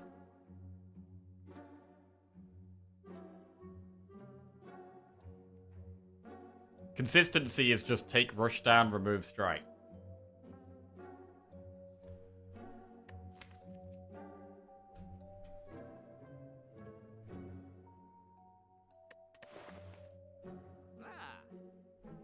Take Rush Down, remove Strike.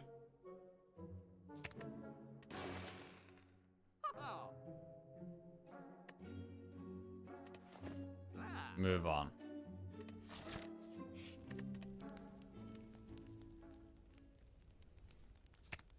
Upgrade Rush Down.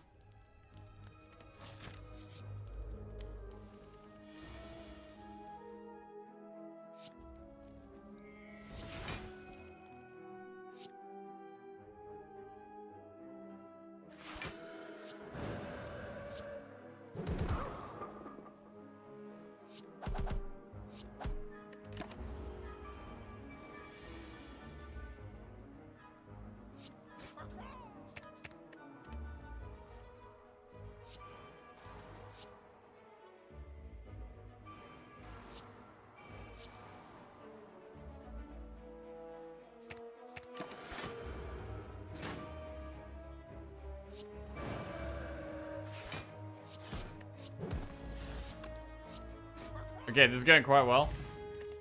Worship, Battle Hymn, Flurry. None of these help with consistency. Okay.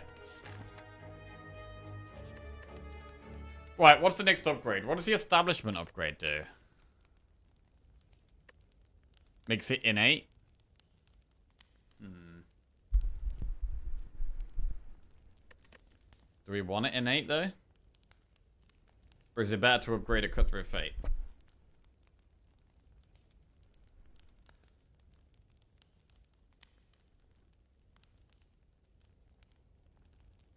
We're on full health right now. I'm very happy about that.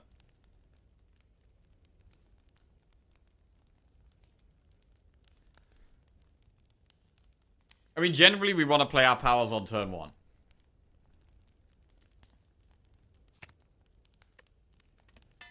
So let's upgrade it. Pen Nib helps with damage. A Mamori. Gotta take it. Okay.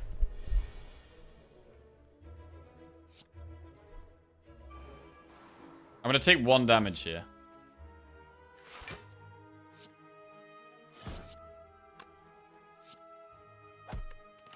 What happened with the defect run?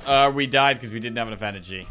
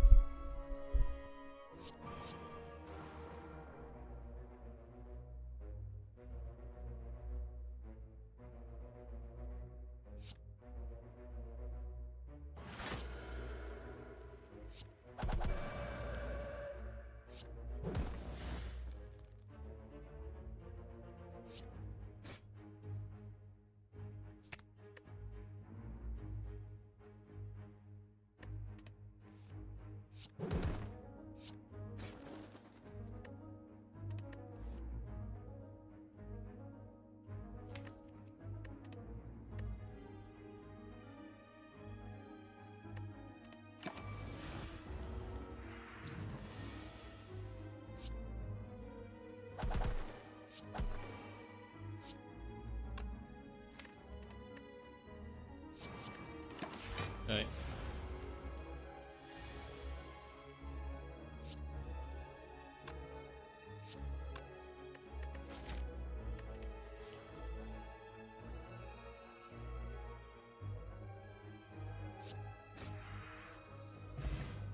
Liquid bronze, can't take it. Third eye plus. I don't think we want that.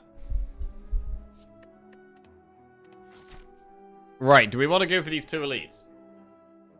One of them is flaming. Flaming elite in Act 2 is scary.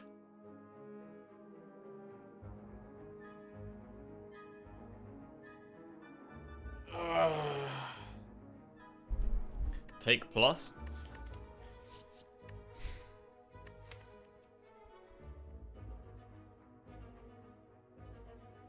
I don't think so.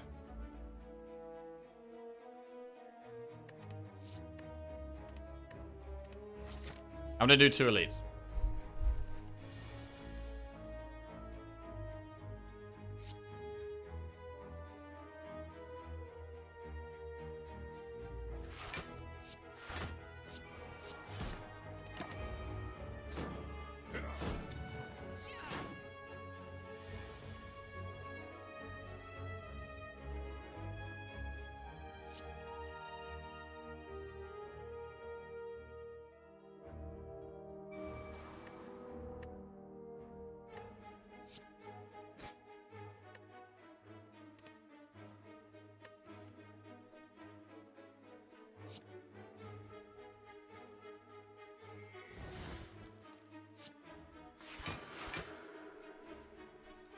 Bowling Bash is going to do 14 times 3, which is 42, which kills that, right?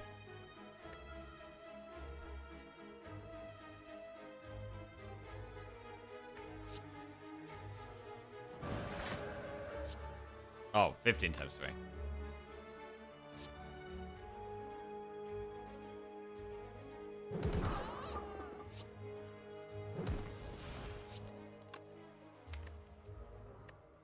Rush down. Right, so we want to get Eruption and Vigilance back, I think.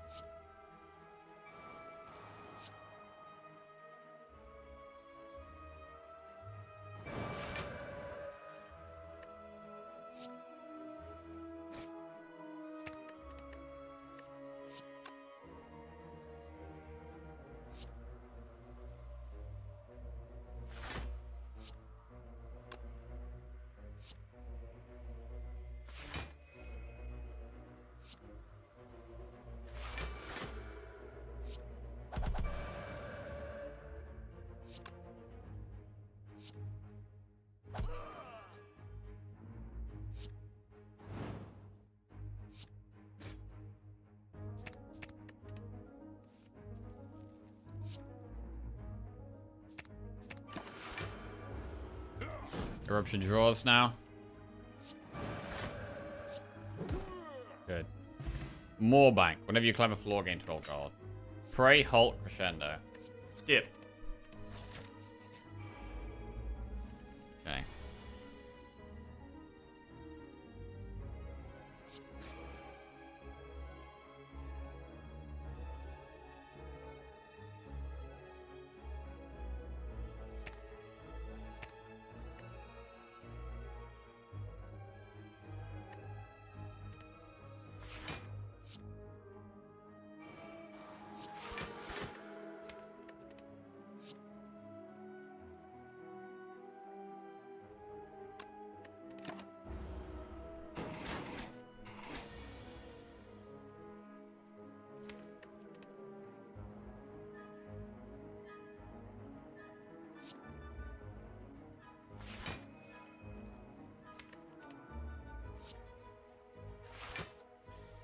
Alright.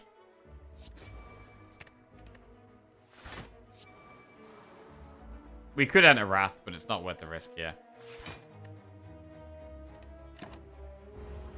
Rather take 2.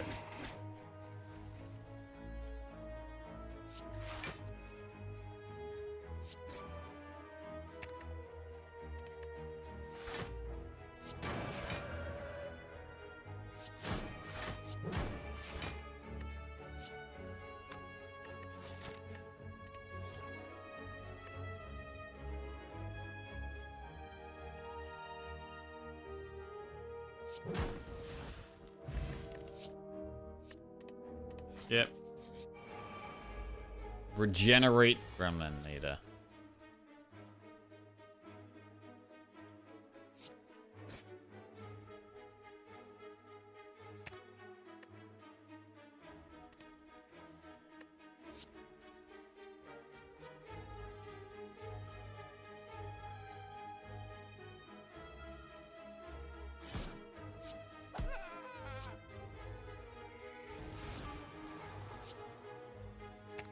Okay.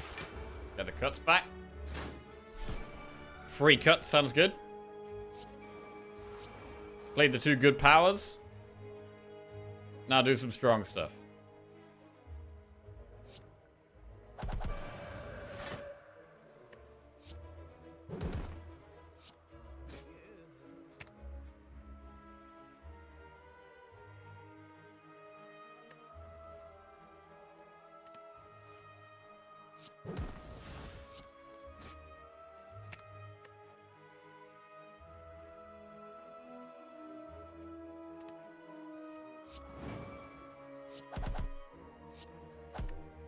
Cool.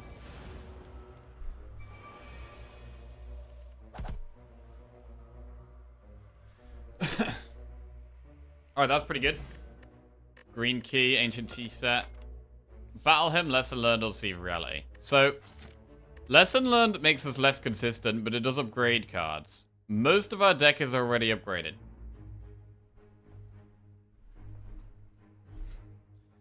Most of our deck is already upgraded. I think we might actually not take lesson learned here because it makes us less consistent. And there's nothing we really need to upgrade. There's nothing that makes us that much stronger.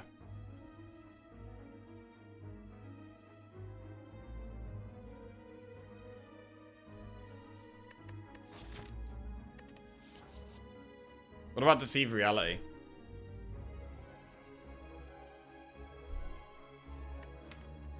Deceive reality works with establishment.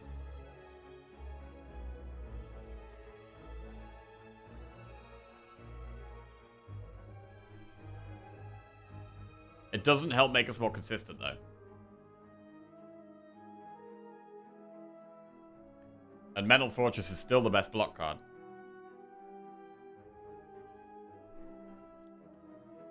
But with establishment, maybe we should be taking Deceive Reality.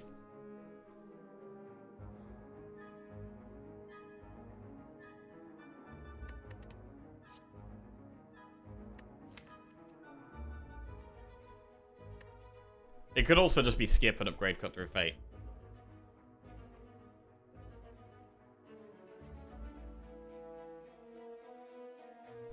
Would I take Fusion Hammer right now? Probably, yeah.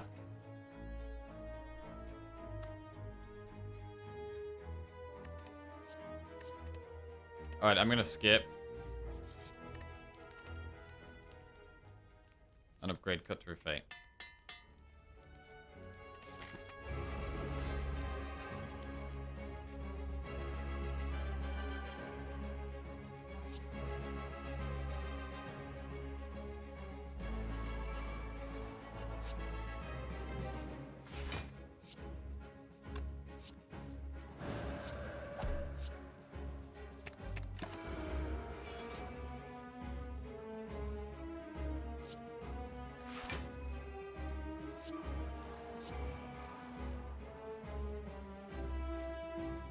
Bowling Bash will just kill one. That's pretty good.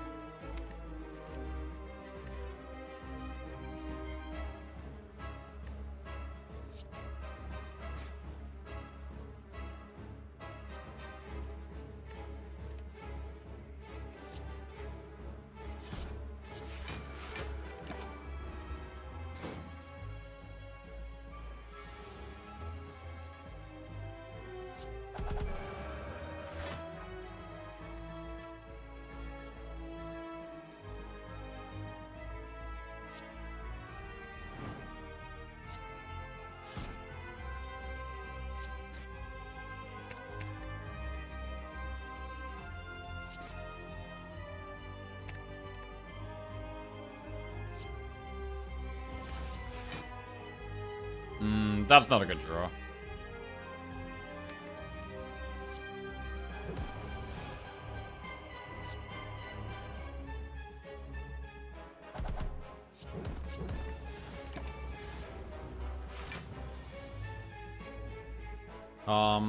Sanctity Tantrum.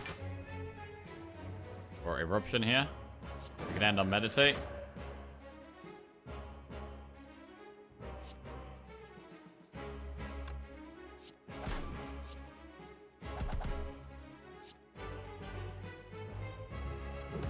And I want to retain cards that haven't been reduced. To be fair, it probably should just be Vigilance Eruption. It should just be Vigilance Eruption.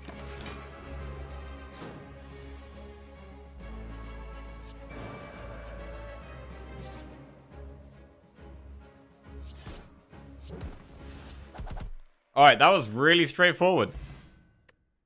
That was pretty straightforward, and we've got a lot of money here. Omniscience, Ragnarok, or Deus Ex Machina. Do any of these make us more consistent? Do we need extra energy? I don't know if we do. I don't know if we do here. I think we can keep the deck at about the size it is. Removing strikes or defends where we can. But I don't think any of these help that much. Obviously, Pendib with Ragnarok is exciting, but I think it actually lowers our odds of winning.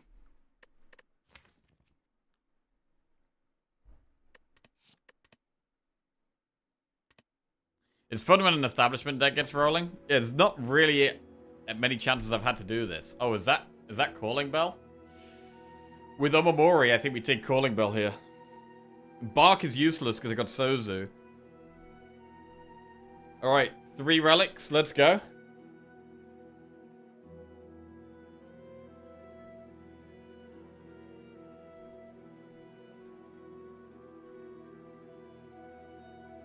Big Bell, let's go. Juzu, Pair, and Calipers. I mean, Calipers is huge. Calipers is huge. We could just get even more block now. Calipers might be good here. Might. I think the only thing this deck wants is more rush downs, talk to the hand, and fear no evil, to be honest. Don't forget Scroll. The shops are right at the end. Do we want to do events? I think we want to do events. We don't really have a strong desire to do enemies right now. Dodo and Decker is our boss.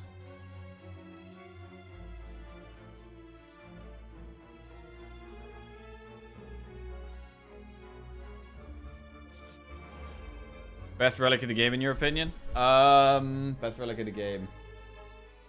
Unceasing Top.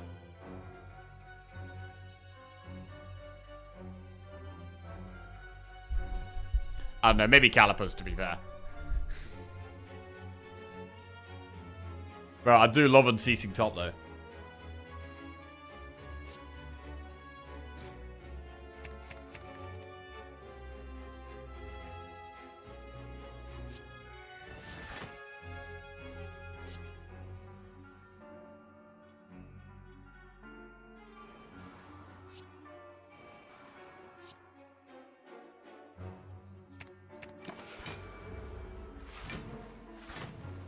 Okay, this is strong.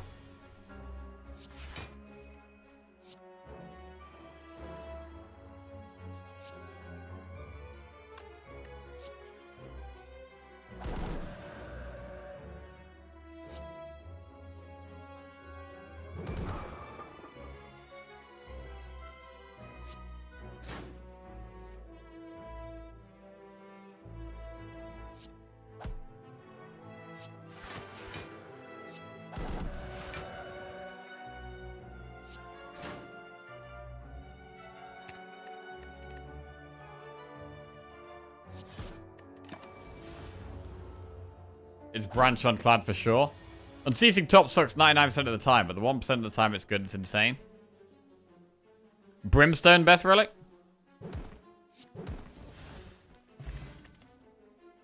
Cut Through Fate Plus. I mean, they do improve our consistency. Just get another one, bro. Just get another one. Right. Do we want to add 1, 2, or 3 colorless cards to our deck? You can get Purity from this. You can get Master of Strategy from this. Would we go Madness here? We would not go Madness here. In terms of healing, what do we have? We can rest at campfires. I think Duality is the best if you have pellets.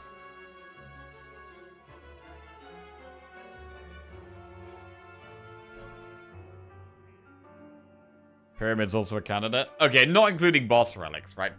If we're not including boss relics, it's... I mean, if we are including boss relics, it's got to be either Pyramid or Snecko.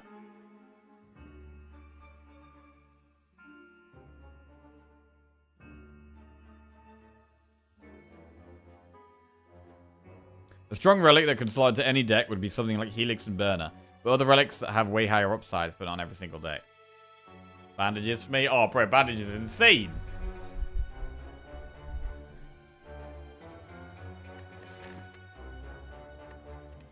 Only about 3.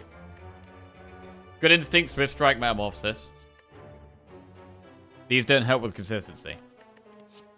Enlightenment, Panic Button, Magnetism. These don't help with consistency either. I still think it's Branch. Blind, Flash of Steel, Panic Button. Right, these are not helping. I mean, Flash of Steel is fine. Flash of Steel just moves Pen Nib along a bit.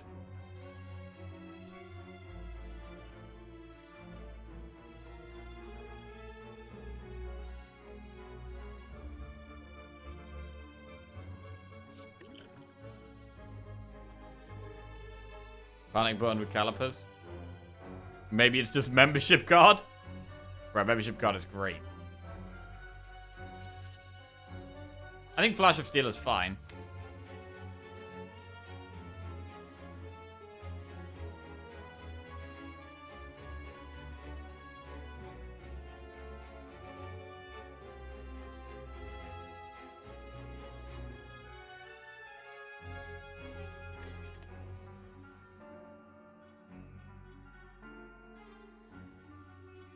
Is it really that helpful, though? Does it just get in the way of Cut Through Fates?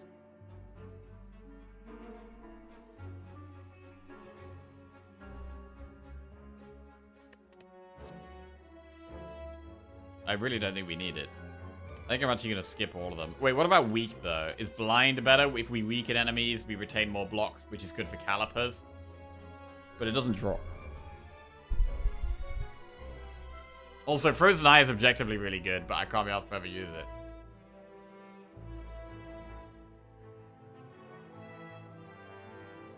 Bro, Unceasing Top is potentially infinite draw in one relic. And we know that draw is the best thing in the game. Bro, I'm sticking with Unceasing Top. I'm sticking with Unceasing Top. Alright, skip.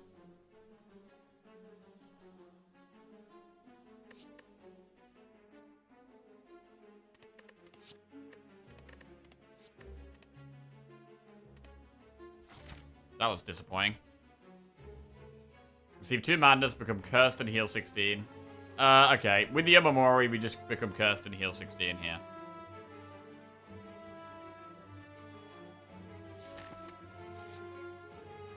Fight or leave these guys.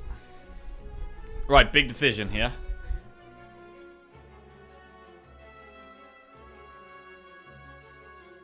We're quite strong, but we do still require a bit of setup, and these guys can punish that.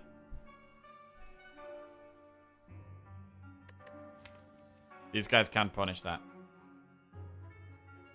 Is there any point do we need to take this risk? I'm not sure if we do.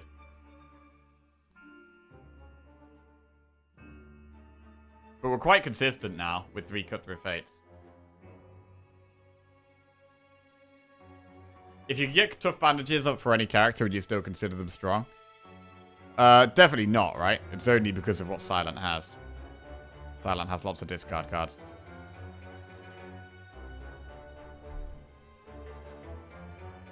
Just like Branch is better on Ironclad than other characters, right? But then you can't actually get bandages on the other ones. I'm gonna fight. We have colorless pot, which we can use if we feel we really have to.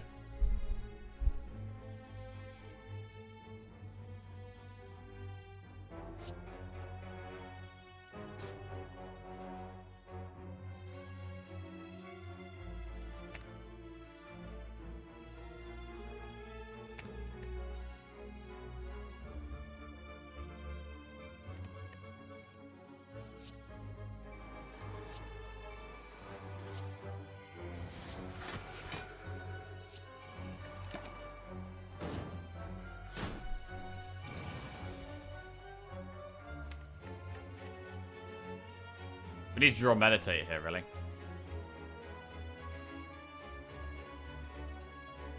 think we can guarantee it with Cut Through Fate.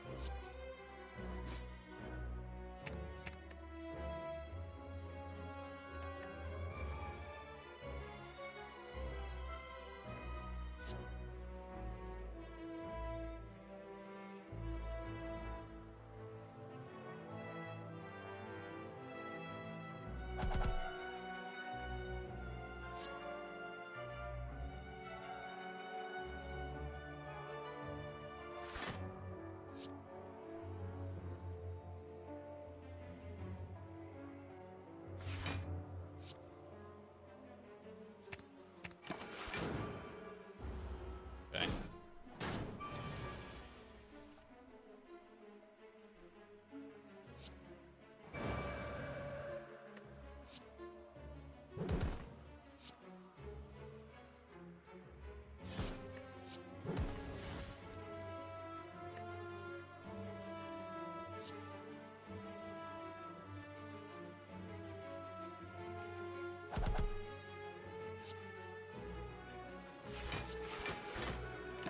Okay, so we took a bit of damage, but we've got through it. Almost.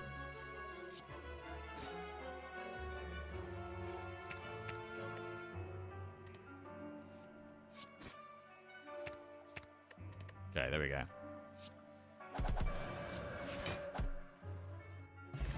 Tori and fruit juice. We can't take the fruit juice. A second rush down is probably good. We'll take a second rush down.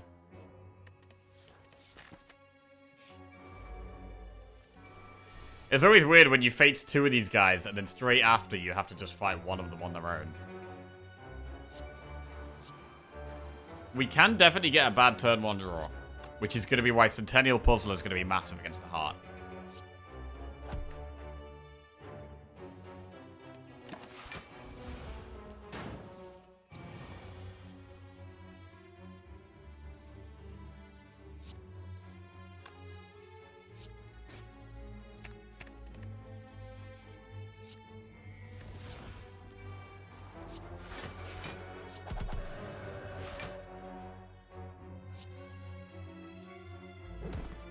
I am definitely liking Meditate on this run, by the way. Meditate is definitely good. Definitely good here.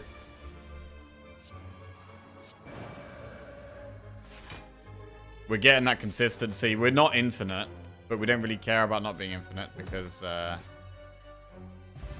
we get lots of block every turn anyway. Right, how do we feel about campfires and elites here? We definitely want to go with shot before the end of the act. So I'm not going to go all the way down the right here. I'm going to go through these. It would probably be good to do campfire, elite, and then campfire, elite, campfire, shot. That is almost definitely going to be the best path. It's the highest value path, so we should probably take it because we are quite strong. Streamer is not a juicer. Best character for Mummy Hand is Defect since it's the power character? Yeah, definitely. Branch best for Ironclad. Mummy Hand best for Defect.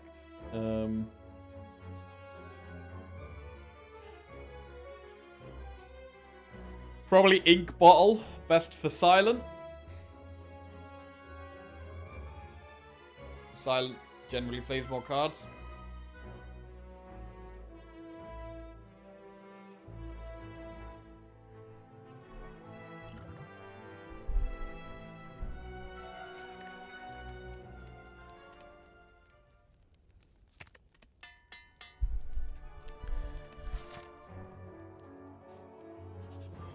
The head.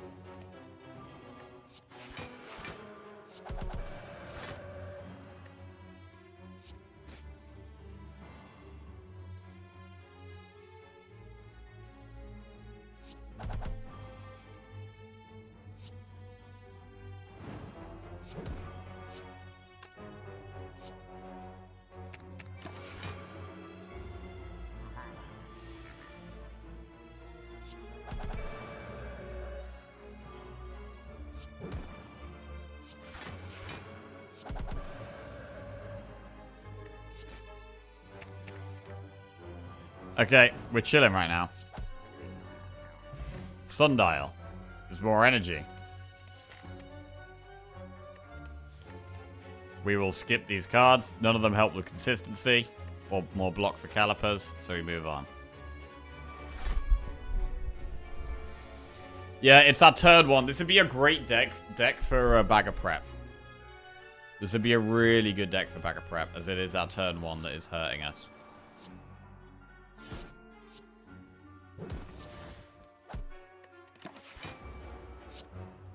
And it's really good we've got the Centennial Puzzle. Really good.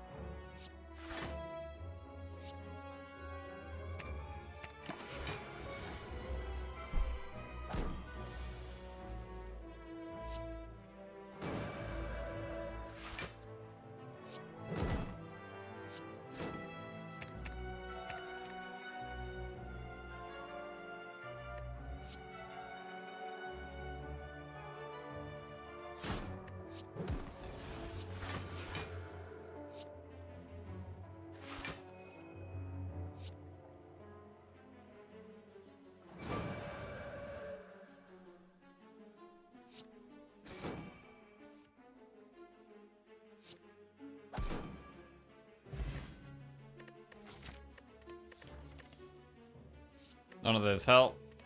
Right, we want to go Campfire Elite here, so we should... Well, we need to recall. And we need the blue key. We're going to get the blue key first. We lose Stone Calendar. Oh, no. Alright, I might rest here. Coming up to an Elite, I don't want to risk... We do sometimes get a bad draw turn one. I want to take minimum risk here. I'm getting to high health. We still have to recall, but we've got 2 campfires to do that on. Reptomancer.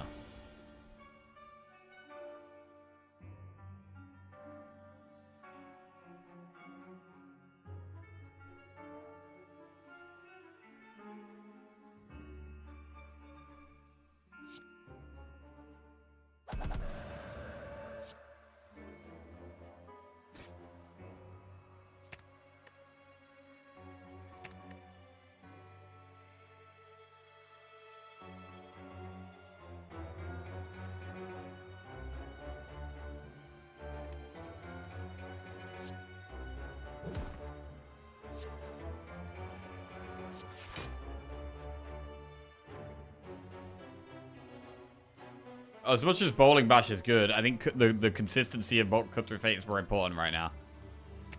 Oh, fuck. I didn't mean to do that. Shit.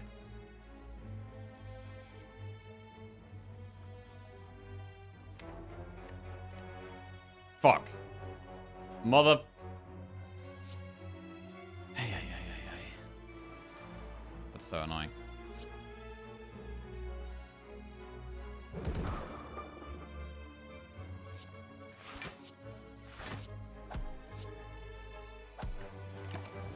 Alright, we're fine. Just a minor annoyance. Everything's gonna be okay. Mental Fortress, last card in the deck.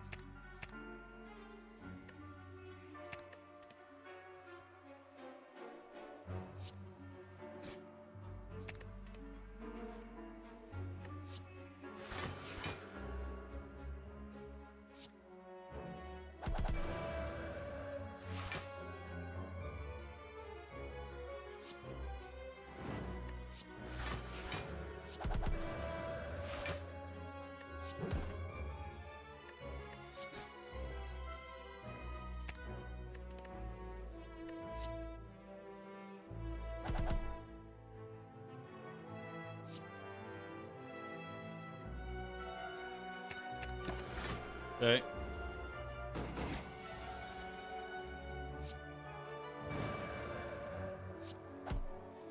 Alright, we did not play that perfectly. We misclicked. Right, what about this? Do we even want Talk to the Hand? Does it even help us that much? It's good against the heart. But it's not good against Spear and Shield. It's not good against Dodo and Decker. So, in terms of our last... It's maximum good in 50% of our last few fights.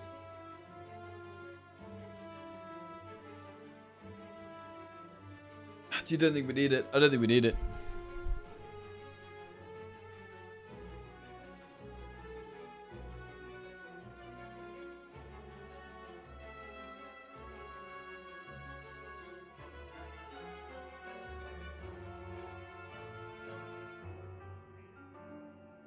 Good against Time Meter?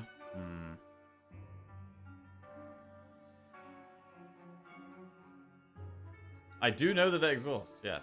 I am aware. As at the bottom of the card, it does say exhaust.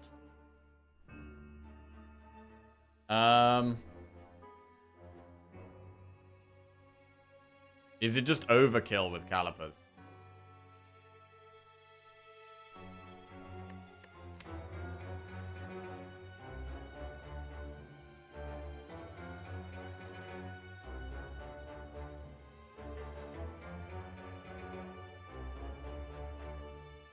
I mean, it'd be the first thing it would be the next upgrade. But we're going to rest and recall, really. I don't think we're going to upgrade here.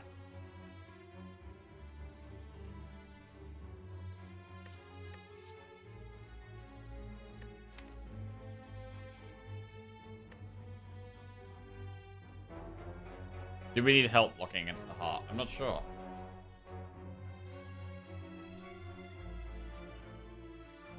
Time Jack has left to take the best photo ever and post it in Discord.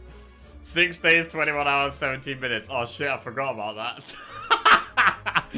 Oh god, I forgot about that. Yeah, earlier we were talking about, I said that I could be a photographer, and someone in chat challenged me to take the best photo ever within the next week. So I've got to take the best photo ever.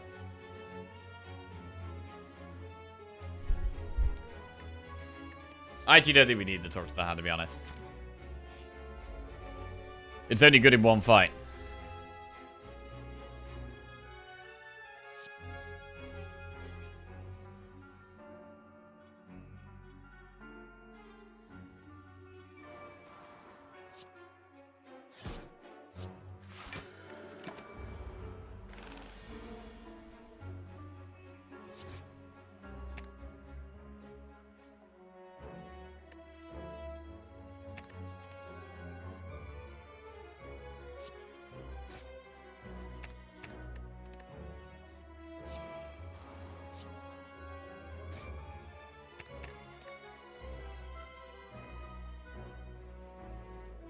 Man, that's a terrible draw.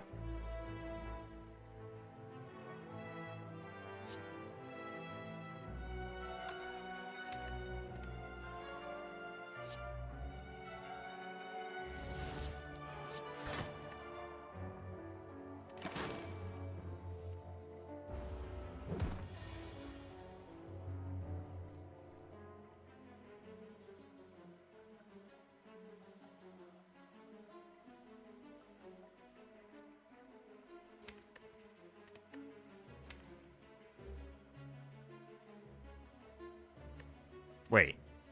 Why did we draw past those? Did taking the hit from constricted... That meant that we drew it on our turn. Holy shit, that meant that we drew it on our turn. That's really bad.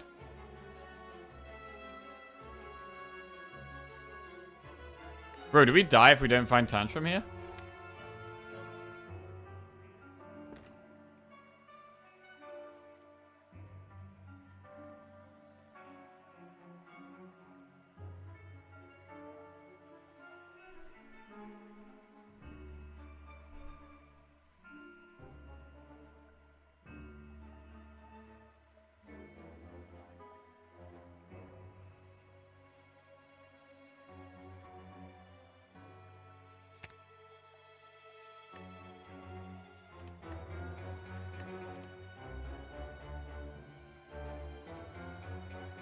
I'm gonna use my one pot.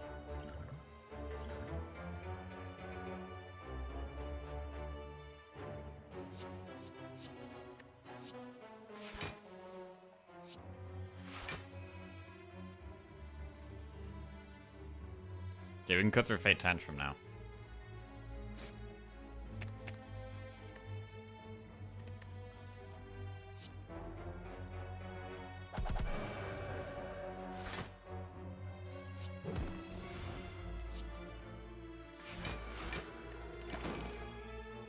Jesus.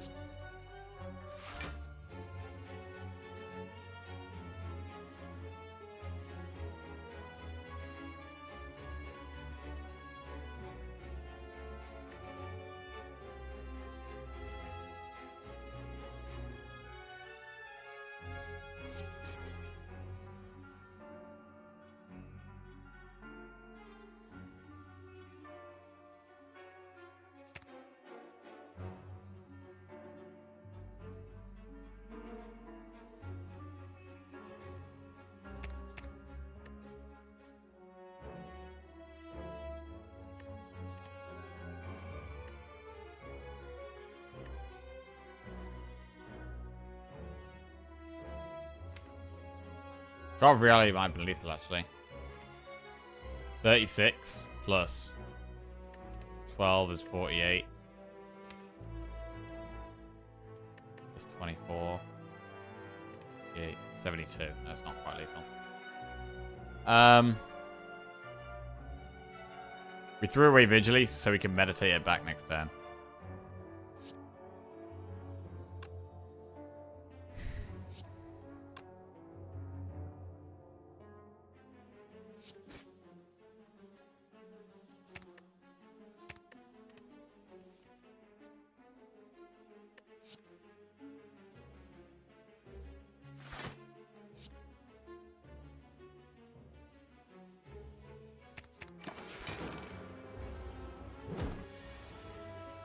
Bro, I can't believe we almost died here.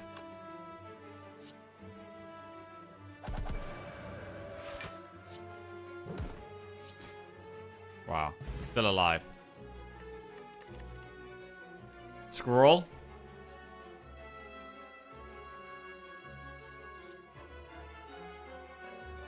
Take scroll. Right, I'm resting up straight away. Or do we recall first? Because we have the shop. We should actually recall first because of the shop. We could get waffle or something.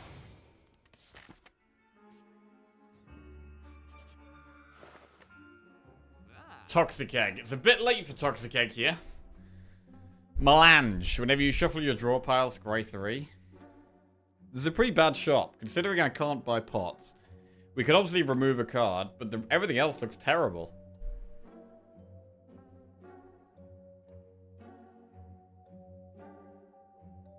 Now we heard, I can't believe we almost died, and I can't believe we died here today. Melangely?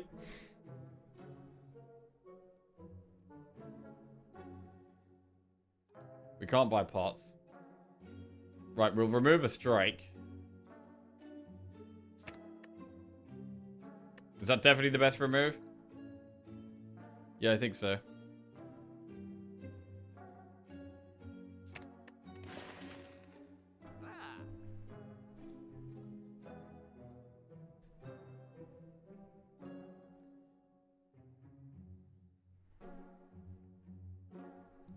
I feel like it's Melange. I don't know. Melange does something.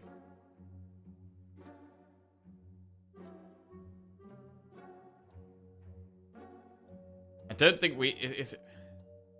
I don't think it's Toxic Egg. We could also save all of our money for the last shot. That's another option, right? We could save all our money for the Act 4 shot. Just missing, I can't believe we were nowhere near close to dying here. I mean, we did have that in the Silent run earlier, to be fair. Our Silent deck was so strong earlier. It was such a strong deck.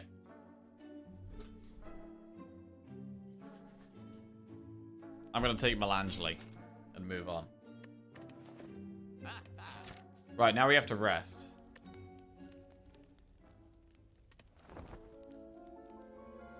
What about Wave of the Hand Plus?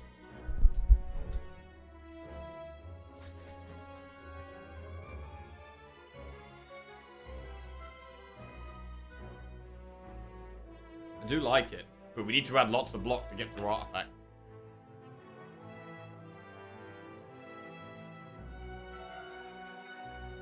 I'm gonna get...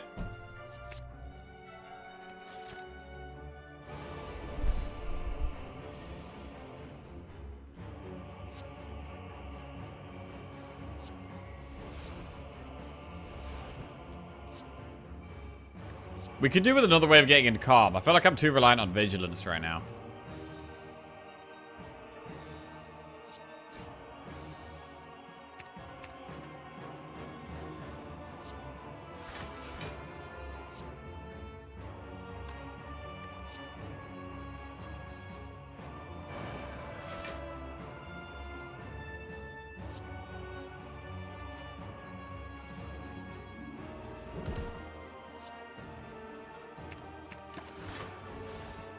Although we can turn Vigilance into a 1 energy Calm anyway.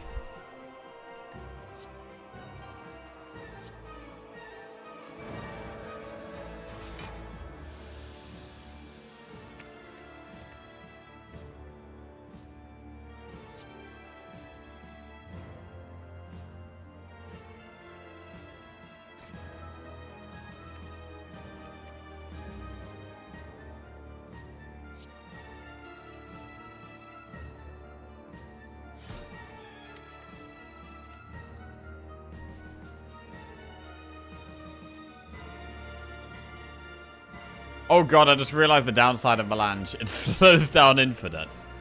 This is true. This is true.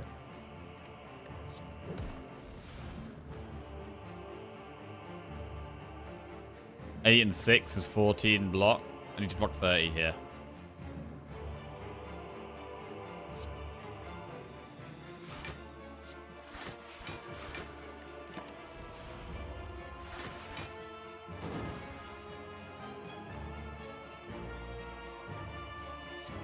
Wave of the Hand.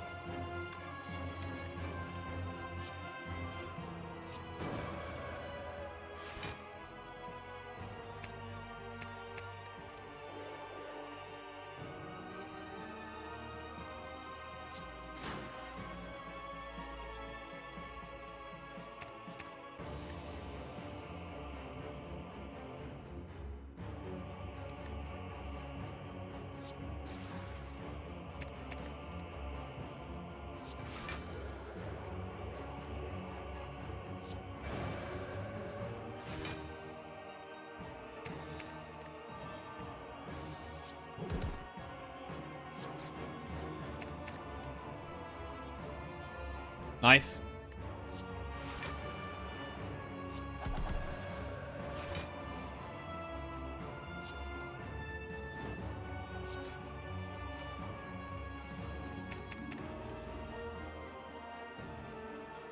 Yeah, I think Melange does help a little bit.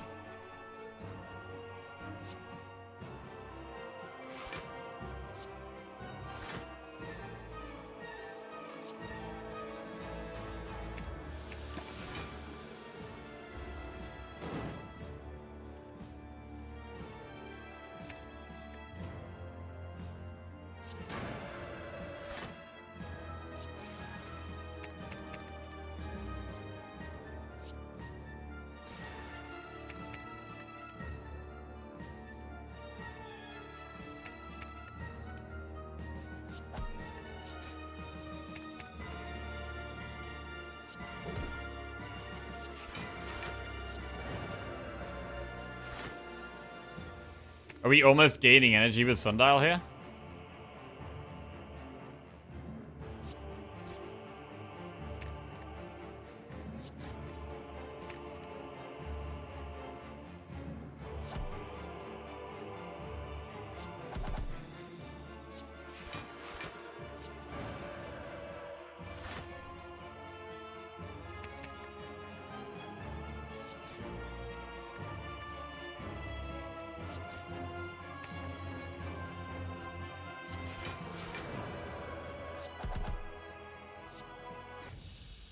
Okay. One boss down, one to go. Time Eater. Time Eater is pretty annoying.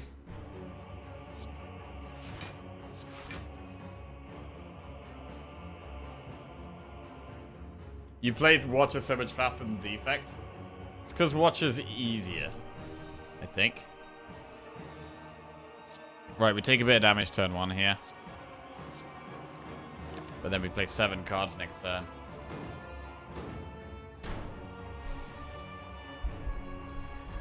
Wait, what? It was infinite with 19 cards? It was almost infinite. Because we've reduced a lot of them to 0 and a lot of them draw.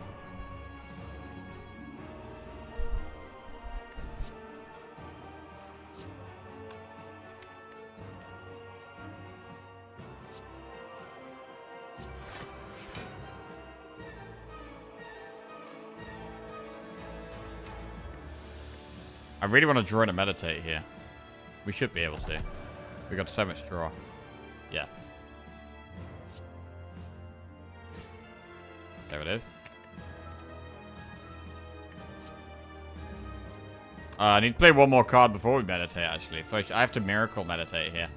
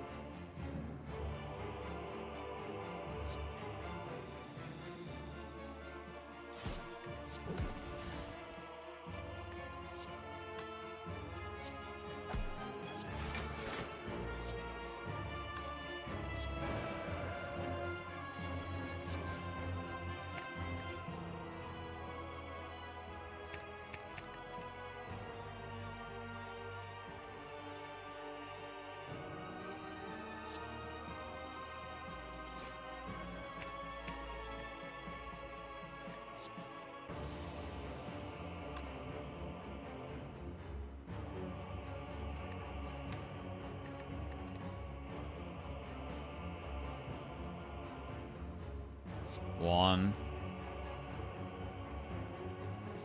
two, three, and then meditate.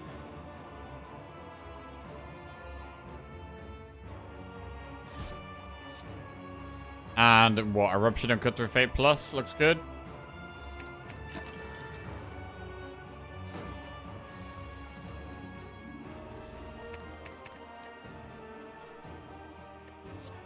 It's already weakened for 6 turns in a row, so we don't need to make it any more weak.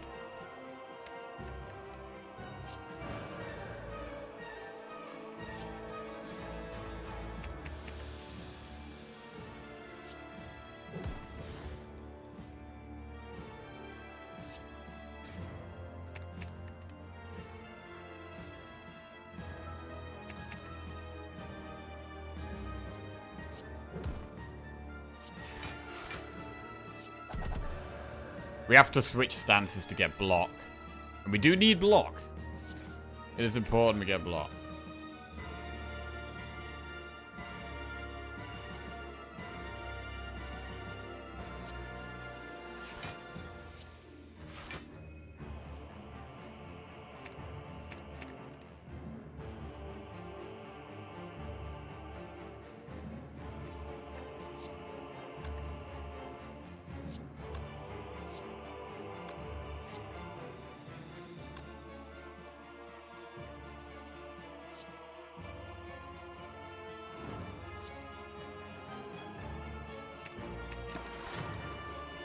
More zero cost cards. We're basically making our whole deck cost 0 here.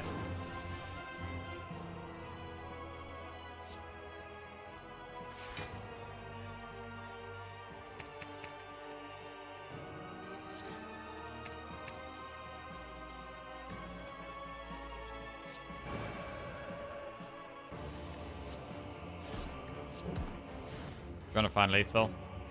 I think we found it. Good. Discovering the power of meditate. This is probably the best I've done with meditate establishment. I've never really had them work together this well before, but clearly it's very powerful, right? Clearly it's very powerful. Okay. Right, Act 4. We heal in the shop, so we could definitely go for an upgrade here. What do we upgrade? I mean, scroll to cost 0 is pretty good.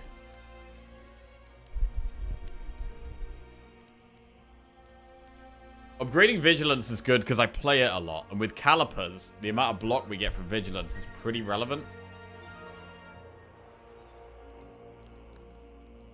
Could it ever be Vigilance?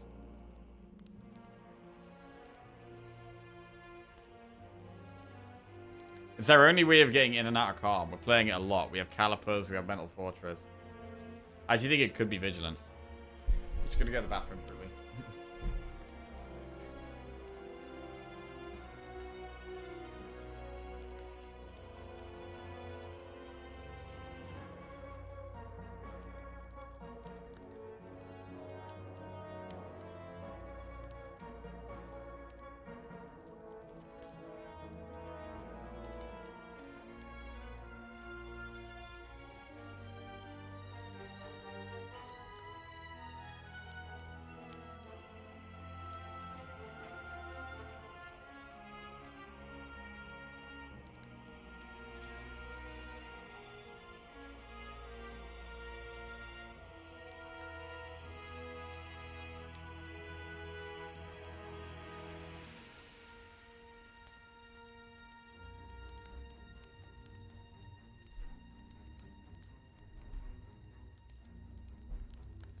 Wait till you find out the power of pressure points. Oh, bro, we had a great pressure points win, I think, last week.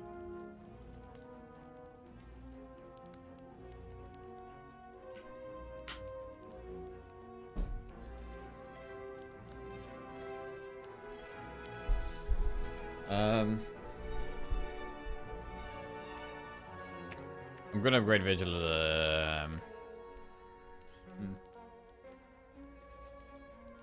Consistency, Jack. Consistency.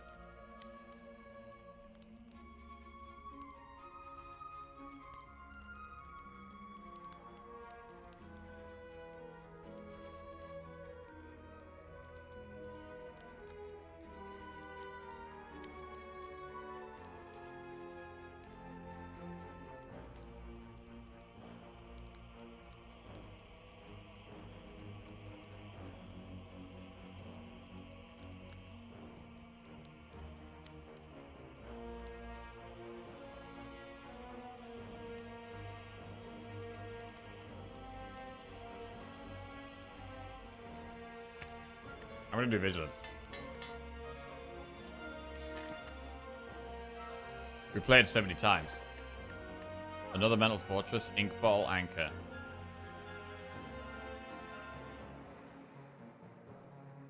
Another Mental Fortress helps with Calipers. We should take Ink Bottle or Anchor here. Cult Pot, we have Sozu. We can't take pots. The more consistent your deck is, the less you need pots.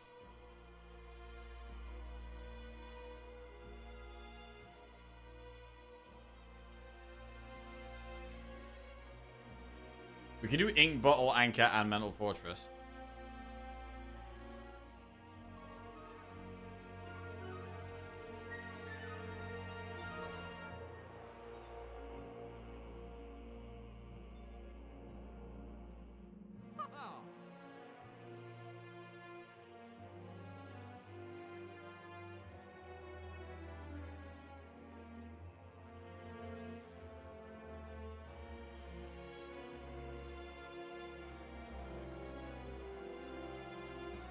Our turn ones have been kind of weak. We don't have to remove a card.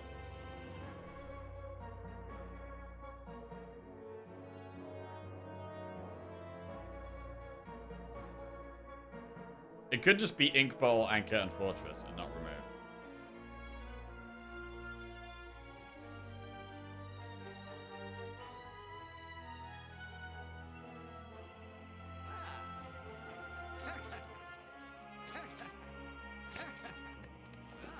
Alright. It's a shame we didn't get removed, but 2 good relics that we're definitely happy about.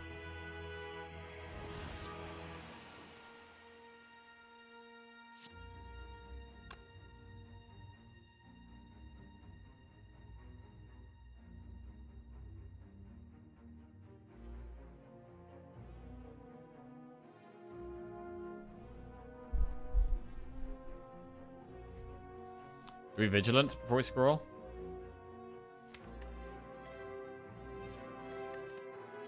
I want to hit the meditate really badly.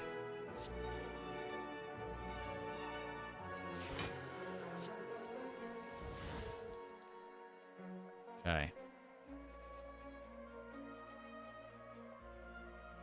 This is a pretty bad draw.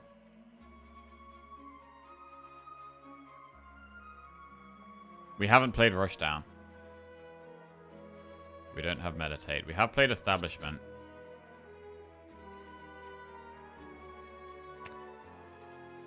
Okay, do we go for Rushdown and Tantrum here? We definitely pull the Rushdown. What about the rest of the stuff?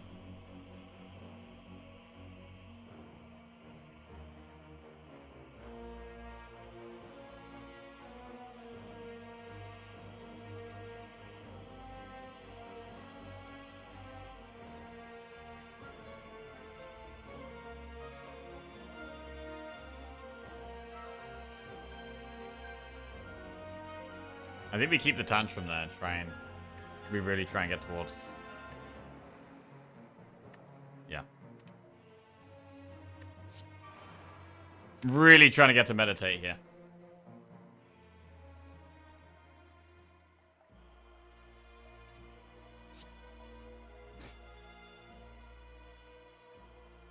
So Tantrum will draw Rushdown and Meditate. That's big. We have 9 cards in hand. We only get 2 draws. We get Rushdown and Meditate. Which means we don't have any Mental Fortress, actually.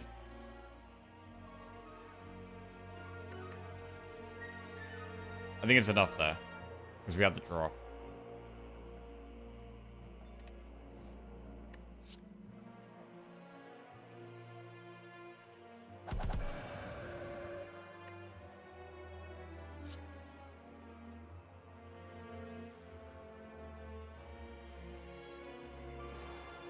We do draw a card here.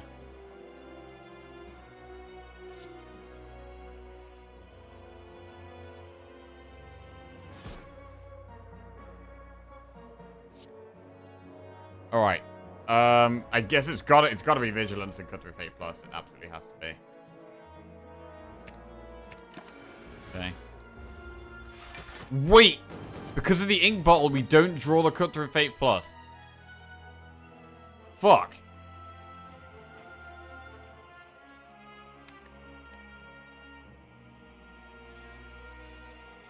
That's terrible.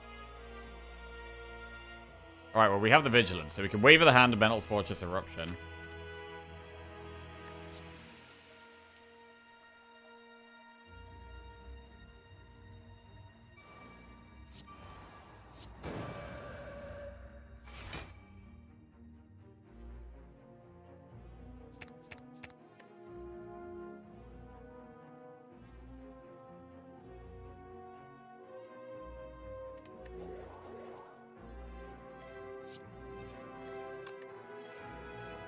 Bowling Bash does a lot of damage here.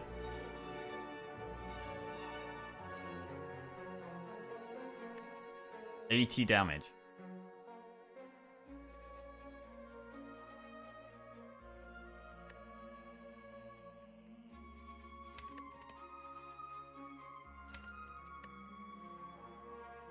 We have 4 draw, so we should be able to get to something good. The cut through fates are good enough.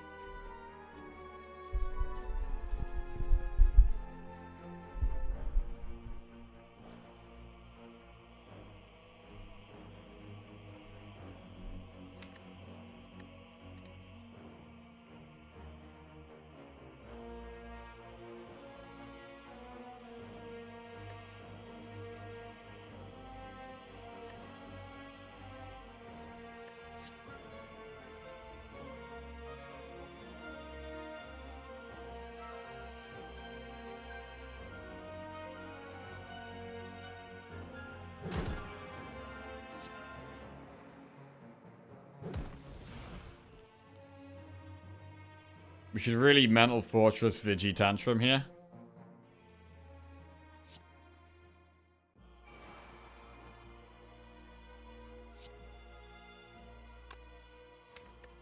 Trying to get towards that meditate again. Wow. I mean, are we guaranteed to get it? We have to get it. We get 4 draw. We're actually not guaranteed to get it, but we'll get quite a lot of block in the process. Oh, we get 5 because of Ink Ball, so we get 5 draw. So at worst, we could draw Sanctity. So I don't think we can break, right?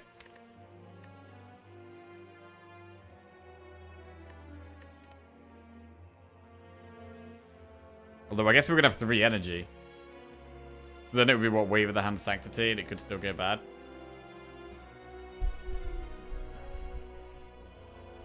But I mean, what else can we really do? We can't really do anything else.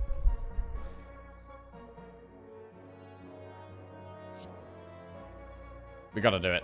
Yo, thank you very much for the raid, Jussel. Hope you had a good stream. Right, let's go.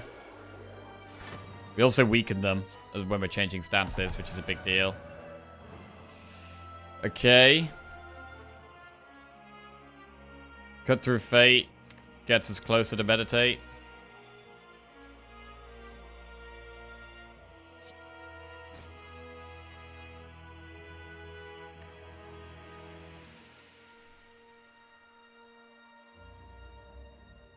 Does cut through fate guarantee it?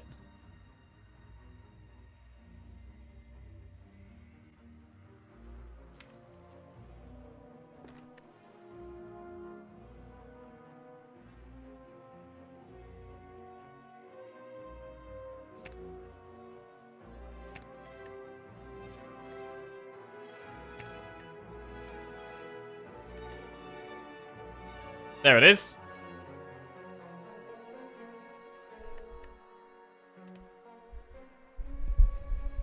So now what? We can't actually kill it. But they are weakened now.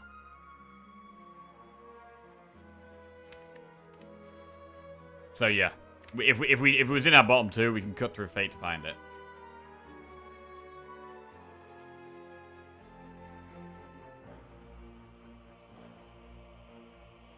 So we may as well defend here, I think.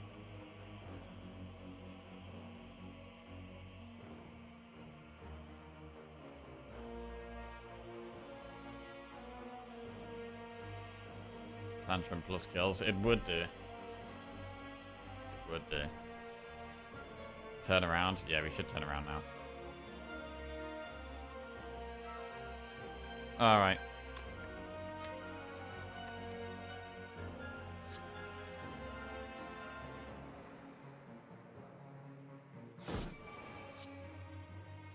And we'll bring back Vigilance and cut through fate.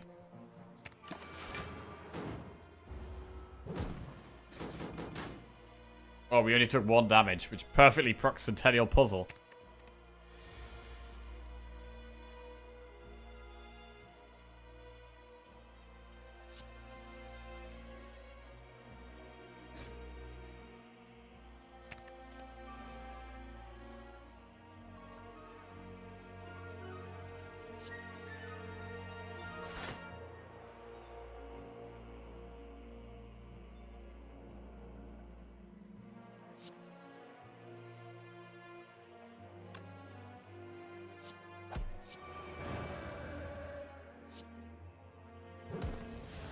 Alright, now we can Vigilance Tantrum.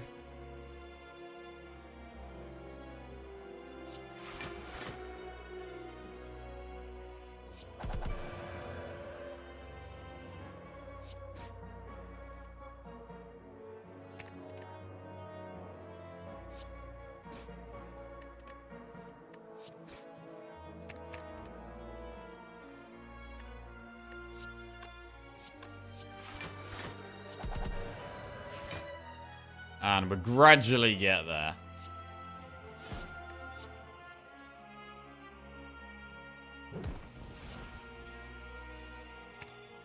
I'm learning the ways of meditate here. With the establishment as well. This is probably the best value I've ever had off of establishment. It's not a card I've used much at all.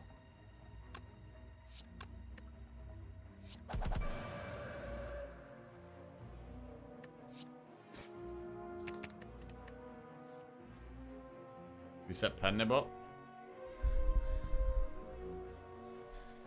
To be fair, I should probably have ink bottle pretty high here. I think we should set the ink bottle up.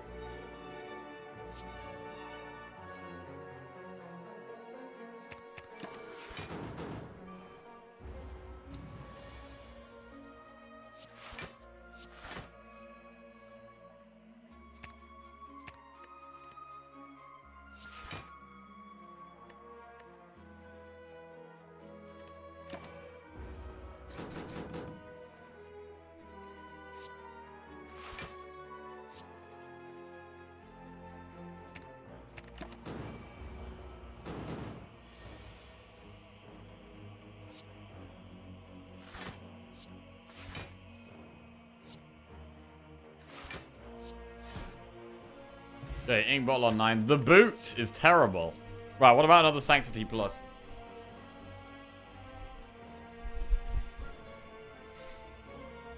Does it make us more consistent right now? It's a good card.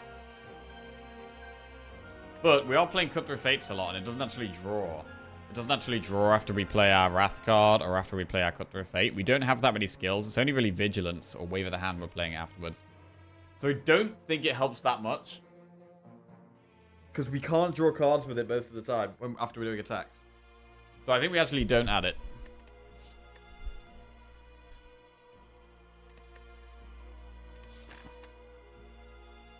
Then again, if we get it to 0 with Establishment, it's just free block and draw.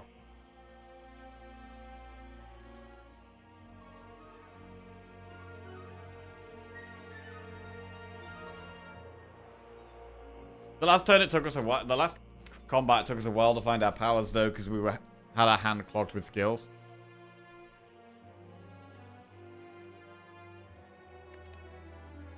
Our best block is switching stances. I'm gonna skip. Right, here we go. Heart time.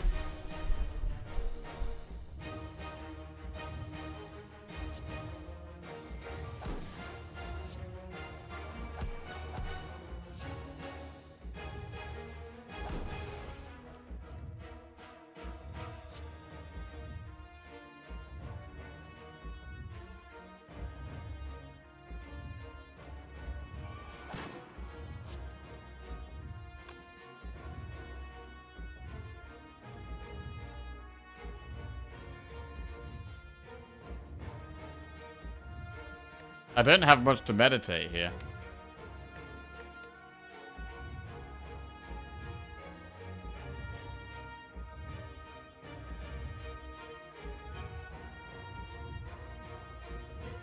If I tantrum, I can't even...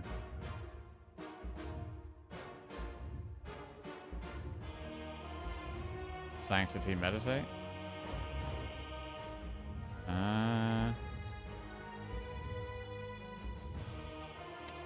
I mean, we want to put a way of getting in Wrath there, I think.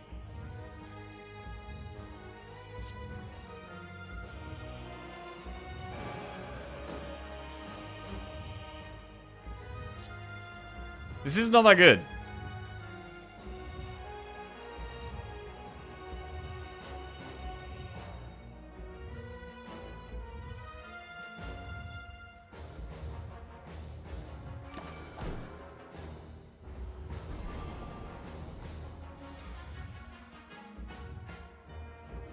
Wow. Eruption here is a huge risk. I guess we start with... We get the Centennial Puzzle draw right first.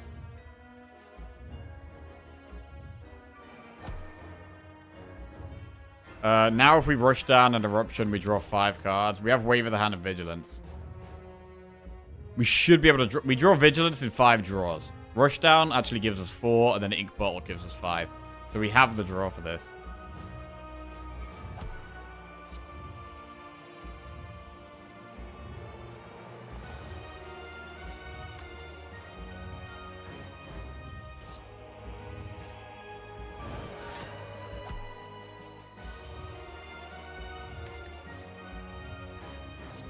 Now I can do Wave of the Hand.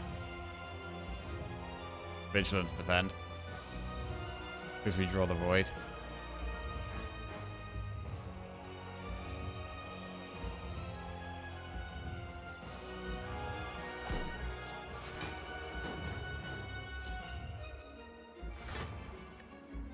Six weak, we get rid of the Dazed and the Void.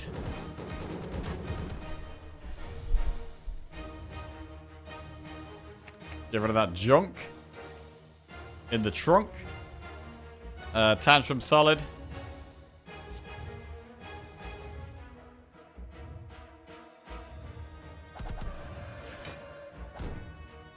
Okay, and now what do we do? Look for Vigilance. But bro, Vigilance is so important right now.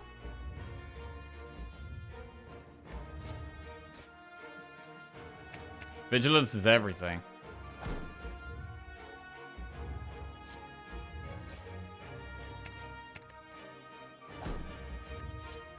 So we enter Calm and then enter Wrath. We could Sanctity here actually for a bit more block. Nah. It's a rock.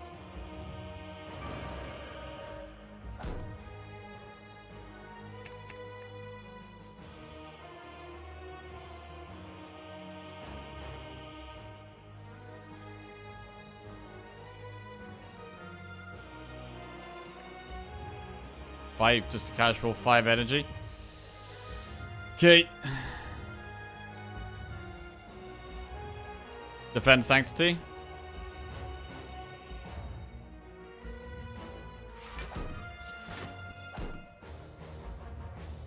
Got through Fate to try and hit Eruption. Vigilance, sorry. Oh wait, we draw our next card.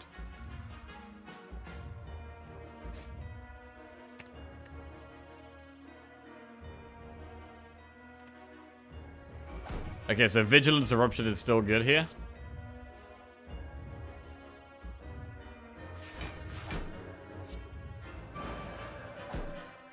And then I actually just want to put things back in the deck now.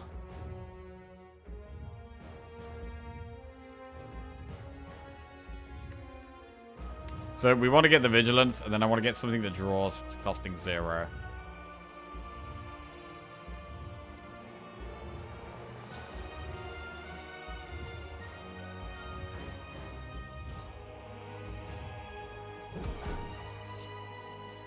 So we get Vigilance and a Cut Through Fate. Okay. That should help.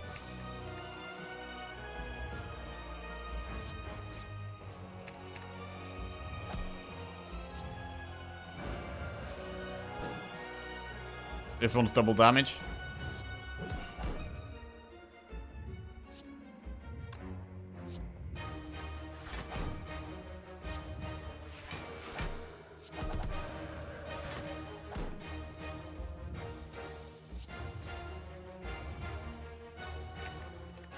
Meringue. We have Calipers.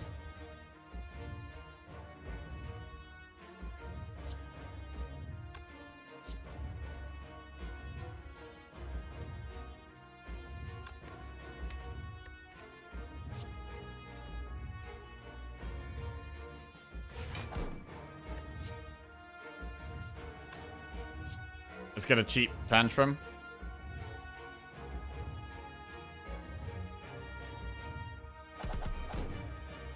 Oh wait, we can't get Tantrum. Never mind.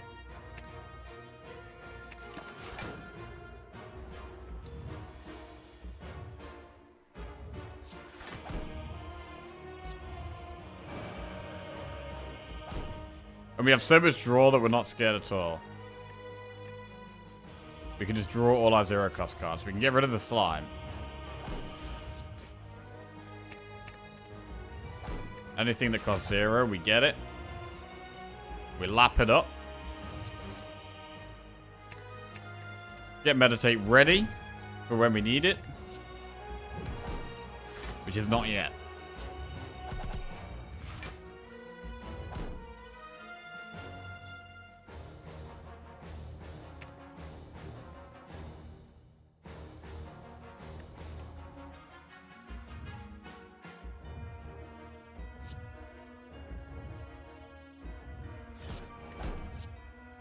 Keep doing damage. Right, we can't do that much here. We just meditate some stuff. Getting Sanctity on 0 is good.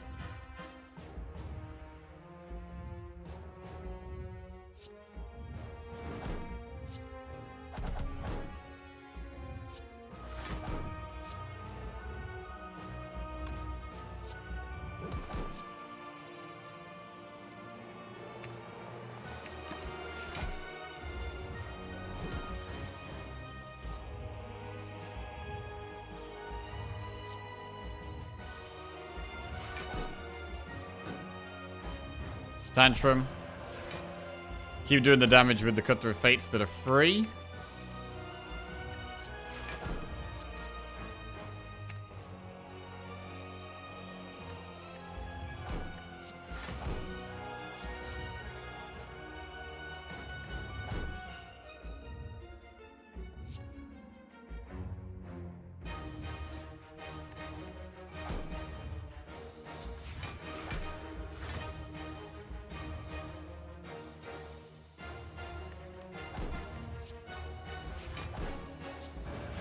Trying to damage cap it this turn. We haven't been doing a very good job of damage capping it.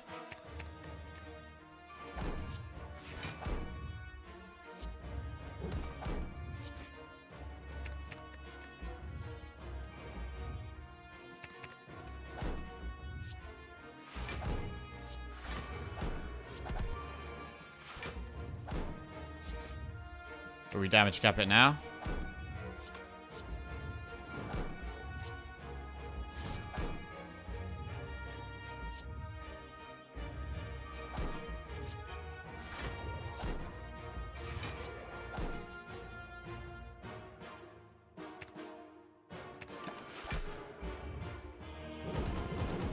Alright. Is that it? Did we do it? Did we do it?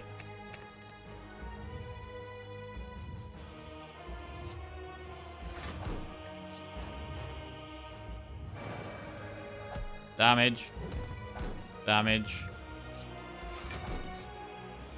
Just 18 damage at a time. Get in there. 18.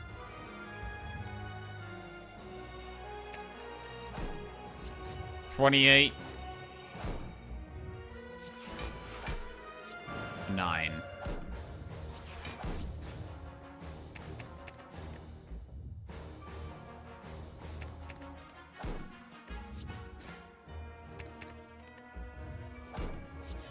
Heart is absolutely cooked. Baked. Peppered. Salted. Season that heart. Lovely. Good win. Good win.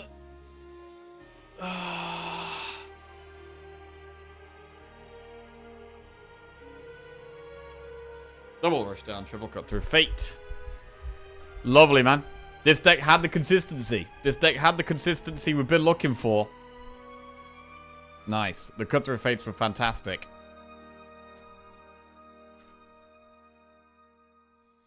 Right, we can get rid of those zeros. Right, we're never gonna have 5 zeros on the screen again. Never. Didn't know that in England they use that when words for cooking. Boil the heart. Sieve the heart. Pan fry the heart. Sear the heart. Shred the heart. Eat the heart raw. Toast the heart. Right.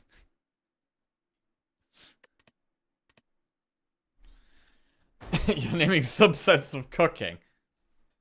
Well, that's what you got to do, right? See, lots of people at the moment, it's quite popular to say something is cooking or something is being cooked, right? But to build on that and make it more interesting, you use a subset of cooking instead of saying cooked itself.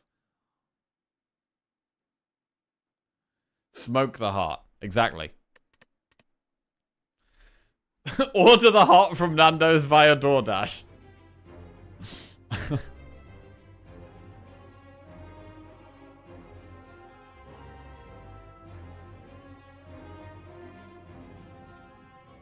Whoa, spoilers for future stream titles.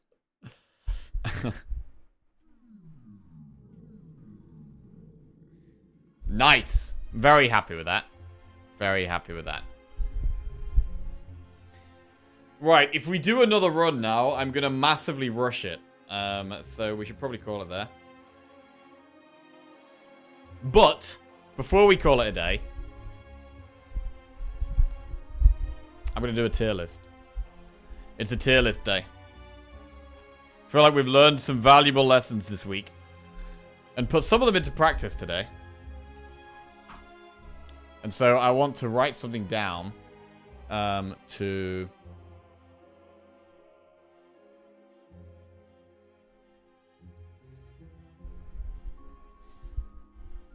help me improve my knowledge of the game.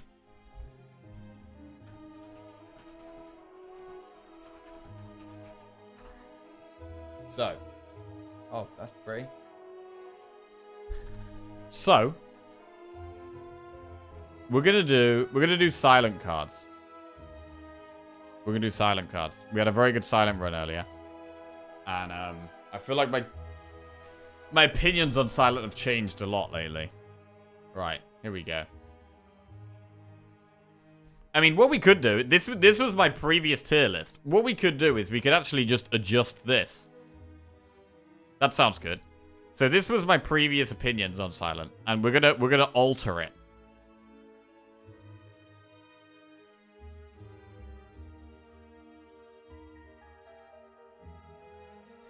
Right, Blade Dance is definitely not S tier. Blade Dance has got to go down. It's got to go down, down, down. Right.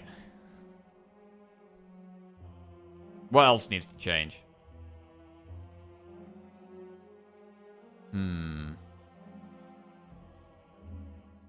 Dagger throw in B. Is dagger throw A? Well, let's start from the bottom. Setup is not F. Setup is definitely not F. It really wants an upgrade. But it's going to get bumped up 2 slots. We're going to move setup to C. We're going to move setup up to C. I've recently found uses for the card. And it's gone up in my estimations. I also think Sucker Punch is probably a bit harsh in D. Sucker Punch can probably go to C.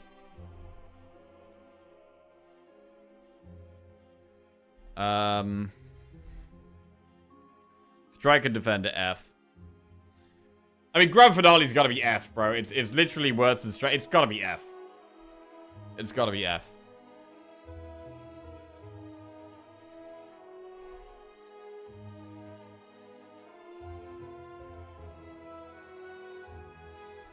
Catalyst has got to go up. Catalyst can win things on its own, right?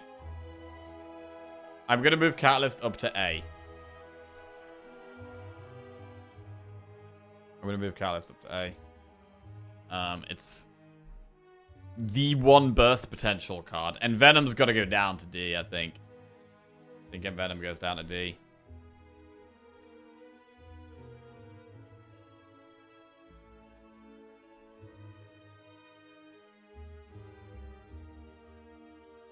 Outmaneuver.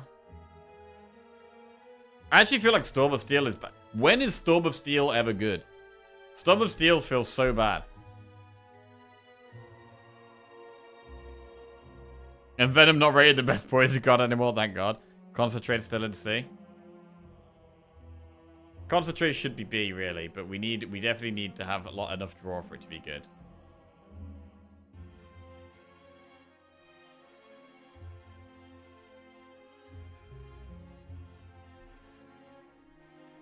Bro, Predator, where is it? Predator's an S tier card. I think Predator is the best silent attack card.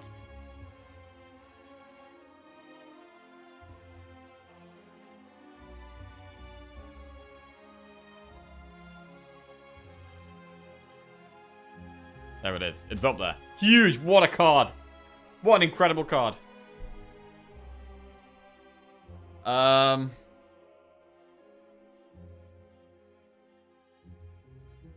Last Nightfall, Die, Die, Die. I think there's good A tier cards. I think they're great cards. But I think they can stay in A. Okay. I think these tweaks are probably enough. I can't see anything that looks massively out of place. I still think the poison cards in general are not amazing. But we have moved Catalyst up. And we've moved Envenom down. I don't even think Outmaneuver's... I very rarely take Outmaneuver. I'm going to put Outmaneuver in D. Recency bias strikes again. Yeah, we'll see. Listen, we're going to take some more Predators, and we're going to see how we do with those runs. See if we increase our win rate. Flask still in C? Yeah, it's in C. Prepared in C? Yeah, it's similar to Setup. I feel like it really wants an upgrade, and until it's upgraded, it's... I think it's weak until it's upgraded. And then when you upgrade Setup or you upgrade Prepared, I think they can go up to A. But... the difference between them being upgraded or not is very big. Does Kata really only belong in A? Yeah. A lot of the times you skip it, right? You have no poison in your deck. Skip that shit.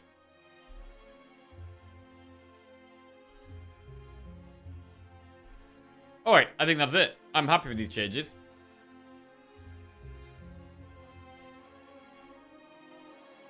I think this accurately shows my current feelings on the cards. Where's Bullet Time? Bullet Time's in A. Okay, I think that's fine.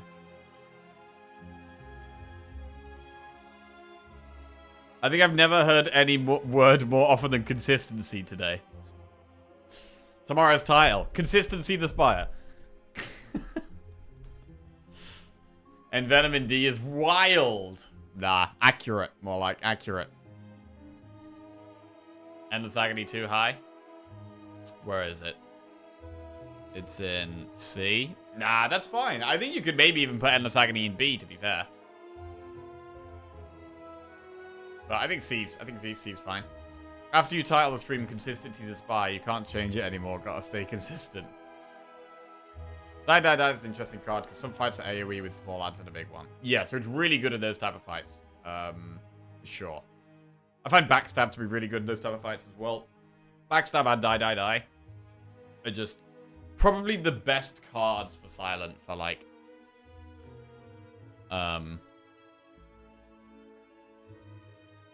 all-the-way fights.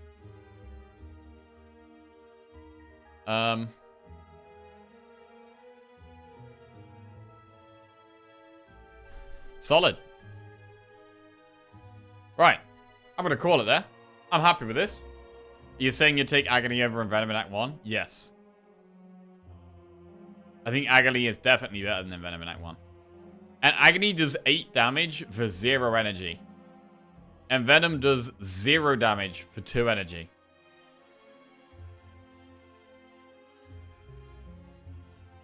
Endless Agony is definitely far superior to Envenom in Act 1. The only way I'd take Envenom over it is if we were still not in a position where we were going to beat the boss and we had like maybe a couple of Blade Dances or something, and Venom could help solve the Act 1 boss. Blind_Fury 22 just subscribed. Yo, Blind Fury, welcome back to the welcome to the Jackoffs. Thank you very much. Cheers. I think other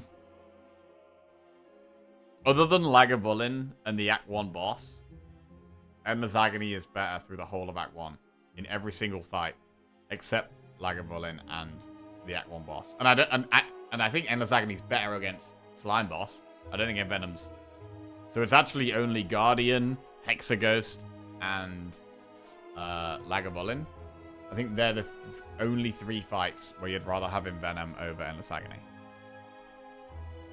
Would you take Malaise over Agony on Act 1? Generally, yeah. Malaise is really good against... Well, maybe not if we had Slime boss, but against the other 2 bosses. Guardian and Hexaghost. Malaise is really good against both of those. So I'd definitely take Malaise. And Venom makes other Act 1 cards like Abyss and Blade Dance stronger. It does, but there's quite a lot of cards in Silent that do that, right? Like other cards that make Blade Dance stronger are Accuracy, Choke,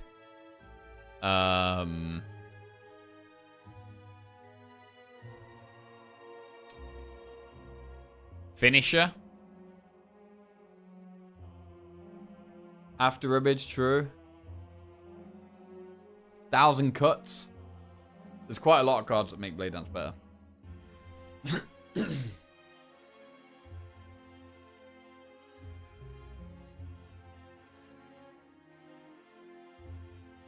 I remember a year ago when Paradox was the only Envenom defender. Speaking of Choke, what's it doing down there in C? Yeah, I don't think Choke is that good. I think it has I think it can be useful. I mean, we had a great run with it earlier today because we had Snecko, right? It's great if you've got Snecko. But if you don't have Snecko and lots of energy, it's pretty clunky. Like, I would much rather have Predator over Choke, generally. Much rather.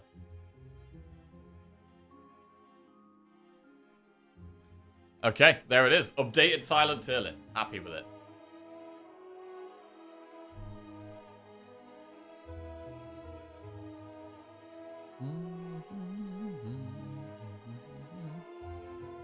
Okay. Right, I am going to call it a day there. Anyway, I hope you guys enjoy the rest of your day, wherever you're up to. I'll be back tomorrow. Hopefully we can keep some more consistency going. We've had some really good runs today. The defect run was a bit of a meme in the end. We ended up with reprogram. But I'm definitely learning some pointers this week and improving, I think. So, good. Progress. Learning is how we're going to get more streaks going. So, the learning is key. The learning is the most important part, actually.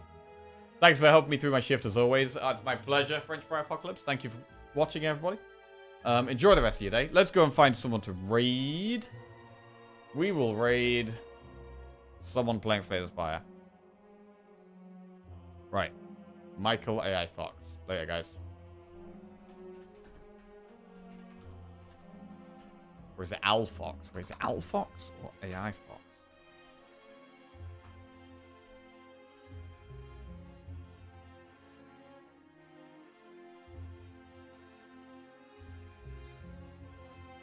Bye now.